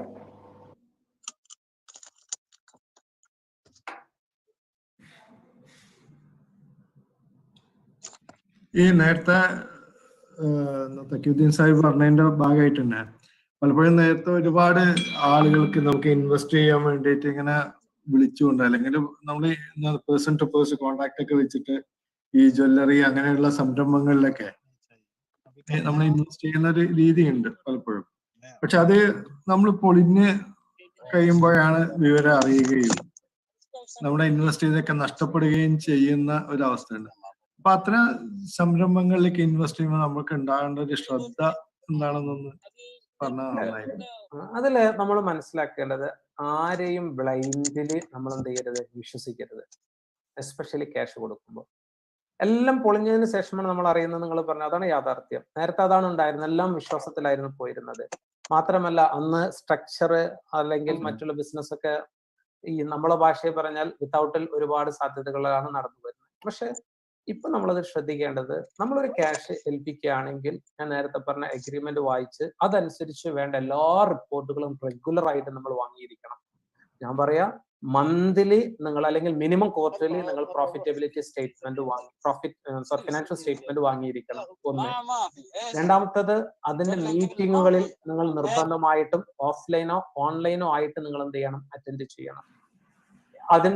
എന്നിട്ട് അതിന്റെ ഒരു പ്രോഗ്രസിനെ കുറിച്ച് കൃത്യമായിട്ട് എന്ത് ചെയ്യണം? അന്വേഷിക്കണം. ഇനി നിങ്ങൾക്കത് മനസ്സിലാവുന്നില്ലെങ്കിൽ ഇൻവെസ്റ്റ് ചെയ്ത ആളുകളല്ലാത്ത, അല്ലെങ്കിൽ നിങ്ങൾ എവിടെയാണ് ഇൻവെസ്റ്റ് ചെയ്തിട്ട് ഇൻവെസ്റ്റ് അല്ലാത്ത വേറെ ഏതെങ്കിലും ആളുകളുമായിട്ട് കൺസൾട്ട് ചെയ്തുകൊണ്ട് ഇതിന്റെ പെർഫോമൻസ് നിങ്ങൾ എന്ത് ചെയ്യണം? റിവ്യൂ ചെയ്യണം. അല്ലാത്ത പക്ഷം അതായത് നേരത്തെ പറഞ്ഞത്, ഈ ബിസിനസിന്റെ സോൾവൻസി എന്ന് പറയും. അതായത് ഫിനാൻഷ്യൽ പൊസിഷൻ എന്ത്, ഇതറിയാൻ ബാലൻസ് ഷീറ്റ് മാത്രം നോക്കിയാൽ മതി. എത്ര കടമുണ്ട്, അക്യുമുലേറ്റഡ് കൊന്നുകൂടിയിട്ടുള്ള നഷ്ടം എത്രയാണ്, അല്ല കൊന്നുകൂടിയിട്ടുള്ള ലാഭം, വിതരണം ചെയ്യാത്ത ലാഭം എത്രയാണ്, ഇനി ഇങ്ങനെ നഷ്ടം വന്നു കഴിഞ്ഞാൽ, ബാധ്യത വന്നു കഴിഞ്ഞാൽ തിരിച്ചടക്കാനുള്ള അസറ്റ് ഇവിടെ ഉണ്ടോ, ഓരോരുത്തരും എത്രയാണ് കോൺട്രിബ്യൂട്ട്, ഇത് ബാലൻസ് ഷീറ്റ് നോക്കിയാൽ നമുക്ക് അറിയാൻ പറ്റും. ഇനി ഇതിന്റെ പ്രോഗ്രസ് എന്ത്, ഇത് എവിടേക്കാണ് പോകുന്നത്, നമുക്ക് പ്രോഫിറ്റ് ആൻഡ് ലോസ് അക്കൗണ്ട് നോക്കി അറിയാൻ പറ്റും. കഴിഞ്ഞ വർഷം 10 കോടി ഉണ്ടായിരുന്നു, ഈ വർഷം 6 കോടിയായിട്ട് ചുരുങ്ങിയിട്ടുണ്ട്. എങ്കിൽ എന്താണ് ചെലവ് എത്ര ചുരുങ്ങിയിട്ടുണ്ട്, ചില റേഷ്യോസ് ഒക്കെ ഉണ്ട് അതിനെ കണക്ക് കൂട്ടാനുള്ള അങ്ങനത്തെ ഒരു പഠനം കൂടെ നമ്മൾ എന്ത് ചെയ്യേണ്ടി വരും, നമ്മൾ ഇൻവെസ്റ്റ് ചെയ്ത എമൗണ്ടിനനുസരിച്ച് നമ്മൾ എന്ത് ചെയ്യണം, നടത്തണം. എങ്കിൽ അപ്പൊ ഫിനാൻഷ്യൽ സ്റ്റേറ്റ്മെന്റ് റെഗുലർ ആയിട്ട് വാങ്ങി അതിന് പരിശോധനയ്ക്ക് പഠന വിധേയമാക്കിയിട്ടില്ലെങ്കിൽ നിങ്ങൾ നേരത്തെ പറഞ്ഞ പ്രയാസം അതിൽ വരും. ഇനി മാത്രമല്ല അത് നമ്മൾ മനസ്സിലാക്കേണ്ടത് മാനേജ്മെന്റ് നടത്തുന്നവരുടെ ഭാഗത്ത് എന്താണ് കരുതിക്കൂട്ടിയിട്ടുള്ള മിസ്റ്റേക്കുകൾ, കരുതിക്കൂട്ടിയിട്ടുള്ള അല്ലെങ്കിൽ ഫ്രോഡ് അല്ലെങ്കിൽ നെഗ്ലിജൻസ് വന്നിട്ടുണ്ടെങ്കിൽ കോടതിയിൽ നിന്ന് നമുക്ക് നഷ്ടപരിഹാരം ചെയ്യാൻ പറ്റും, അവകാശപ്പെടാനും പറ്റും. അതാണ് അതിൽ പറയാനുള്ളത്. പക്ഷേ നിങ്ങൾ കൊടുത്ത ക്യാഷ്, നിങ്ങൾ നേരത്തെ പറഞ്ഞ ചില ബിസിനസ് സെക്ടർ ഞാൻ കൃത്യമായിട്ട് പറയുന്നു, കൊടുക്കുന്നത് ബാങ്ക് വഴിയാവണം, എങ്കിൽ കിട്ടാനുള്ള വഴിയും എളുപ്പമായിരിക്കും. അതാണ് അതിൽ പറയാനുള്ളത്. കൊടുക്കുന്നത് അങ്ങനെയല്ലെങ്കിൽ കിട്ടാനുള്ളതിൽ എന്ത് വരും, പ്രയാസങ്ങൾ വരും. ഇല്ല, ഇപ്പൊ നിങ്ങൾ പറഞ്ഞ അടിസ്ഥാനത്തിൽ നമുക്കിപ്പോ ഈ ബാങ്ക് സ്റ്റേറ്റ്മെന്റ് ഒരു അല്ലെങ്കിൽ ബാങ്ക് സ്റ്റേറ്റ്മെന്റ് ഒരു ഫൈനാൻഷ്യൽ സ്റ്റേറ്റ്മെന്റ് നമുക്ക് ഇത് മാനിപ്പുലേറ്റ് ചെയ്തിട്ടുള്ളതായിരിക്കും. നമ്മുടെ നാട്ടിലെ ഇപ്പോ സെക്കൻഡ് ബുക്കും മറ്റേ പരിപാടിയൊക്കെ ആണല്ലോ ഉള്ളത്. അതെങ്ങനെ നമുക്ക് എങ്ങനെ അതിലിപ്പോ ഇൻവെസ്റ്റേഴ്സ് ചെയ്യേണ്ടത് ഇന്റേണൽ ഓഡിറ്റ്, അത് മാനേജ്മെന്റ് എന്താണ് അത് ശരിക്കും നമ്മളതിൽ മനസ്സിലാക്കേണ്ടത് ഓഡിറ്റർ അപ്പോയിന്റ് ചെയ്യുന്നത് ഷെയർ ഹോൾഡേഴ്സ് ആണ്, ആരല്ല, ബോർഡല്ല. ഷെയർ ഹോൾഡേഴ്സ് മീറ്റിംഗിലാണ് ഓഡിറ്റർ അപ്പോയിന്റ് ചെയ്യുന്നത്. ഓഡിറ്ററുടെ റിപ്പോർട്ടിംഗ് റെസ്പോൺസിബിലിറ്റി ഉള്ളത് ഷെയർ ഹോൾഡേഴ്സിനോടാണ്, ആരോടല്ല, ബോർഡിനോടല്ല. അപ്പൊ അതുകൊണ്ട് തന്നെ നിങ്ങൾ ഇൻവെസ്റ്റ് ചെയ്ത എൻറ്റിറ്റിയുടെ ഓഡിറ്റർ ആരാവണം എന്ന് തീരുമാനിക്കുന്നത് നിങ്ങളാണ്, ബോർഡല്ല. ആ ഓഡിറ്റ് റിപ്പോർട്ടിൽ വല്ല മിസ്റ്റേക്കും വന്നിട്ടുണ്ടെങ്കിൽ, ഓഡിറ്റർ അതിൽ ഫ്രോഡ് വല്ലതും വരുത്തിയിട്ടുണ്ടെങ്കിൽ സ്വാഭാവികമായിട്ടും ഓഡിറ്ററും റെസ്പോൺസിബിൾ ആയിരിക്കും. PwC ഇപ്പൊ നിങ്ങൾ കേൾക്കുന്നുണ്ടല്ലോ, കൺസൾട്ടിങ് മറ്റുള്ളതിലൊക്കെ. അതേപോലെ തന്നെ നിങ്ങൾക്ക് കാണാൻ പറ്റും മറ്റേ യെസ് ബാങ്കിന്റെ കേസിൽ, അങ്ങനെ ഓരോരോ കേസിലും ഈ ഓഡിറ്റർ അപ്പോയിന്റ് ചെയ്ത് ഷെയർ ഹോൾഡർ ആണ്. അപ്പൊ ഷെയർ ഹോൾഡറുടെ ഇൻട്രസ്റ്റ് പ്രൊട്ടക്ട് ചെയ്തിട്ടില്ലെങ്കിൽ, പ്രൊട്ടക്ട് ചെയ്യുക എന്നുള്ളത് ഓഡിറ്റർ റെസ്പോൺസിബിലിറ്റിയാണ്. അപ്പൊ രണ്ട് രീതിയിലാവാം. ഒന്ന് ഇന്റേണൽ ഓഡിറ്റ്. ഇന്റേണൽ ഓഡിറ്റ് ശരിക്കും മാനേജ്മെന്റ് അപ്പോയിന്റ് ചെയ്യുന്നതാണ്, ബോർഡാണ് അപ്പോയിന്റ് ചെയ്യുന്നത്. അവർക്ക് അതിന് പകരം എന്ത് ചെയ്യാം, ടോട്ടൽ ഷെയർ ഹോൾഡേഴ്സ് ടീമിന് അതിന് അപ്പോയിന്റ് ചെയ്യാം. ഇനി അതല്ല, അതിന് പകരം സ്റ്റാറ്റ്യൂട്ടറി ഓഡിറ്റ് കുറച്ചുകൂടി പെർഫെക്റ്റ് ആക്കേണ്ടി വരും. അതാണ് അതിനുള്ള ഏക പോംവഴി എന്ന് പറയുന്നത്. ഓഡിറ്റ് സ്ട്രിക്റ്റ് ആക്കുക എന്നുള്ള ഒരു കേവലമായിട്ടുള്ള ഒരു ഓഡിറ്റിന് പകരം ഡെപ്തിലുള്ള ഓഡിറ്റിലേക്ക് അതിനെ മാറ്റുക. അത് പക്ഷേ ഇൻവെസ്റ്റ്മെന്റിന്റെ വാല്യൂ അനുസരിച്ചാണ് അത് തീരുമാനിക്കപ്പെടേണ്ടത്. കാരണം അതിനൊക്കെ കോസ്റ്റ് വരുന്നുണ്ടല്ലോ. ഒരു ചെറിയ എൻറ്റിറ്റിയിൽ അത് നിങ്ങൾ കൊണ്ടുവരിക എന്ന് പറയുന്നത് കൂടുതൽ കോസ്റ്റിലേക്ക് അത് പോകും. അതിന് പകരം നിങ്ങളുടെ മുടക്ക മുതലിനനുസരിച്ചുള്ള ഒരു ഓഡിറ്റ് നമ്മൾ അതിൽ എന്ത് ചെയ്യണം, അപ്ലൈ ചെയ്യണം എന്നുള്ളതാണ്.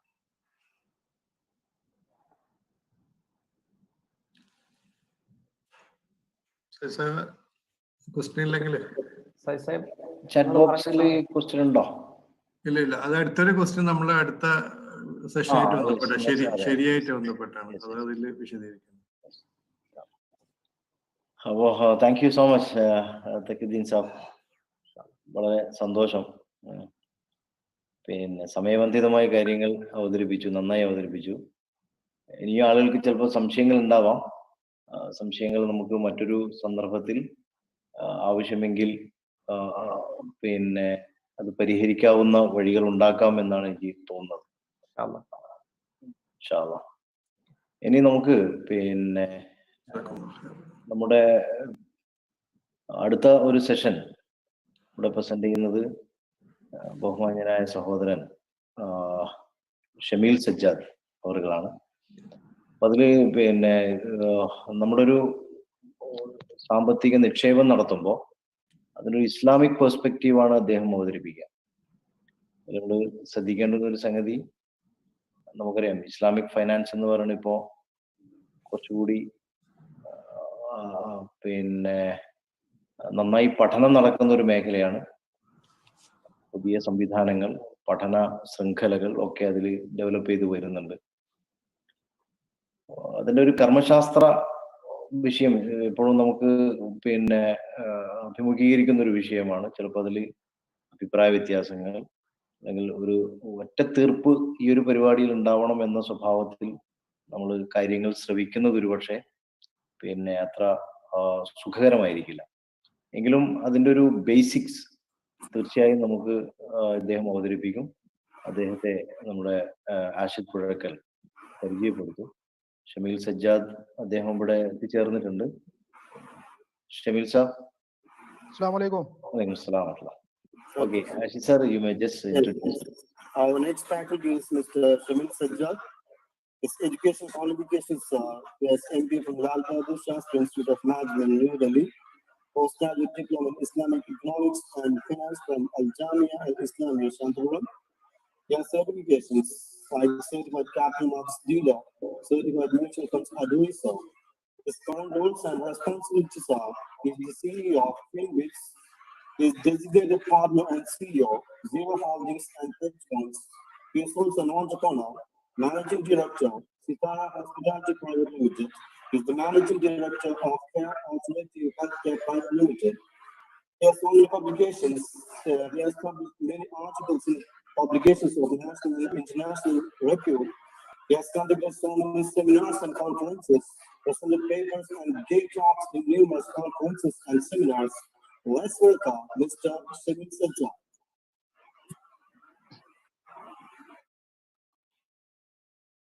ഹലോ, അസ്സാം വലൈക്കും. Salam. കേൾക്കാമല്ലോ അല്ലെ? ചെറിയൊരു പ്രശ്നം പറയാനുണ്ട് തുടങ്ങുന്നതിന്റെ മുന്നേ. ഇവിടെ ലൈറ്റ് പോയിട്ടുണ്ട്, ബാക്കപ്പും പോയിട്ടുണ്ട്. അപ്പൊ ഞാനിവിടെ കുറച്ച് ബാക്കപ്പ് ലൈറ്റുകൾ കൊടുത്തു വെച്ചിട്ടുണ്ട്. എന്റെ ഫേസ് ക്ലിയർ ആവുകയാണെങ്കിൽ ഞാൻ വീഡിയോ ഷെയർ ചെയ്യാം, അല്ലെങ്കിൽ നമുക്ക് സ്ക്രീൻ ഷെയർ ചെയ്തുകൊണ്ട് മുന്നോട്ട് പോകാം. Okay, okay. Yes. ഒരു മിനിറ്റ്.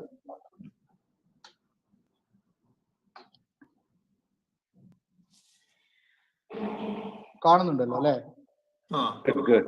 Okay. ഓക്കെ, ഒരു അഡ്ജസ്റ്റ്മെന്റിൽ വെച്ചിരിക്കുകയാണ്. ലൈറ്റ് ഇപ്പൊ വരുമെന്ന് പ്രതീക്ഷിക്കുന്നു. ഓക്കെ. Okay, okay. أعوذ بالله من الشيطان الرجيم. بسم الله الرحمن الرحيم. الحمد لله السميع العليم والصلاة والسلام على رسول الله وعلى آله وصحبه أجمعين. ഞാൻ സ്ക്രീൻ ഷെയർ ചെയ്തോട്ടെ?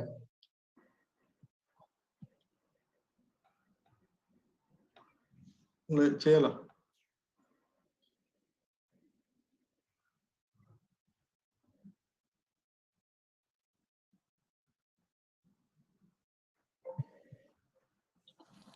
അസ്സലാമു അലൈക്കും. അപ്പോ നമ്മൾ തഖീദ്ദീൻ സാഹിബ് പറഞ്ഞ് നിർത്തിയ ഭാഗത്തു നിന്നാണ് തുടങ്ങാനുള്ളത്. അദ്ദേഹം വളരെ വിശദമായി ബിസിനസ് സ്ട്രക്ചേഴ്സിനെ കുറിച്ചും ഒക്കെ വിശദീകരിക്കുകയുണ്ടായി, അതിന്റെ ലീഗൽ ആയിട്ടുള്ള സൈഡുകൾ.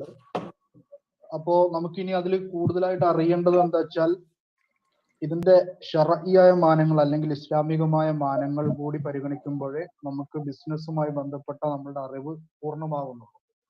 ഇന്ത്യ എന്ന് പറയുന്ന രാജ്യത്ത് ബിസിനസ് ചെയ്യുന്നതിന് ആവശ്യമായിട്ടുള്ള ലീഗൽ സ്ട്രക്ചേഴ്സും അതുമായി ബന്ധപ്പെട്ട പൊതുവായ വിവരങ്ങളും വളരെ കൃത്യമായിട്ട് അദ്ദേഹം ഇവിടെ പറഞ്ഞു വെച്ചു. അപ്പൊ ആ ഒരു പ്രമൈസിൽ നിന്ന് ഞാൻ ഈ ഒരു ഡിസ്കഷൻ മുന്നോട്ട് കൊണ്ടുപോവാണ്.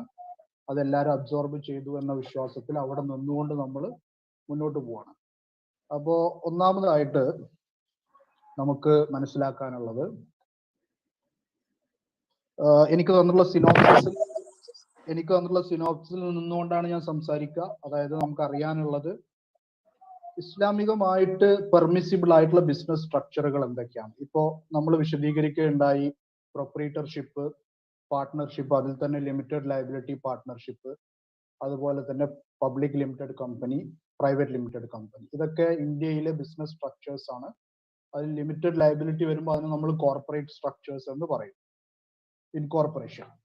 അപ്പൊ ഇതിൽ എന്താണ് ഇസ്ലാമികമായിട്ടുള്ള കാഴ്ചപ്പാട്, ഇതിനെ ഇസ്ലാം അംഗീകരിക്കുന്നുണ്ടോ എന്നുള്ളതാണ് നമ്മൾ ആദ്യം പരിശോധിക്കാൻ പോകുന്നത്. പെർമിസിബിൾ ആയിട്ടുള്ള ബിസിനസ് സ്ട്രക്ചേഴ്സ് എന്താണ്?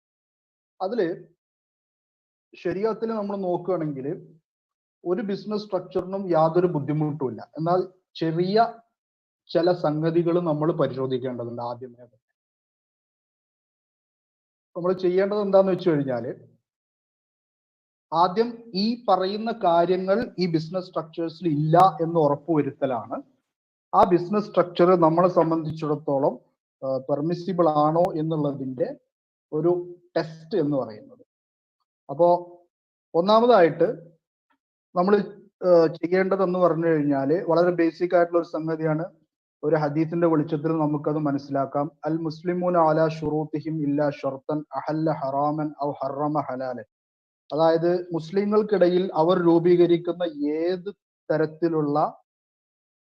തരത്തിലുള്ള നിയമങ്ങളും അല്ലെങ്കിൽ ഷർത്തുകളും അല്ലെങ്കിൽ അഗ്രിമെന്റുകളും പാലിക്കപ്പെടേണ്ടതാണ്. ഏതൊഴിച്ച് ഹറാമിനെ ഹലാലാക്കുകയോ ഹലാലിനെ ഹറാമാക്കുകയോ ചെയ്യുന്ന ചെയ്യുന്നതൊഴിച്ചുള്ള എല്ലാ വിധത്തിലുള്ള സംഗതികളും അവർക്കിടയിൽ നിലനിൽക്കുന്നതാണ്, പാലിക്കപ്പെടേണ്ടതാണ് എന്നുള്ളതാണ് നമുക്ക് ഇതിൽ പൊതുവായിട്ട് മനസ്സിലാക്കേണ്ടതായിട്ടുള്ള സംഗതി. അപ്പോൾ നമ്മളെ സംബന്ധിച്ചിടത്തോളം ഒരു ബിസിനസ് സ്ട്രക്ചർ അത് ഹറാമാണോ ഹലാലാണോ എന്നുള്ളത് പരിശോധിക്കേണ്ടതിന്റെ ആദ്യത്തെ പടി എന്ന് പറയുന്നത് അതില് എന്തെങ്കിലും ഒരു ക്ലോസ് അല്ലെങ്കിൽ നമ്മൾ രൂപീകരിക്കുന്ന അഗ്രിമെന്റിൽ ഏതെങ്കിലും തരത്തിലുള്ള ഒരു ക്ലോസ് അത് ഏതെങ്കിലും ഹറാമായ സംഗതിയെ ഹലാലാക്കുകയോ ഹലാലായതിനെ ഹറാമാക്കുകയോ ചെയ്യുന്നുണ്ട് എങ്കിൽ ആ ബിസിനസ് സ്ട്രക്ചർ നമ്മളെ സംബന്ധിച്ചിടത്തോളം അനുവദനീയമാവുകയില്ല എന്നുള്ളതാണ്. ഇതാണ് ഒന്നാമത്തെ സംഗതി. അത് നമ്മൾ കാര്യങ്ങൾ പറഞ്ഞു പോകുമ്പോൾ നമുക്ക് മനസ്സിലാവും എന്താണ് അങ്ങനത്തെ ഒരു ക്ലോസ് വരുന്നത്, എന്താണ് അതുകൊണ്ട് യഥാർത്ഥത്തിൽ നമ്മൾ ഉദ്ദേശിക്കുന്നത് എന്നുള്ളത്. ഈ ഒരു പ്രസന്റേഷൻ അല്ലെങ്കിൽ ഈ ഒരു സംസാരം നമ്മൾ തുടർന്നുകൊണ്ട് പോകുമ്പോൾ നമുക്ക് കുറച്ചുകൂടി വ്യക്തത അതിൽ വരും. ഇതെന്ന് പറഞ്ഞു കഴിഞ്ഞാൽ ഒരു ബേസിക് ആയിട്ടുള്ള റൂളാണ്. ബേസിക് ആയിട്ടുള്ള ഒരു ഉസൂലുൽ ഫിഖ്ഹിൽപ്പെട്ട ഒരു റൂളാണ്. എല്ലാ വിധത്തിലുള്ള ഒരു അഗ്രിമെന്റ് വാലിഡ് ആകണമെങ്കിൽ, രണ്ടാൾ തമ്മിലൊരു അഗ്രിമെന്റിൽ ഏർപ്പെട്ടു, അത് നിലനിൽക്കത്തക്ക അഗ്രിമെന്റ് ആണോ, അത് പരിഗണനീയമല്ലാത്ത അഗ്രിമെന്റ് ആണോ എന്ന് പറയുന്നതിന്റെ അടിസ്ഥാന ഘടകം എന്ന് പറയുന്നത് അൽ മുസ്ലിമൂൻ അലാ ഷുറൂത്തിഹിം ഇല്ലാ ഷർത്തൻ അഹല്ല ഹറാമൻ ഔ ഹറമ ഹലാലൻ എന്നുള്ളത് നമ്മൾ മനസ്സിൽ വെക്കുക. രണ്ടാമത്തേത് ബിസിനസ് സ്പെസിഫിക് ആയിട്ടുള്ള അഗ്രിമെന്റുകളിലേക്ക് വരുമ്പോൾ അല്ലെങ്കിൽ ബിസിനസ് സ്പെസിഫിക് ആയിട്ടുള്ള സ്ട്രക്ചറുകളിലേക്ക് വരുമ്പോൾ നമ്മൾ എന്ത് ചെയ്യണം?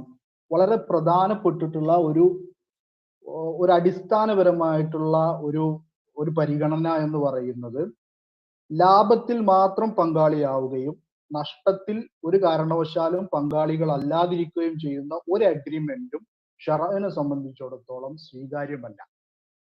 അപ്പോ ഒരു ബിസിനസ്സിൽ ഒരാള് പങ്കാളിയാകുകയാണ്. അപ്പോ അദ്ദേഹം ഏതെങ്കിലും ഒരു തരത്തിൽ, അത് ബിസിനസ്സിൽ ഫണ്ട് സ്വീകരിക്കുന്ന ആളായിക്കോട്ടെ അല്ലെങ്കിൽ ഫണ്ട് കൊടുക്കുന്ന ആളായിക്കോട്ടെ, പറയാണ് ലാഭം ഉണ്ടെങ്കിൽ എനിക്ക് ഇത്ര കിട്ടണം, നഷ്ടത്തിൽ ഞാൻ പങ്കാളിയാവൂല, അത് നിങ്ങൾ കാണണം അല്ലെങ്കിൽ ഞാൻ കണ്ടോളാം എന്ന് നടത്തുന്ന ആള് പറയുകയാണെങ്കിൽ അങ്ങനെയുള്ള അഗ്രിമെന്റ് ഷറഇൽ യാതൊരു സ്വീകാര്യതയും ഇല്ല.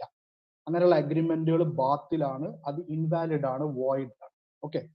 മൂന്നാമത്തെ സംഗതി, ഇപ്പൊ തഖീദ്ദീൻ സാഹിബ് പറഞ്ഞ എല്ലാ സംഗതികളും, അതായത് ലിമിറ്റഡ് ലയബിലിറ്റി സ്ട്രക്ചറുകൾ, ഇതിൽ ചില ആളുകൾ സംശയങ്ങൾ ഉന്നയിക്കാറുണ്ട്. അതായത് ലിമിറ്റഡ് ലയബിലിറ്റി സ്ട്രക്ചർ ഇസ്ലാമികമായിട്ട് ജായിസ് ആണോ, അതിന് നിലനിൽപ്പുണ്ടോ? അതായത് ഒരു ബിസിനസ്സിനെ മറ്റൊരു എൻറ്റിറ്റി ആയി കണ്ടുകൊണ്ട്, അതിനെ ഒരു ലീഗൽ എൻറ്റിറ്റി ആയി കണ്ടുകൊണ്ട്, അതിൽ മുതൽ മുടക്കുന്ന ആളുകളെ സെപ്പറേറ്റ് ആയിട്ടുള്ള ഒരു എൻറ്റിറ്റി ആയി കണ്ടുകൊണ്ട് അവരുടെ രണ്ടു പേരുടെയും ബാധ്യതകളെ വേർതിരിക്കുന്ന കോൺസെപ്റ്റിനെയാണ് നമ്മൾ ലിമിറ്റഡ് ലയബിലിറ്റി എന്ന് പറയുന്നത്. ഒരാൾ എത്രയാണോ മുതൽ മുടക്കുന്നത് അയാളുടെ ബാധ്യത അതിൽ പരിമിതമായിരിക്കും എന്നുള്ള വളരെ സുപ്രധാനമായിട്ടുള്ള ഒരു കോൺസെപ്റ്റ് ആണ് ലിമിറ്റഡ് ലയബിലിറ്റി നമ്മളുടെ മുമ്പിലേക്ക് വെക്കുന്നത്.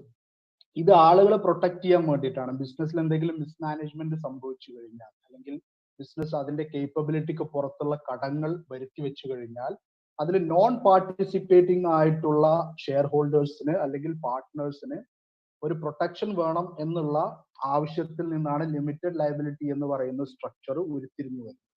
ഈ ലിമിറ്റഡ് ലയബിലിറ്റി സ്ട്രക്ചറിന് സാധ്യതയുണ്ടോ? അതല്ല, അങ്ങനെ ലിമിറ്റഡ് ലയബിലിറ്റി വെക്കാതെ കച്ചവടത്തിന്റെ ഏത് തന്നെ ബാധ്യതയാണെങ്കിലും അത് നടത്തുന്ന ആളുകൾ അത് അവരുടെ പേഴ്സണൽ പ്രോപ്പർട്ടിയിൽ നിന്ന് എടുത്തിട്ടാണെങ്കിലും മീറ്റ് ചെയ്യണം എന്നുള്ളത് രണ്ടാമത്തെ കോൺസെപ്റ്റ്. ഇതിൽ ഏതാണ് ശരി എന്നുള്ള ഒരു സംശയം പല ആളുകളും ഉന്നയിക്കാറുണ്ട്. ഇതിൽ നമ്മൾ മനസ്സിലാക്കേണ്ടത് ലിമിറ്റഡ് ലയബിലിറ്റി സ്ട്രക്ചർ ഷറഇൽ അംഗീകൃതമാണ്. അത് നമ്മൾ ക്ലാസിക്കൽ ആയിട്ടുള്ള ഫിഖ്ഹിന്റെ പല പുസ്തകങ്ങളിലും അത്തരം സ്ട്രക്ചറുകളെ കുറിച്ച് പ്രതിപാദിക്കുന്നുണ്ട്. ഉദാഹരണത്തിന് പ്രവാചകന്റെ കാലത്ത് നിലനിന്നിരുന്ന ഒരു കച്ചവടം എന്ന് പറയുന്നത്, ഒരു വ്യക്തി തന്റെ അടിമ അല്ലെങ്കിൽ തന്റെ ജോലിക്കാരന് ഒരു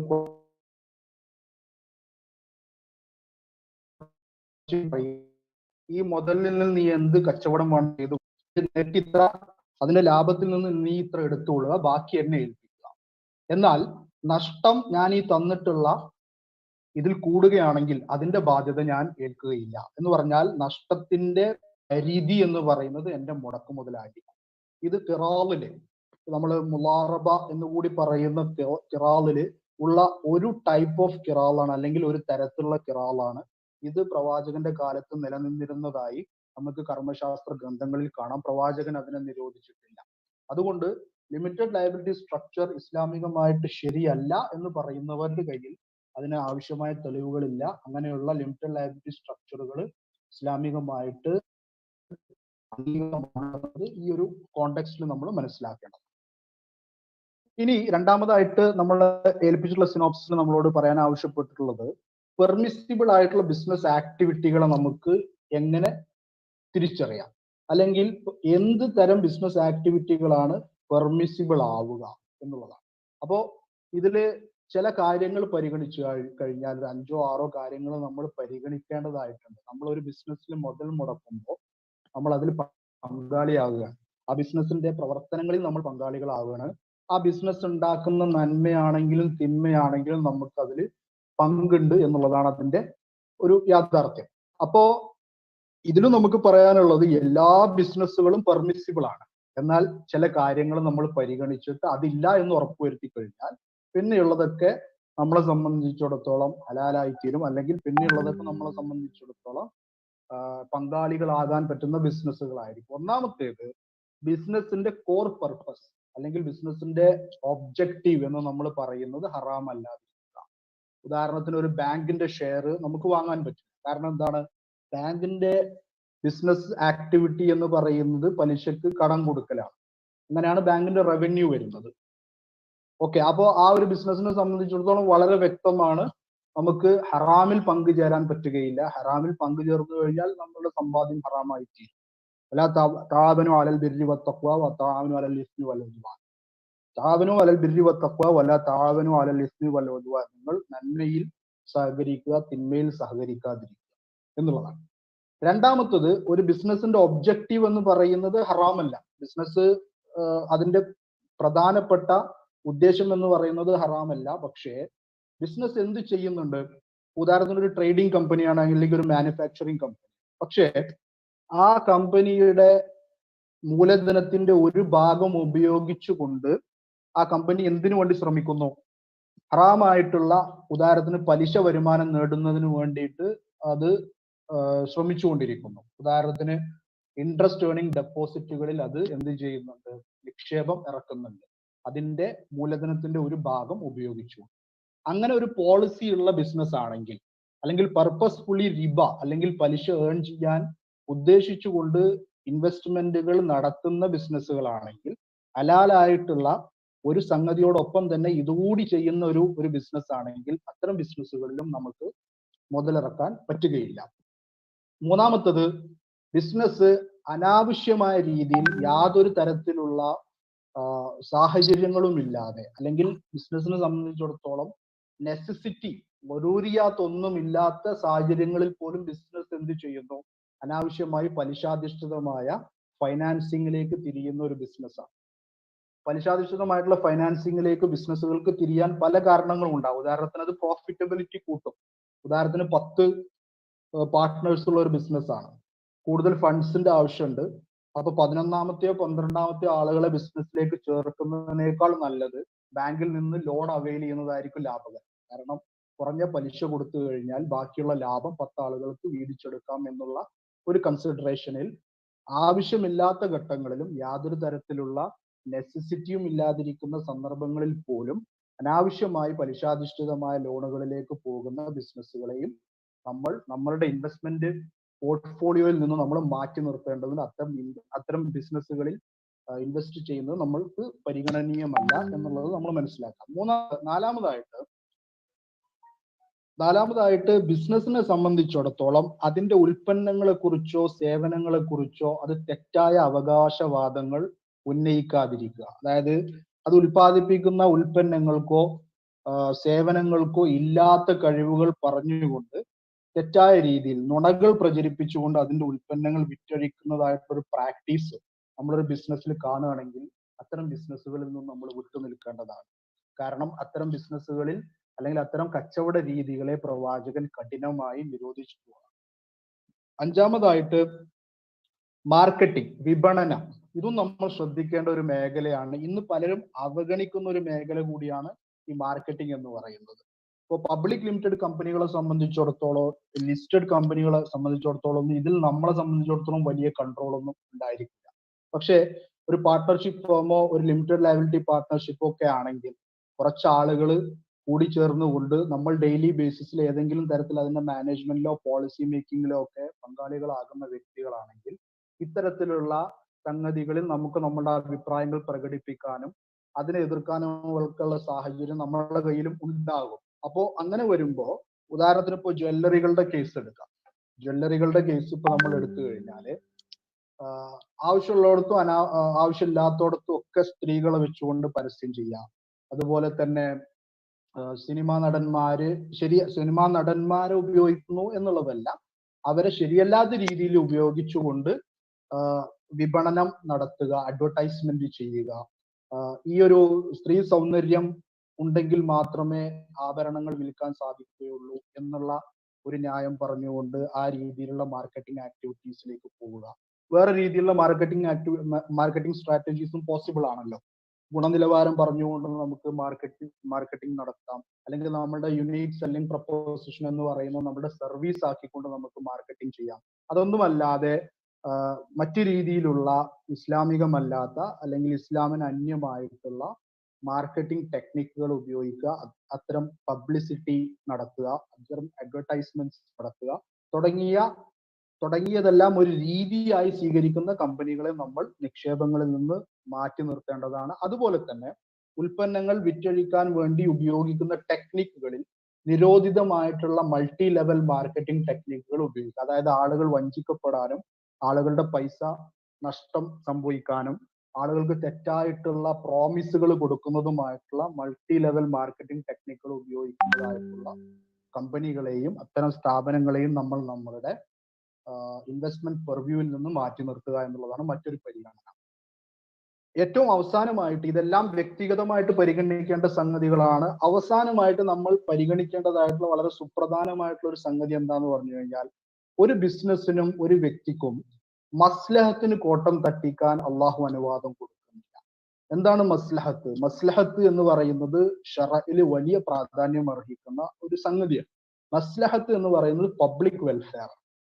ഒരു കമ്പനിയുടെ ഉൽപാദനമോ വിപണനമോ അല്ലെങ്കിൽ അതിന്റെ ഓപ്പറേഷൻസ് തന്നെയോ മസ്ലഹത്തിനെ കാര്യമായി ബാധിക്കുന്ന രീതിയിലാണ് എങ്കിൽ, ആളുകളെ എക്സ്പ്ലോയിറ്റ് ചെയ്യുന്ന രൂപത്തിലാണ് എങ്കിൽ, അല്ലെങ്കിൽ അത്തരത്തിലുള്ള ഒരു ട്രാക്ക് റെക്കോർഡ് ഒരു കമ്പനിക്ക് ഉണ്ട് എങ്കിൽ, അത്തരം കമ്പനികളിൽ നമ്മൾ നമ്മുടെ നിക്ഷേപം ഇറക്കുന്നതിൽ നിന്ന് നമ്മൾ മാറി നിൽക്കേണ്ടതാണ്. കാരണം നമ്മളുടെ പണം ഉപയോഗിച്ചുകൊണ്ട് നമ്മൾ സമൂഹത്തെ മുറിവേൽപ്പിക്കാനുള്ള സാഹചര്യം ഉണ്ടാക്കരുത് എന്നുള്ളതാണ്. അപ്പോൾ ഈ 6 പരിഗണനകൾ വെച്ചുകൊണ്ട് നമ്മൾ എന്ത് ചെയ്യുക? ഓരോ ബിസിനസ് ഓപ്പർച്യൂണിറ്റിയും നമ്മൾ വിലയിരുത്താം. ഇതിലേതെങ്കിലും അതിൽ കടന്നു വരുന്നുണ്ടോ?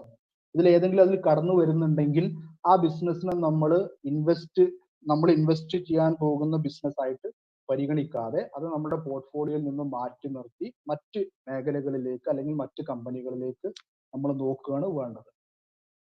ഇനി ശരിയ കംപ്ലയന്റ് ആയിട്ടുള്ള വെഞ്ചേഴ്സ് എന്ന് പറഞ്ഞു കഴിഞ്ഞാൽ, ശരീഅത്തിന് അനുസൃതമായിട്ട് ശറഅ് പിൻപറ്റി ജീവിക്കുന്ന ആളുകൾക്ക് അല്ലെങ്കിൽ മുസ്ലിങ്ങളെ സംബന്ധിച്ചിടത്തോളം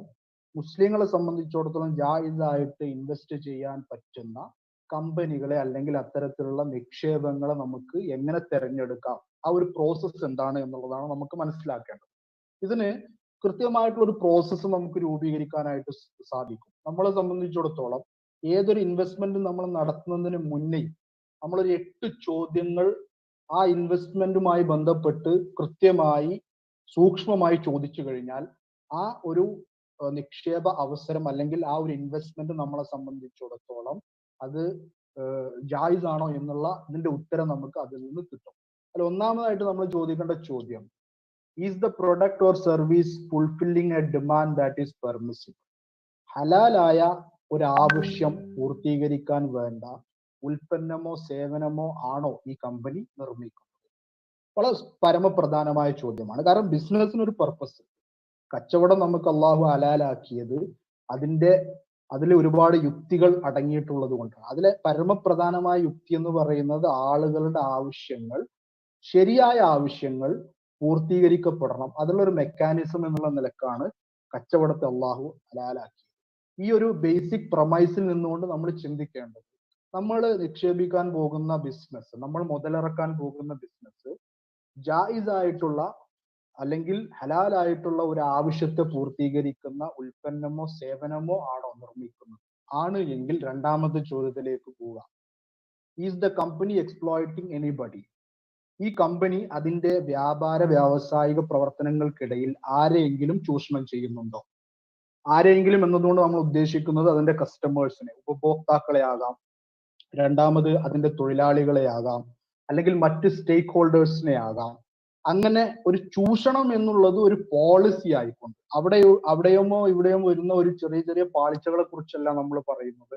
നമ്മൾ പറയുന്നത് അതൊരു രീതിശാസ്ത്രമായിട്ട് സ്വീകരിച്ച ഒരു കമ്പനിയോ ഒരു ഗ്രൂപ്പോ ആണോ, അല്ലെങ്കിൽ അതിന്റെ പ്രവർത്തനം കൊണ്ട് ആളുകൾ ചൂഷണം ചെയ്യപ്പെടുന്ന അവസ്ഥകൾ സംജാതമാകുന്നുണ്ടോ? ഇതാണ് നമ്മൾ ചോദിക്കേണ്ട രണ്ടാമത്തെ ചോദ്യം. അതില്ല എങ്കിൽ മൂന്നാമത്തെ ചോദ്യം ചോദിക്കാം, is the company causing a larger harm than good to മസ്ലഹത്ത്? നമ്മൾ നേരത്തെ പറഞ്ഞ സൊസീറ്റൽ വെൽഫെയർ, സോഷ്യൽ വെൽഫെയർ എന്നതിന് കമ്പനിയുടെ പ്രവർത്തനം കൊണ്ട് കോട്ടമാണോ നേട്ടമാണോ ഉണ്ടാകുന്നത്? ഇതും വളരെ പരമപ്രധാനമായിട്ട് ഒരു പരിഗണനയാണ്. നാലാമത്തെ ചോദ്യം, is the company unnecessarily resorting to interest based finance? നാലാമത്തെ ചോദ്യം നമ്മൾ ചോദിക്കേണ്ടത് അനാവശ്യമായി ഫിഖുൽ അഖ്ലിയാത്തിൽ, ന്യൂനപക്ഷത്തിന്റെ കർമ്മശാസ്ത്രത്തിൽ നമുക്ക് ലറൂറിയാത്തുകൾക്ക് വേണ്ടി ബാങ്കുകളെ സമീപിക്കാം, അത്യാവശ്യ ഘട്ടങ്ങളിൽ അതാകാം എന്നുള്ള ഫത്വകളൊക്കെ നമ്മളുടെ മുമ്പിൽ ഇരിക്കെ തന്നെ അനാവശ്യമായിട്ട് പ്രോഫിറ്റബിലിറ്റി ജാക്കപ്പ് ചെയ്യാൻ വേണ്ടിയിട്ട്, അല്ലെങ്കിൽ ലിവറേജിന്റെ ബെനിഫിറ്റ് എടുക്കുന്നതിന് വേണ്ടിയിട്ട് മറ്റുള്ള ഫിനാൻസിങ് ഓപ്ഷൻസ് അവൈലബിൾ ആയിരിക്കുന്ന സമയത്ത് കമ്പനി എന്ത് ചെയ്യുന്നുണ്ടോ എന്ന് നോക്കുക. കമ്പനി അൺനെസസറി ആയിട്ട് ഇൻട്രസ്റ്റ് ബേസ്ഡ് ആയിട്ടുള്ള ഫൈനാൻസിങ്ങിലേക്ക് റിസോർട്ട് ചെയ്യുന്നുണ്ടോ എന്നുള്ളത് നമ്മൾ പരിശോധിക്കേണ്ടതാണ്.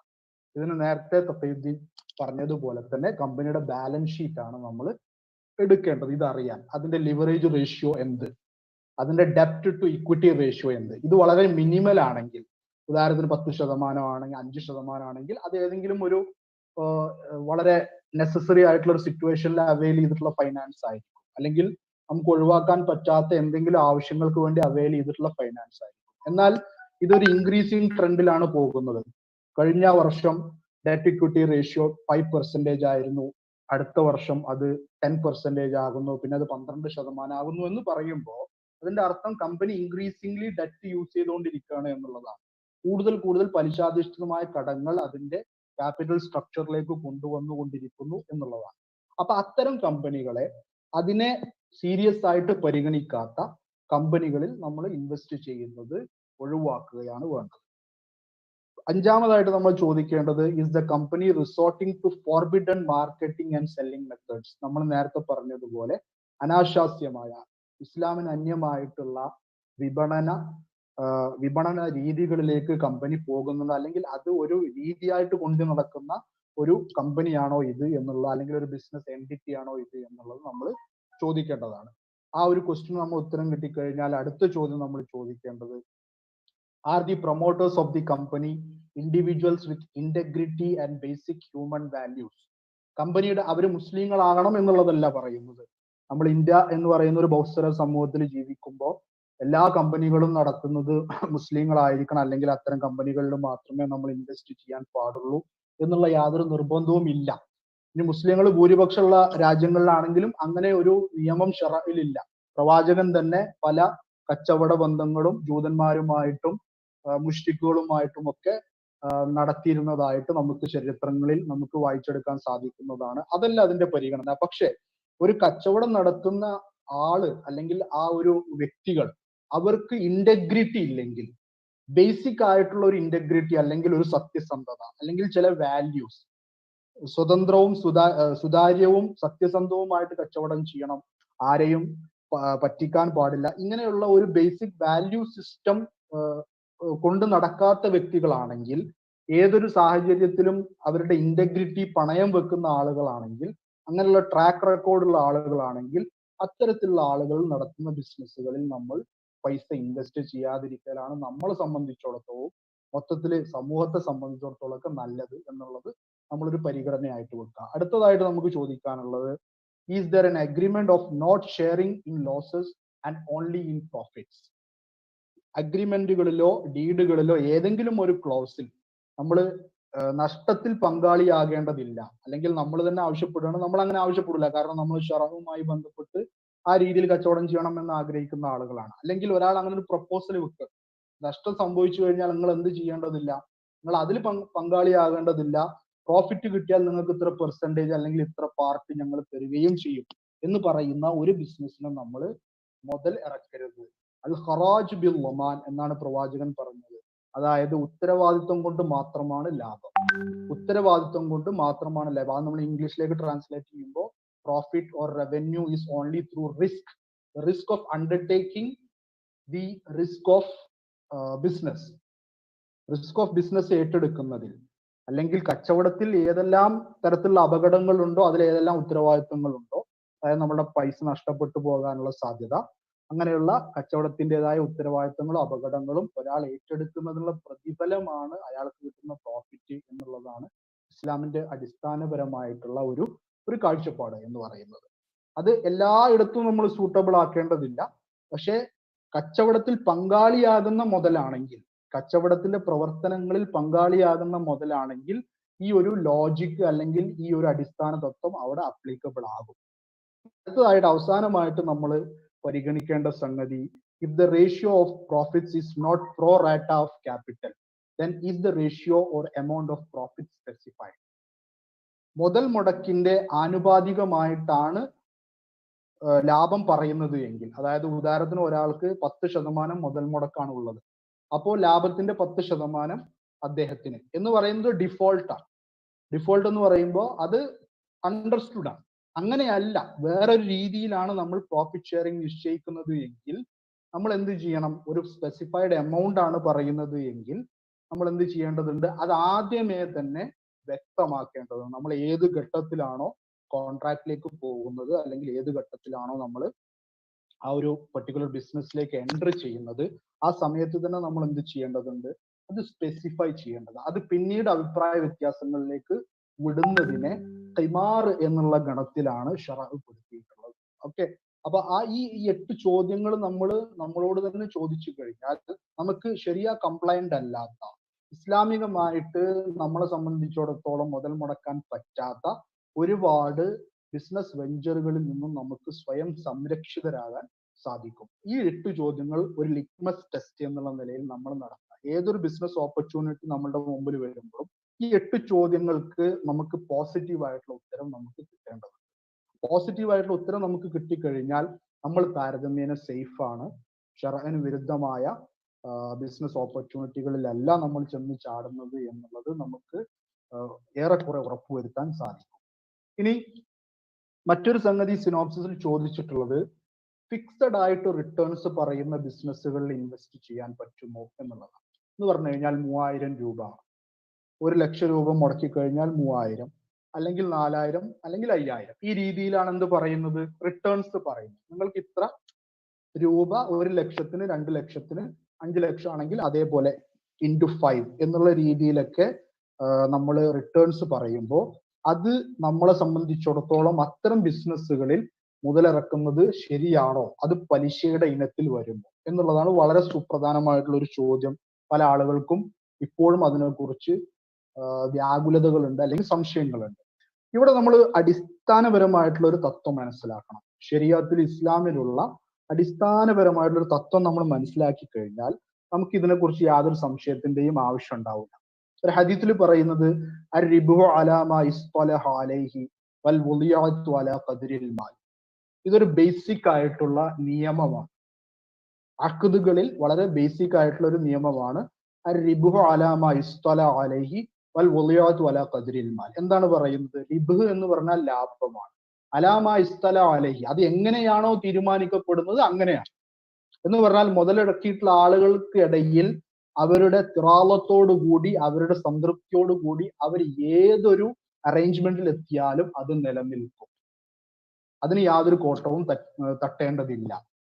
എന്നാൽ വൽ വുളിയഅതു അലാ ഖദ്രിൽ മാൽ, നഷ്ടം എന്ന് പറയുന്നത് എപ്പോഴും മുതലിന്റെ അളവിനാണ്. ഇത് നമ്മൾ മനസ്സിലാക്കി കഴിഞ്ഞാൽ നമുക്ക് ഇതിന്റെ വെളിച്ചത്തിൽ നമുക്ക് ഇൻവെസ്റ്റ്മെന്റ് ഓപ്പർച്യൂണിറ്റീസിന് ഇവാലുവേറ്റ് ചെയ്യാനായിട്ട് സാധിക്കും. ഈ പറയുന്നത് നമുക്ക് ജായിസ് ആയിട്ടുള്ള പ്രോഫിറ്റ് ആണ്. അപ്പോ നമ്മൾ മനസ്സിലാക്കിയത് എന്താണ്? ഒന്ന്, ലാഭം ഏത് രീതിയിലും നമുക്ക് പങ്കുവെക്കാം, പ്രശ്നമൊന്നുമില്ല.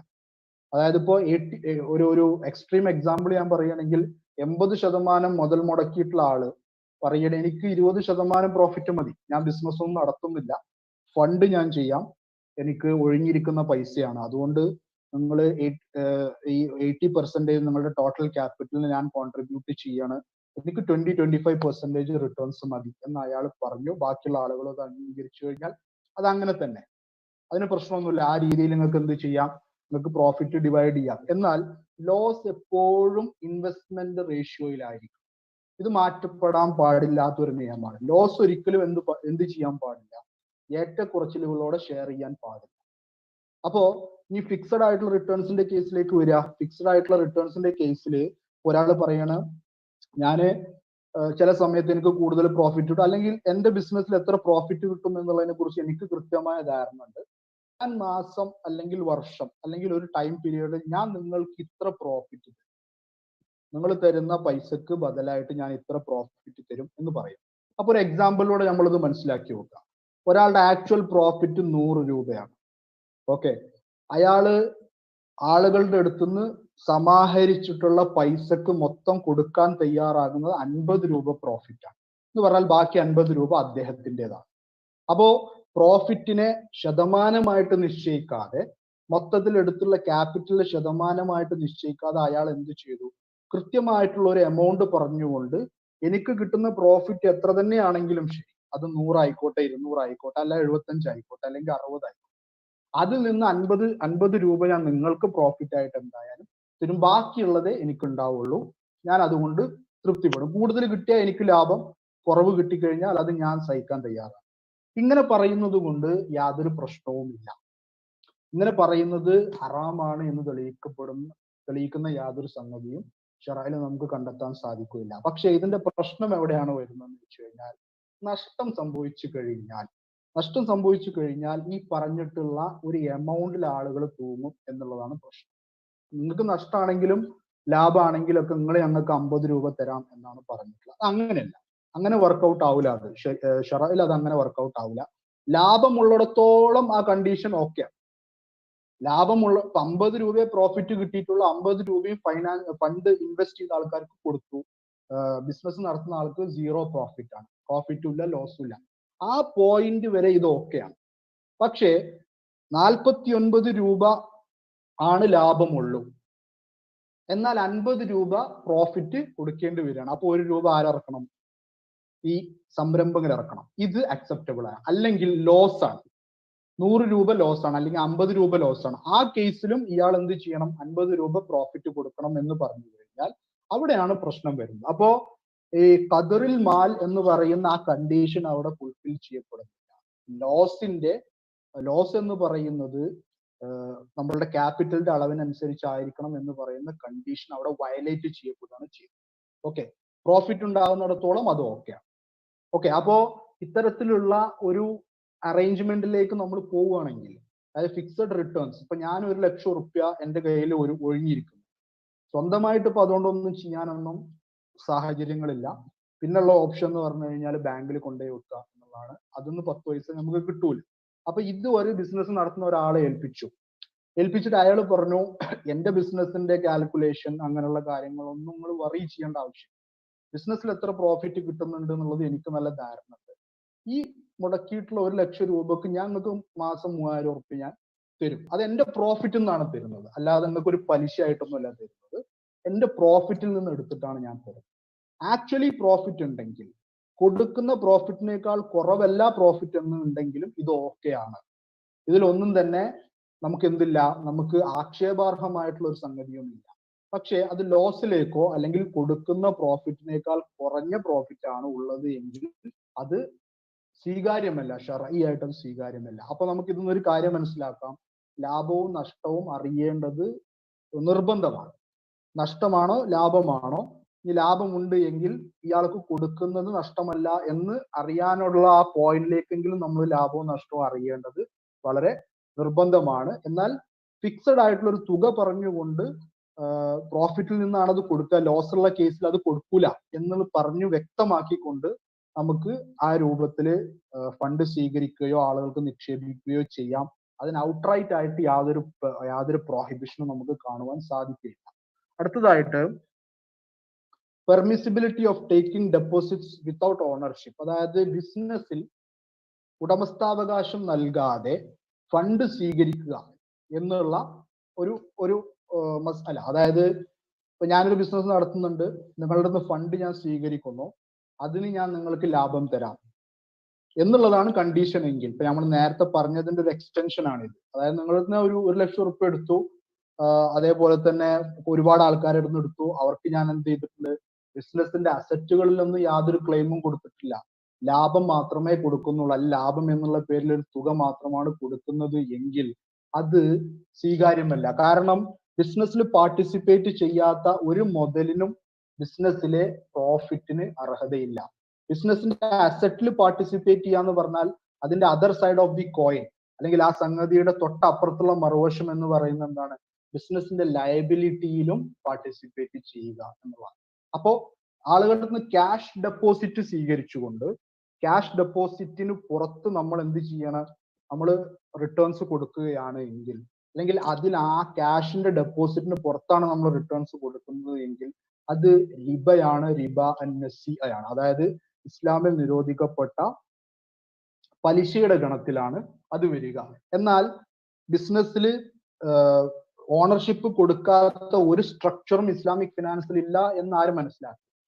ഒരു ബിസിനസ്സിനെ സംബന്ധിച്ചിടത്തോളം അതിന്റെ ഇക്വിറ്റി ഡയല്യൂട്ട് ചെയ്യാതെ, അതിന്റെ ഇപ്പോൾ ഉള്ള ഓണർഷിപ്പ് ഡയല്യൂട്ട് ചെയ്യാതെ പുറത്തു നിന്നുള്ള ആളുകളുടെ ഫണ്ട് സ്വീകരിച്ചുകൊണ്ട് അവർക്ക് റിട്ടേൺസ് കൊടുക്കാനുള്ള പോസിബിലിറ്റി ഇസ്ലാമിക് ഫിനാൻസിലും ഉണ്ട്.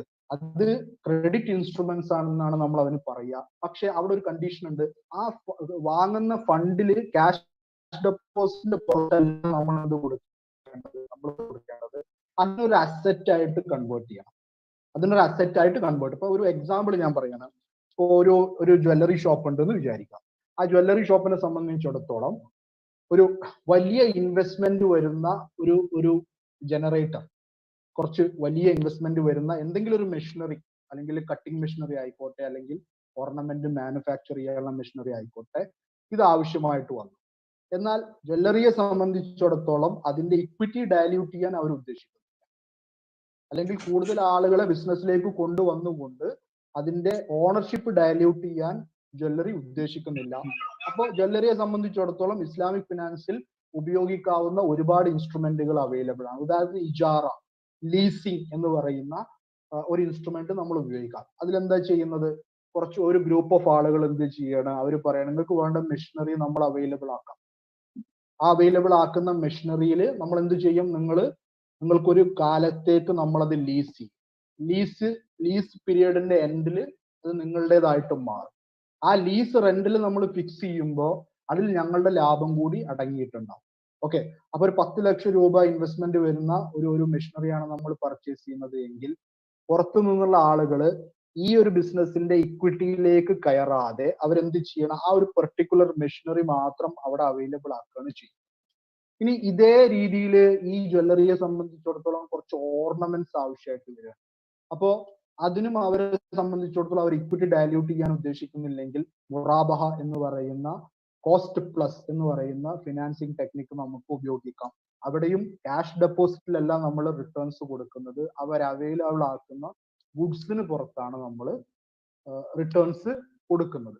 അപ്പൊ ക്യാഷ് ഡെപ്പോസിറ്റ് എടുത്തുകൊണ്ട് അതിൽ ബിസിനസ്സിന് യാതൊരു തരത്തിലുള്ള ഓണർഷിപ്പും കൊടുക്കാതെ അതിൽ നമ്മൾ പൈസ കൊടുത്തുകൊണ്ടിരിക്കുക എന്ന് പറയുന്നത് ശർഈയായിട്ട് ശരിയാവുകയില്ല. അത് പലിശയുടെ ഇനത്തിൽ തന്നെയാണ് അത് വരിക. അപ്പൊ ഈ പറഞ്ഞിട്ടുള്ള ഇസ്ലാമിക് ഫിനാൻസ് ടെക്നിക്സ് ഇൻഡിവിജ്വൽസിന് ചെയ്യാം, ഗ്രൂപ്പുകൾക്ക് ചെയ്യാം, സിൻഡിക്കേറ്റഡ് ഫിനാൻസിങ്ങിലൂടെ നമുക്ക് ചെയ്യാം, സ്പെഷ്യൽ പർപ്പസ് വെഹിക്കിൾസ് ഉണ്ടാക്കിക്കൊണ്ട് അതിനു വേണ്ടി മാത്രം ഒരു കമ്പനി ഇൻകോർപ്പറേഷൻ, ഒരു സ്ട്രക്ചർ ഇൻകോർപ്പറേറ്റ് ചെയ്തുകൊണ്ടും നമുക്ക് ചെയ്യാം. അതിന് ഒരുപാട് മെത്തേഡ്സ് ഉണ്ട്. ഇവിടെ നമ്മൾ മനസ്സിലാക്കേണ്ടതായിട്ടുള്ള കീ പോയിന്റ് എന്ന് പറയുന്നത് ക്യാഷ് ഡെപ്പോസിറ്റ്സിന് പുറത്ത് കിട്ടുന്ന ബിസിനസിന്റെ ലയബിലിറ്റിയിലോ അല്ലെങ്കിൽ ബിസിനസിന്റെ റിസ്കിലോ പാർട്ടിസിപ്പേറ്റ് ചെയ്യാത്ത, ലോസ് അണ്ടർടേക്ക് ചെയ്യാത്ത, ബിസിനസ്സിൽ എന്തെങ്കിലും കൃത്യമായിട്ടുള്ള ഹ്യൂജ് ലോസസ് വന്നു കഴിഞ്ഞാൽ, ഉദാഹരണത്തിന് പ്ലാന്റ് നശിച്ചുപോയി, അല്ലെങ്കിൽ ബിൽഡിങ്ങിന് കേടുപാടുകൾ സംഭവിച്ചു, ഇങ്ങനെ ഉണ്ടാകുന്ന നാച്ചുറൽ ഫോഴ്സസ് കൊണ്ടുണ്ടാകുന്ന ലയബിലിറ്റികൾ പങ്കാളികളാകാത്ത ഒരു ക്യാപിറ്റലിനും ബിസിനസിന്റെ പ്രോഫിറ്റിൽ യാതൊരു അർഹതയും ഇല്ല എന്നുള്ളത് ശരീഅത്തിൽ അടിസ്ഥാനപരമായിട്ടുള്ള ഒരു നിയമമാണ്. ഇനി അവസാനമായിട്ട് എനിക്ക് പറയാനുള്ളത്, എങ്ങനെയാണ് പോൺസി സ്കീംസ് എന്ന് പറയുന്നത് ഒരു ടെക്നിക്കൽ വേർഡാണ്. പോൺസി സ്കീം എന്ന് പറഞ്ഞാൽ ആളുകളെ പറ്റിക്കാൻ വേണ്ടി അവർക്ക് പല വാഗ്ദാനങ്ങളും കൊടുത്തുകൊണ്ട് ആളുകളുടെ അടുത്ത് ഫണ്ട് മൊബിലൈസ് ചെയ്ത് അവസാനം ഇതൊക്കെ നഷ്ടപ്പെടുന്ന സ്കീമുകളെയാണ് നമ്മൾ പോൺസി സ്കീം എന്ന് പറയാം. അത് ഒരു വ്യക്തിയുടെ പേരാണ് പോൺസി. അദ്ദേഹമാണ് ചരിത്രത്തിൽ വലിയ രീതിയിലുള്ള ഇത്ര ഒരു സ്കീം നടത്തിയത് എന്നുകൊണ്ട് ആ രീതിയിൽ അത് അറിയപ്പെടുന്നു, പോൺസി സ്കീം. ഈ പോൺസി സ്കീമുകൾ ഐഡന്റിഫൈ ചെയ്യാൻ നമ്മൾ എന്ത് ചെയ്യണം? നമുക്ക് എങ്ങനെയാണ് ഇത് തിരിച്ചറിയാൻ സാധിക്കുക?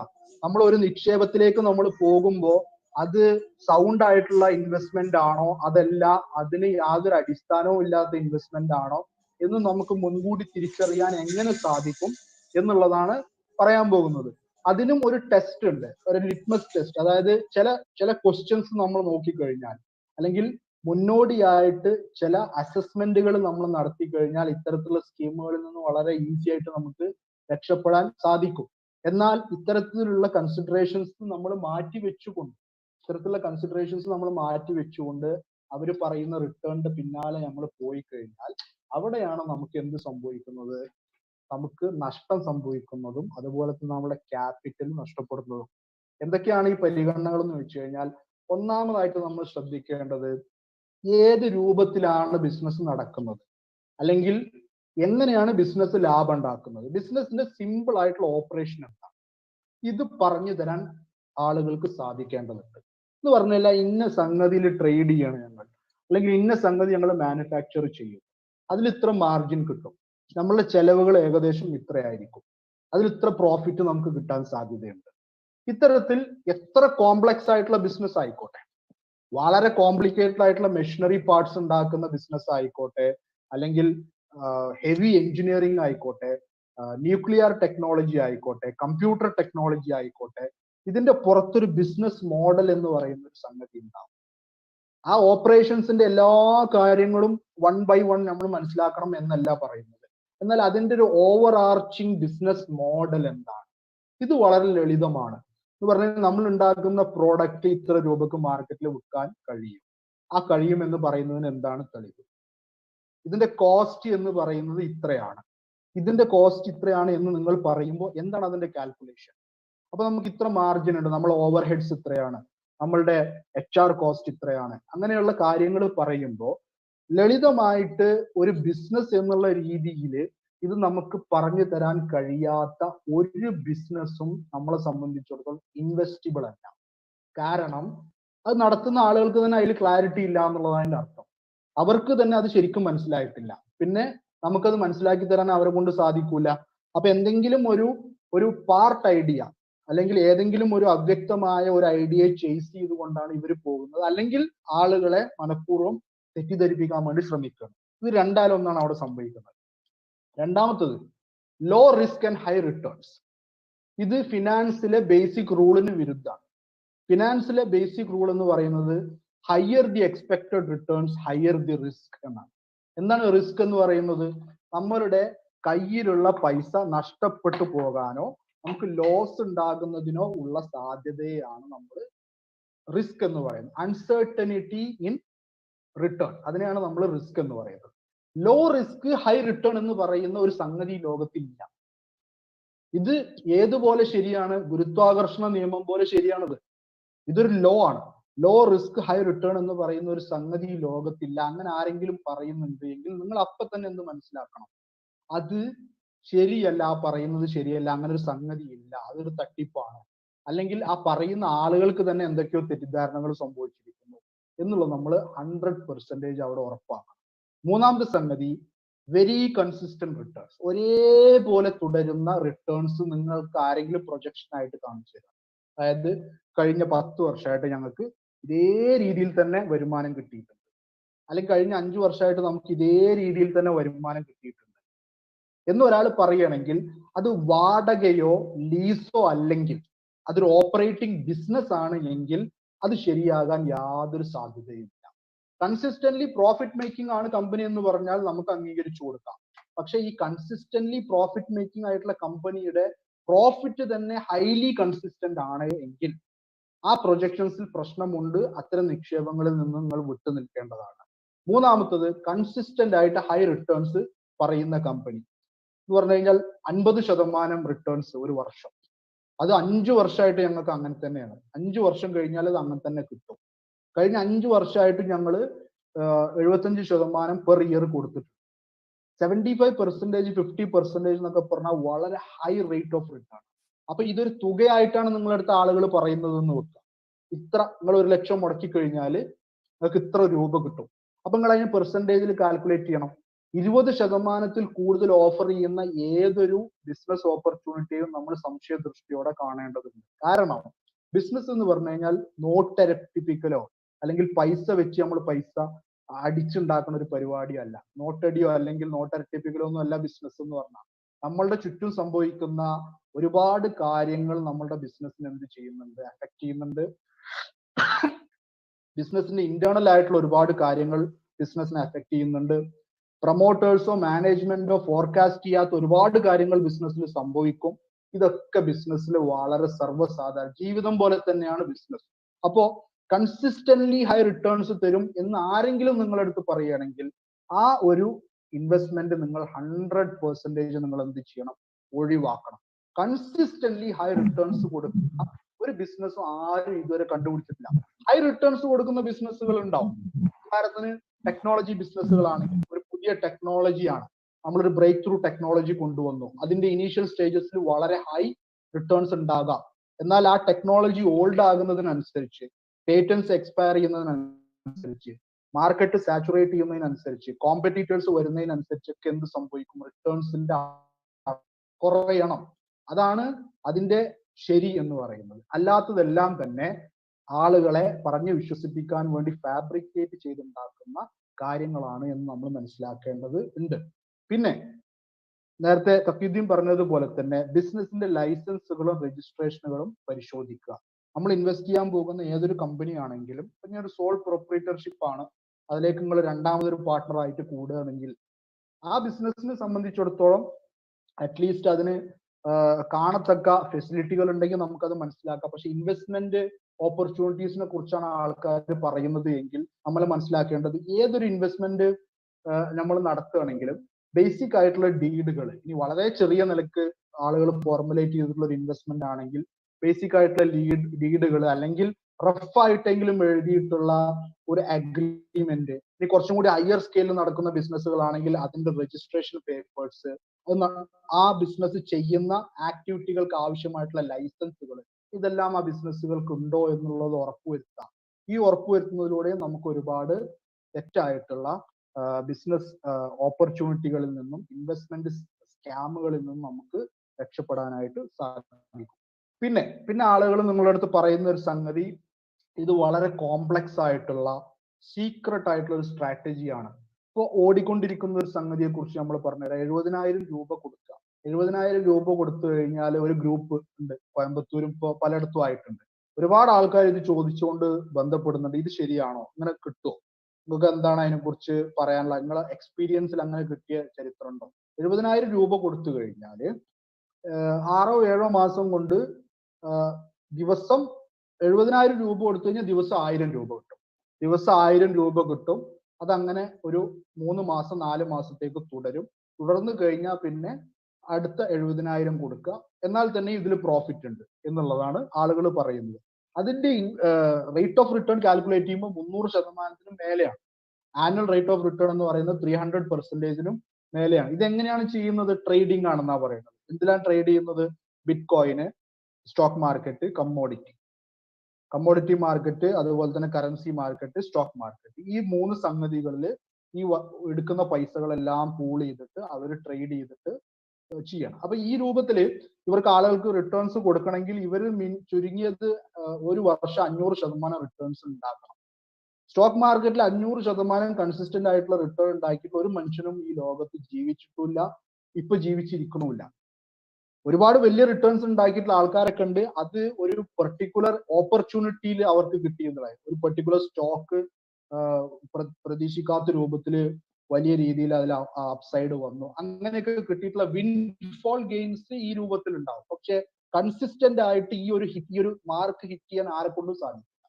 അപ്പോ കോംപ്ലക്സ് സ്ട്രാറ്റജീസ് ആണ് നമ്മളുടെ സീക്രട്ട് ആയിട്ടുള്ള ഒരു സ്ട്രാറ്റജിയാണ് ഇത്, ഞങ്ങൾ ഫോർമുലേറ്റ് ചെയ്തൊരു സംഗതിയാണ് എന്നൊക്കെ പറയുന്ന ഏതെങ്കിലും സ്കീമുകൾ നിങ്ങളുടെ അടുത്ത് വന്നു കഴിഞ്ഞാൽ അപ്പൊ തന്നെ നിങ്ങൾ മനസ്സിലാക്കണം ഇത് സ്കാം ആണ്. ഇത് വെറും ആൾക്കാരെ പൈസ പറ്റിക്കാൻ വേണ്ടിയിട്ട് ഉണ്ടാക്കിയിട്ടുള്ള പ്ലോട്ട് ചെയ്തിട്ടുള്ള ഒരു സ്കീമാണ് എന്ന് നമ്മൾ മനസ്സിലാക്കേണ്ടതുണ്ട്. പിന്നെ അവസാനമായിട്ട് നമ്മൾ ശ്രദ്ധിക്കാതെ അൺനെസസറി ആയിട്ടുള്ള ഡിലേ, അതായത് നമ്മളുടെ അക്കൗണ്ടിങ് മാറ്റർ തരുന്നതിലോ ഫിനാൻഷ്യൽ റിപ്പോർട്ട്സ് തരുന്നതില്, അതുപോലെ തന്നെ നമുക്ക് വരേണ്ട പേയ്മെന്റ്സ്, ഏൺഡ് ഇൻകം അല്ലെങ്കിൽ നമ്മളുടെ ക്യാപിറ്റൽ വിഡ്രോവല്, ഇതിലൊക്കെ അൺനെസസറി ആയിട്ടുള്ള ഡിലേ വരുത്തുക. അല്ലെങ്കിൽ നിങ്ങൾ ഇപ്പൊ മുടക്കിയിട്ടുള്ള പൈസ അങ്ങനെ തന്നെ വെച്ചു കഴിഞ്ഞാൽ കുറച്ചും കൂടി റിട്ടേണോട് കൂടി നിങ്ങൾക്ക് തിരിച്ചു തരാം.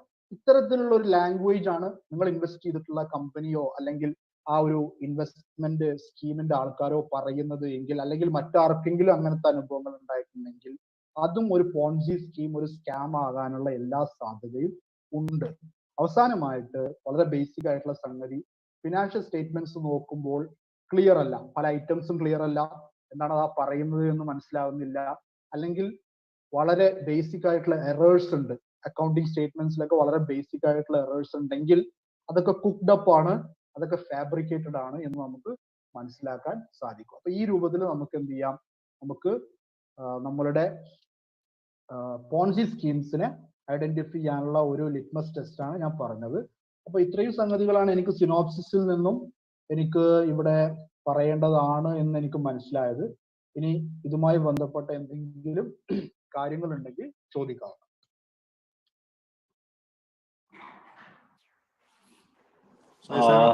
Thank you Saif, thank you Shameel, Sajjad.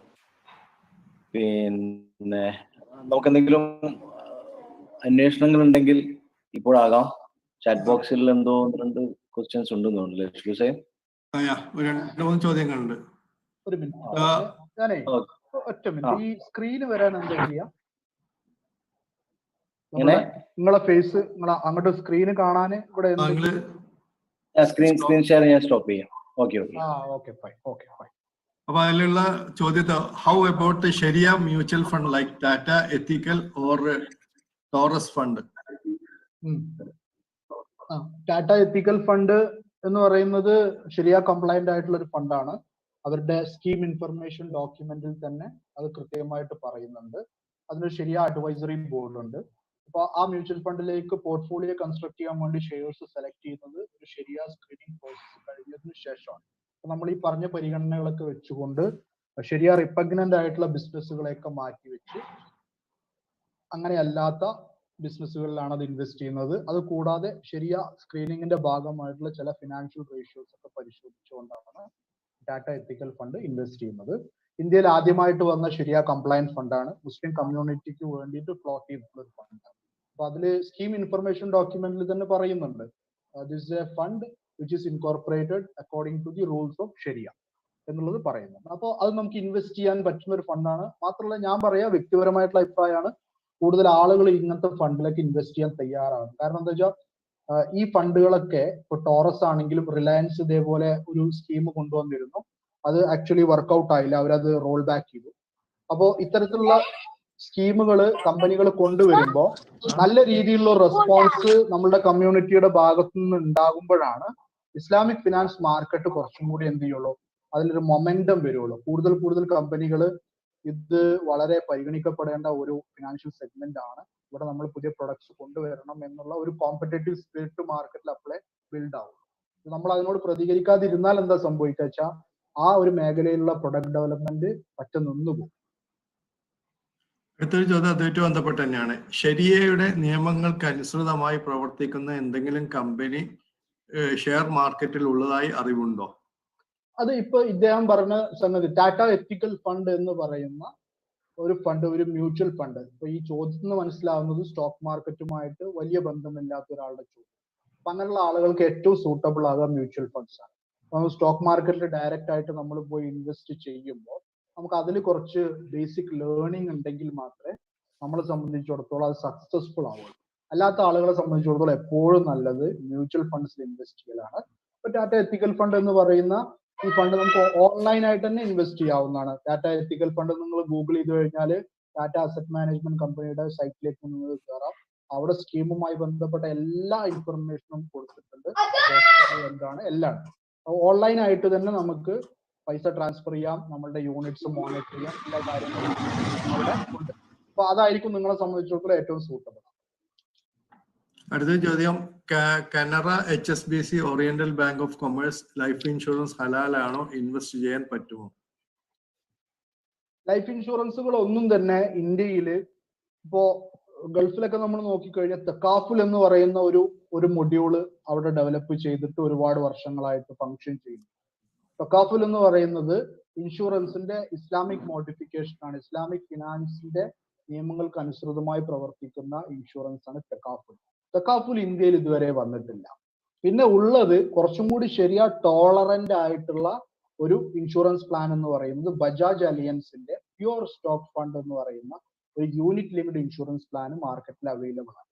അതിൽ നമ്മൾ നടത്തുന്ന പ്രീമിയം അടയ്ക്കുന്ന പ്രീമിയത്തിന്റെ നല്ലൊരു ഭാഗം ഇത്തരം കമ്പനികളിലെ നമ്മൾ നേരത്തെ പറഞ്ഞതുപോലെ ശരിയാ കംപ്ലൈന്റ് ആയിട്ടുള്ള ഒരു മ്യൂച്വൽ ഫണ്ട് സ്കീമിലേക്കാണ് അത് പോവുക.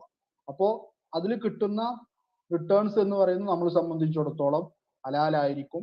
ബാക്കി ഇൻഷുറൻസ് എന്ന് പറയുന്നതാണ് 100% ശരിയാ കംപ്ലൈന്റ് ആയിട്ടില്ല എങ്കിലും വളരെ ശരിയാ ടോളറന്റ് ആയിട്ടുള്ള രൂപത്തിൽ നിലവിലുള്ള നമ്മളുടെ നിയമവ്യവസ്ഥയ്ക്ക് ഉള്ളിൽ നിന്നുകൊണ്ട് എത്ര പരമാവധി ചെയ്യാൻ പറ്റുമോ അത്രയും ചെയ്തുകൊണ്ട് പോകുന്ന ഒരു സ്കീമാണ് Bajaj aliens pure stock fund. അപ്പൊ ഇൻഷുറൻസിന്റെ ആവശ്യമുള്ള ആളുകൾ ഇത് പരിഗണിക്കുന്നതാണ് നല്ലത്. ബാക്കി ഒരു കമ്പനിയും അത്തരത്തിൽ ശരിയാ കംപ്ലൈന്റ് ആയിട്ടുള്ള ഒരു യൂണിറ്റ് ഇറക്കിയതായിട്ട് അറിവില്ല. അപ്പൊ നിങ്ങൾ പറഞ്ഞ ഈ ബ്രാൻഡും അതിൽ പെടൂല. അപ്പോ ബജാജ് അലിയൻസിന്റെ പ്യൂർ സ്റ്റോക്ക് ഫണ്ട് ഒന്ന് അന്വേഷിച്ചാൽ നന്നാവും. ലൈഫ് ഇൻഷുറൻസ് വേണമെന്ന് നിർബന്ധമുള്ള അല്ലെങ്കിൽ അത് പരിഗണിക്കുന്ന ആളുകളാണ്. നമുക്ക് വന്ന ചോദ്യങ്ങളൊക്കെ കഴിഞ്ഞു. ഓക്കെ, ഇനി ആർക്കെങ്കിലും എന്തെങ്കിലും ഉണ്ടെങ്കിൽ കുറച്ച് സമയം കൂടി നമുക്ക് എടുക്കാം. ജസ്റ്റ് മൈക്ക് അൺമ്യൂട്ട് ചെയ്തിട്ടൊന്ന് ചോദിക്കാം, ഇല്ലെങ്കിൽ കൺക്ലൂഷനിലേക്ക് പോകാം. ഉണ്ട് പറഞ്ഞോളി. നമ്മുടെ ലോക്കലായിട്ട് കുറച്ച് ജ്വല്ലറീസ് ഒരു സ്കീം ഉണ്ട്. ഫിക്സ്ഡ് എമൗണ്ട് എല്ലാ വർഷവും കുറച്ചും കൂടി മൈക്ക് അടുത്ത് പിടിച്ച് പറയോ? നമ്മളെ മൈക്ക് ഒന്നും കൂടി അടുത്തേക്ക് പിടിച്ചാൽ മതി. ലോക്കൽ ജ്വല്ലറീസ് പ്രൊവൈഡ് ചെയ്യുന്ന ഒരു സ്കീം ഉണ്ട്. നമ്മൾ ഫിക്സ്ഡ് എമൗണ്ട് ഷെയർ പോലെ ജോയിൻ ചെയ്യുകയാണെങ്കിൽ അത് മന്ത്ലി ആയിട്ട് ആണ് റിട്ടേൺ. പക്ഷെ അത് വർഷത്തിൽ അവർ ഡെപ്പോസിറ്റ് ചെയ്യും നമ്മുടെ ബാങ്കിൽ. അത് ഫിക്സ്ഡ് ആണ്. ഞാൻ എപ്പോഴും ഈ ഒരു എമൗണ്ട് കിട്ടല്. പക്ഷെ അതിന്റെ നിജസ്ഥിതി നമ്മൾ അന്വേഷിച്ചപ്പോൾ അവരെ ഭാഗത്ത് നിന്ന് വിശദീകരണം നല്ലതാണ്. പിന്നെ ഈ പറഞ്ഞ പോലെ നഷ്ടത്തിന്റെ സമയത്ത് നമ്മൾ നഷ്ടം സഹിക്കുമെന്ന് വെച്ച് കഴിഞ്ഞാൽ അത് നഷ്ടമില്ല എന്നുള്ളൊരു മറുപടിയാണ്. അപ്പൊ അതിന്റെ ഒരു എന്താണ് അതിന്റെ ഒരു ഹലാലാണോ? ഇതാണ് ഞാൻ നേരത്തെ അൺക്ലിയർ ഇൻവെസ്റ്റ്മെന്റ്സ് എന്ന് ഞാൻ പറഞ്ഞത്. ഇതാണ് നിങ്ങൾ പൈസ കൊടുക്കുന്നു. ഒന്നാമത്തെ സംഗതി സ്റ്റെപ്പ് 1 എന്താണ്? നിങ്ങൾ പൈസ കൊടുക്കും. ഈ പൈസ ഒരു ലാഭം ഉണ്ടാകണമെങ്കിൽ ഒരാൾ എന്തെങ്കിലും ഒന്ന് ചെയ്തിട്ടാണല്ലോ ഇതിലൊരു ലാഭം കിട്ടുക. ആ ചെയ്യുന്നത് എന്താണെന്ന് നമുക്ക് അറിയണം. ഒന്നാമത്തെ സംഗതി നമ്മൾ അറിവില്ലായ്മയെ പിന്തുടരരുത് എന്നുള്ളതാണ്. നമുക്ക് ഇസ്ലാം എന്ന് പറയുന്നത് അറിവാണ് എന്നുള്ളതാണ് നമ്മളെ പ്രവാചകൻ പഠിപ്പിച്ചത്. അപ്പോ നിങ്ങളൊരു സ്ഥലത്ത് പൈസ കൊണ്ടുപോയി കൊടുക്കുമ്പോൾ നിങ്ങൾക്ക് ഒരു 3000 റുപ്യ അല്ലെങ്കിൽ 2000 റുപ്യ ഇയാൾ തരുന്നുണ്ട്. എങ്ങനെയാണ് ആ പൈസ? അതിന്റെ എല്ലാ ഡീറ്റെയിൽസും അറിയണം എന്നല്ല ഞാൻ പറഞ്ഞത്. അതിന്റെ ഒരു ബേസിക് മെക്കാനിസം ഉണ്ടാവും. ഒന്നുകിൽ അവരെന്ത് ചെയ്യണം? അതുകൊണ്ട് ഗോൾഡ് വാങ്ങിക്കണം. ഗോൾഡ് വാങ്ങിച്ചു വെച്ച് കഴിഞ്ഞാല് ഗോൾഡിന്റെ വില വർധനവുണ്ടാവും. ഗോൾഡിനൊരു വില വർധനവുണ്ടല്ലോ. അപ്പൊ കുറെ കാലമായിട്ട് ഗോൾഡിന്റെ വില കൂടിക്കൊണ്ടിരിക്കണം. അപ്പൊ അതാണോ നിങ്ങൾക്ക് തരുന്നത്? അതല്ല, അവര് നടത്തുന്ന ജ്വല്ലറി ബിസിനസിന്റെ പ്രോഫിറ്റ് ആണോ നിങ്ങളുമായിട്ട് ഷെയർ ചെയ്യുന്നത്? ഇതിൽ രണ്ടാലല്ലാതെ എന്ത് സാധ്യതയാണുള്ളത്? ഒരു ജ്വല്ലറിക്കാരൻ നിങ്ങളുടെ അടുത്ത് പൈസ വാങ്ങിക്കുന്നത്, ഇത് രണ്ടും അല്ലാതെ വേറെ എന്ത് പോസിബിലിറ്റി ആണ് അവിടെ ഉള്ളത്? ആ പൈസ അയാൾ ജ്വല്ലറി ബിസിനസ്സിൽ ഉപയോഗിച്ചു. ജ്വല്ലറി ബിസിനസ് എന്ന് പറഞ്ഞാൽ ഗോൾഡിന്റെ വില വർധനവ് മാത്രമല്ല, അതിൽ വേറെയും ഘടകങ്ങൾ ഉണ്ടാവും. അപ്പോ ആ ജ്വല്ലറി ബിസിനസ്സിന് കിട്ടുന്ന ഒരു പ്രോഫിറ്റിന്റെ ഷെയർ ആണോ നിങ്ങൾക്ക് തരുന്നത്? അതല്ല, അതുകൊണ്ട് അയാള് ഒരു ഗോൾഡ് സമാഹരിച്ചുകൊണ്ട് അതിൽ ഒരു ചെറിയ ലാഭം അയാൾ എടുത്തിട്ട് ബാക്കി പ്രോഫിറ്റ് ആണോ നിങ്ങൾക്ക് തരുന്നത്? ഇതാണ് ഒന്നാമത്തെ ചോദ്യം. രണ്ടാണെങ്കിലും അതിൽ പ്രോബ്ലം ഞാൻ പറഞ്ഞുതരാം. സ്വർണം വാങ്ങിച്ചു വെക്കുകയാണെങ്കിൽ സ്വർണത്തിന്റെ വില വർധനവ് എല്ലാ കാലത്തും ഒരുപോലെയല്ല. സ്വർണത്തിൽ നഷ്ടമുണ്ടായിട്ടുള്ള കാലഘട്ടം കഴിഞ്ഞ 100 വർഷങ്ങളിൽ കഴിഞ്ഞു പോയിട്ടുണ്ട്. അത് ഇനിയും വന്നുകൂടായികയൊന്നുമില്ല. സ്വർണം ഇപ്പോ റെക്കോർഡ് വില നിലവാരത്തിലാണ് ഉള്ളത്. ഏതു സമയത്തും താഴത്തേക്കും വരാം. അപ്പൊ ആ നഷ്ടം എങ്ങനെ കാണും? ആ നഷ്ടം കാണുക എന്ന് പറയുന്നത് നിങ്ങൾ അത് സഹിക്കേണ്ടി വരുമോ എന്നുള്ളതാണ്. അപ്പൊ ഇദ്ദേഹം പറഞ്ഞതിൽ പ്രശ്നമുണ്ട്. ഒന്ന്, നിങ്ങൾ ഇപ്പൊ അത് സ്മൂത്ത് ആയിട്ട് പോയിക്കൊണ്ടിരിക്കുന്നുണ്ട്. ഇപ്പൊ കുറെ ആൾക്കാർ അതിൽ പൈസ കൊടുക്കും എന്നുള്ളത് ശരിയാണ്. പക്ഷെ ഇതിലൊരു ക്രഞ്ച് വരുമ്പോഴാണ് ഇത് പൊളിയുക. ഇതിൽ ക്രഞ്ച് വരുമ്പോ ഇതിന്റെ യാഥാർത്ഥ്യം നമുക്ക് മനസ്സിലാവും. അപ്പൊ അതിനെക്കാട്ടിലും നല്ലത് ആദ്യമേ തന്നെ എന്ത് ചെയ്യണം, അതിന്റെ ബേസിക് മെക്കാനിസം നമ്മൾ മനസ്സിലാക്കണം. അപ്പൊ നിങ്ങൾ ചോദിച്ച ചോദ്യം, ഇതിൽ നഷ്ടം വന്നാൽ നമ്മൾ സഹിക്കേണ്ടി വരുമോ എന്നുള്ളതാണ്. നഷ്ടം വരൂല എന്ന് പറയുമ്പോൾ ഇത് ക്യാഷ് ഡെപ്പോസിറ്റ് ആണെന്നുള്ളതാണ് നമ്മൾ മനസ്സിലാക്കുന്നത്. നഷ്ടം വരില്ല എന്ന് അയാൾ പറയുമ്പോ ജ്വല്ലറിക്കാരൻ ചിന്തിക്കുന്നത് എന്താ അറിയോ, അതിർന്ന് 1 ലക്ഷം ഉറുപ്പ്യ മേടിച്ചു, നിങ്ങൾക്ക് 3000 ഉറുപ്പ്യ തരാന്ന് പറഞ്ഞു. ആ 1 ലക്ഷം ഉറുപ്പ്യ അയാൾ എന്ത് ചെയ്യണം, ബിസിനസ്സിൽ ഉപയോഗിക്കുകയാണ്. നിങ്ങൾക്ക് 3000 ഉറുപ്പ്യ ഒരു പലിശ തരുന്ന പോലെ നിങ്ങൾക്ക് തന്നുകൊണ്ടിരിക്കുകയാണ്. ഞാൻ നഷ്ടം വരൂല എന്ന് പറഞ്ഞാൽ നഷ്ടം വന്ന അയാൾ സഹിക്കുന്നതാണ് അയാൾ ഇൻഡയറക്റ്റ് ആയിട്ട് നിങ്ങളോട് പറയും. അപ്പൊ അങ്ങനെയുള്ള ഒരു ഇതില് വാണ്ട് ഓഫ് ഇൻഫർമേഷൻ ഉണ്ട്, അതായത് ഇൻഫർമേഷന്റെ കുറവുണ്ട്. അപ്പൊ ഈ ഒരു പെർട്ടിക്കുലർ സംഗതിയില് നമുക്ക് തൃപ്തികരമായിട്ടുള്ള ഒരു ഉത്തരം കിട്ടിയിട്ടില്ല. നമ്മൾ ശരിയാ പോയിന്റ് ഓഫ് വ്യൂ നിന്ന് ഏത് രൂപത്തിലാണ് ആ ലാഭം വരുന്നത് എന്നുള്ളത് അയാൾ വ്യക്തമാക്കി തന്നിട്ടില്ല. അങ്ങനെ പ്രശ്നമുണ്ടെന്ന് തന്നെ ഞാൻ പറയാം. ഓക്കെ, ഇനി എന്തെങ്കിലും?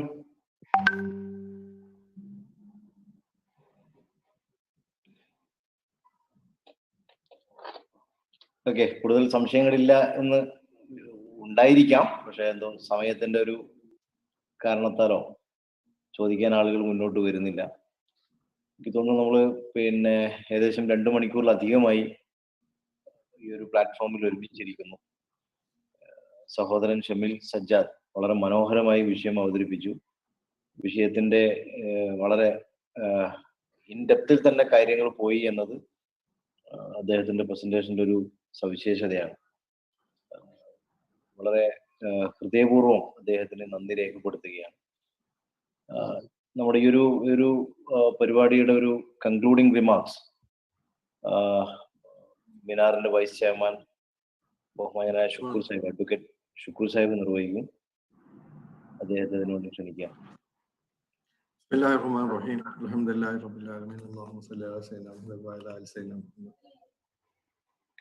ആദരണീയരായ സഹോദരങ്ങളെ, ഇത് നമുക്കറിയാം, നമ്മുടെ പല സഹോദരങ്ങളും ആവശ്യപ്പെട്ടതിന്റെ അടിസ്ഥാനത്തിൽ മിനാർ നടത്തിയ ഒരു സംരംഭമാണ്. കാരണം നമ്മുടെ നാടിന്റെ അല്ലെങ്കിൽ നമ്മുടെ വ്യക്തികളുടെ അല്ലെങ്കിൽ കുടുംബങ്ങളുടെ വികസനം അല്ലെങ്കിൽ വളർച്ച എന്ന് പറയുന്നത് അവർ നടത്തുന്ന നിക്ഷേപവും കൂടി ഉൾപ്പെട്ടതാണ്. അപ്പോൾ നമ്മുടെ നാട്ടില് ഒരു തെറ്റായ വഴിയിലൂടെ ഇൻവെസ്റ്റ് ചെയ്ത് അല്ലെങ്കിൽ തെറ്റായ മീൻസ് ഏതെങ്കിലും ഫാൾസ് ഇൻവെസ്റ്റ്മെന്റിലൊക്കെ നടത്തി അവർക്ക് ഉണ്ടാകുന്ന നഷ്ടം ആ കുടുംബത്തിനെ വ്യക്തിയെയല്ല നാട്ടിനെയും കൂടി ബാധിക്കുന്ന ഒരു കാര്യമാണ്. അപ്പോൾ അതിലൊരു അറിവും ജാഗ്രതയും ഉണ്ടാവുക എന്നുള്ളതാണ് ഈ സെഷൻ കൊണ്ട് ഉദ്ദേശിച്ചത്. നമ്മൾ ആ ടൈറ്റിലിൽ കൊടുത്ത തന്നെ അറിവ് ഈ വിഷയവുമായി നമുക്ക് നമ്മുടെ ചുറ്റും ഏതൊക്കെ തരത്തിലുള്ള കച്ചവടമാണ് നടക്കുന്നത്, ആ കച്ചവടത്തിൽ ഏതൊക്കെ നമുക്ക് ഇൻവെസ്റ്റ് ചെയ്യാൻ പറ്റും, എങ്ങനെയാണ് നമുക്ക് പങ്കാളിത്തം വഹിക്കാൻ പറ്റുക, അതേപോലെ തന്നെ അതിന് ഇസ്ലാമികമായി നമ്മൾ എങ്ങനെയാണ് സമീപിക്കേണ്ടത് എന്ന ഒരുപാട് ചോദ്യങ്ങൾക്കുള്ള ഉത്തരവാണ് ഇന്നത്തെ ഈ 2 മണിക്കൂർ നേരം നടന്ന സെഷൻസ്. അതിന്റെ ലീഗൽ ആസ്പെക്ട്സ് വളരെ ചുരുക്കിയ, നമുക്കറിയാം ഈ വിഷയം പഠിക്കുന്ന ആളുകൾക്ക് തഖിയുദ്ദീൻ സാഹിബ് നടത്തിയ ക്ലാസ് ചിലപ്പം നമ്മൾ പഠിക്കണമെങ്കിൽ ഒരു വർഷത്തെ കോഴ്സിൽ സബ്ജക്റ്റ് ആയിട്ടൊക്കെ പഠിക്കുന്നതാണ് അദ്ദേഹം അരമണിക്കൂർ കൊണ്ട് വളരെ സംഗ്രഹിച്ചുകൊണ്ട് അവതരിപ്പിച്ചത്. അതിലെ നമ്മുടെ ഷമീൽ സജ്ജാദ് സാഹിബ് അതിന്റെ വിഷയത്തിന്റെ ഏറ്റവും മൈന്യൂട്ട് ലെവലിൽ വരെ പോയിട്ട് നമുക്ക് വളരെ ഇൻഫോർമേറ്റീവായ ക്ലാസ്സുകളാണ് കിട്ടിയത്. തീർച്ചയായും ഇത് നമുക്ക് ഇതിൽ പങ്കെടുത്ത എല്ലാവർക്കും, അതോടൊപ്പം തന്നെ ഇതിന്റെ ഫേസ്ബുക്കിലും യൂട്യൂബിലൊക്കെ ലൈവിൽ കാണുന്ന എല്ലാവർക്കും അവരുടെ ജീവിതത്തിൽ ഒരു വെളിച്ചമായിരിക്കും എന്ന് പ്രതീക്ഷിക്കുന്നു. അതിന് അള്ളാഹു തുണക്കുമാറാകട്ടെ. തഖിയുദ്ദീൻ സാഹിബിനും അതുപോലെ ഷമീൽ സജ്ജാദ് സാഹിബിനും നന്ദി പറയുകയാണ്. ഈ പരിപാടിയിൽ പങ്കെടുത്ത എല്ലാ ആളുകൾക്കും, ഇത് വളരെ അതിന്റെ ആദ്യാവസാനം വരെ നിന്ന എല്ലാ സഹോദരങ്ങൾക്കും നന്ദി രേഖപ്പെടുത്താണ്. ഓക്കെ, ഷമീൽ സാബ്.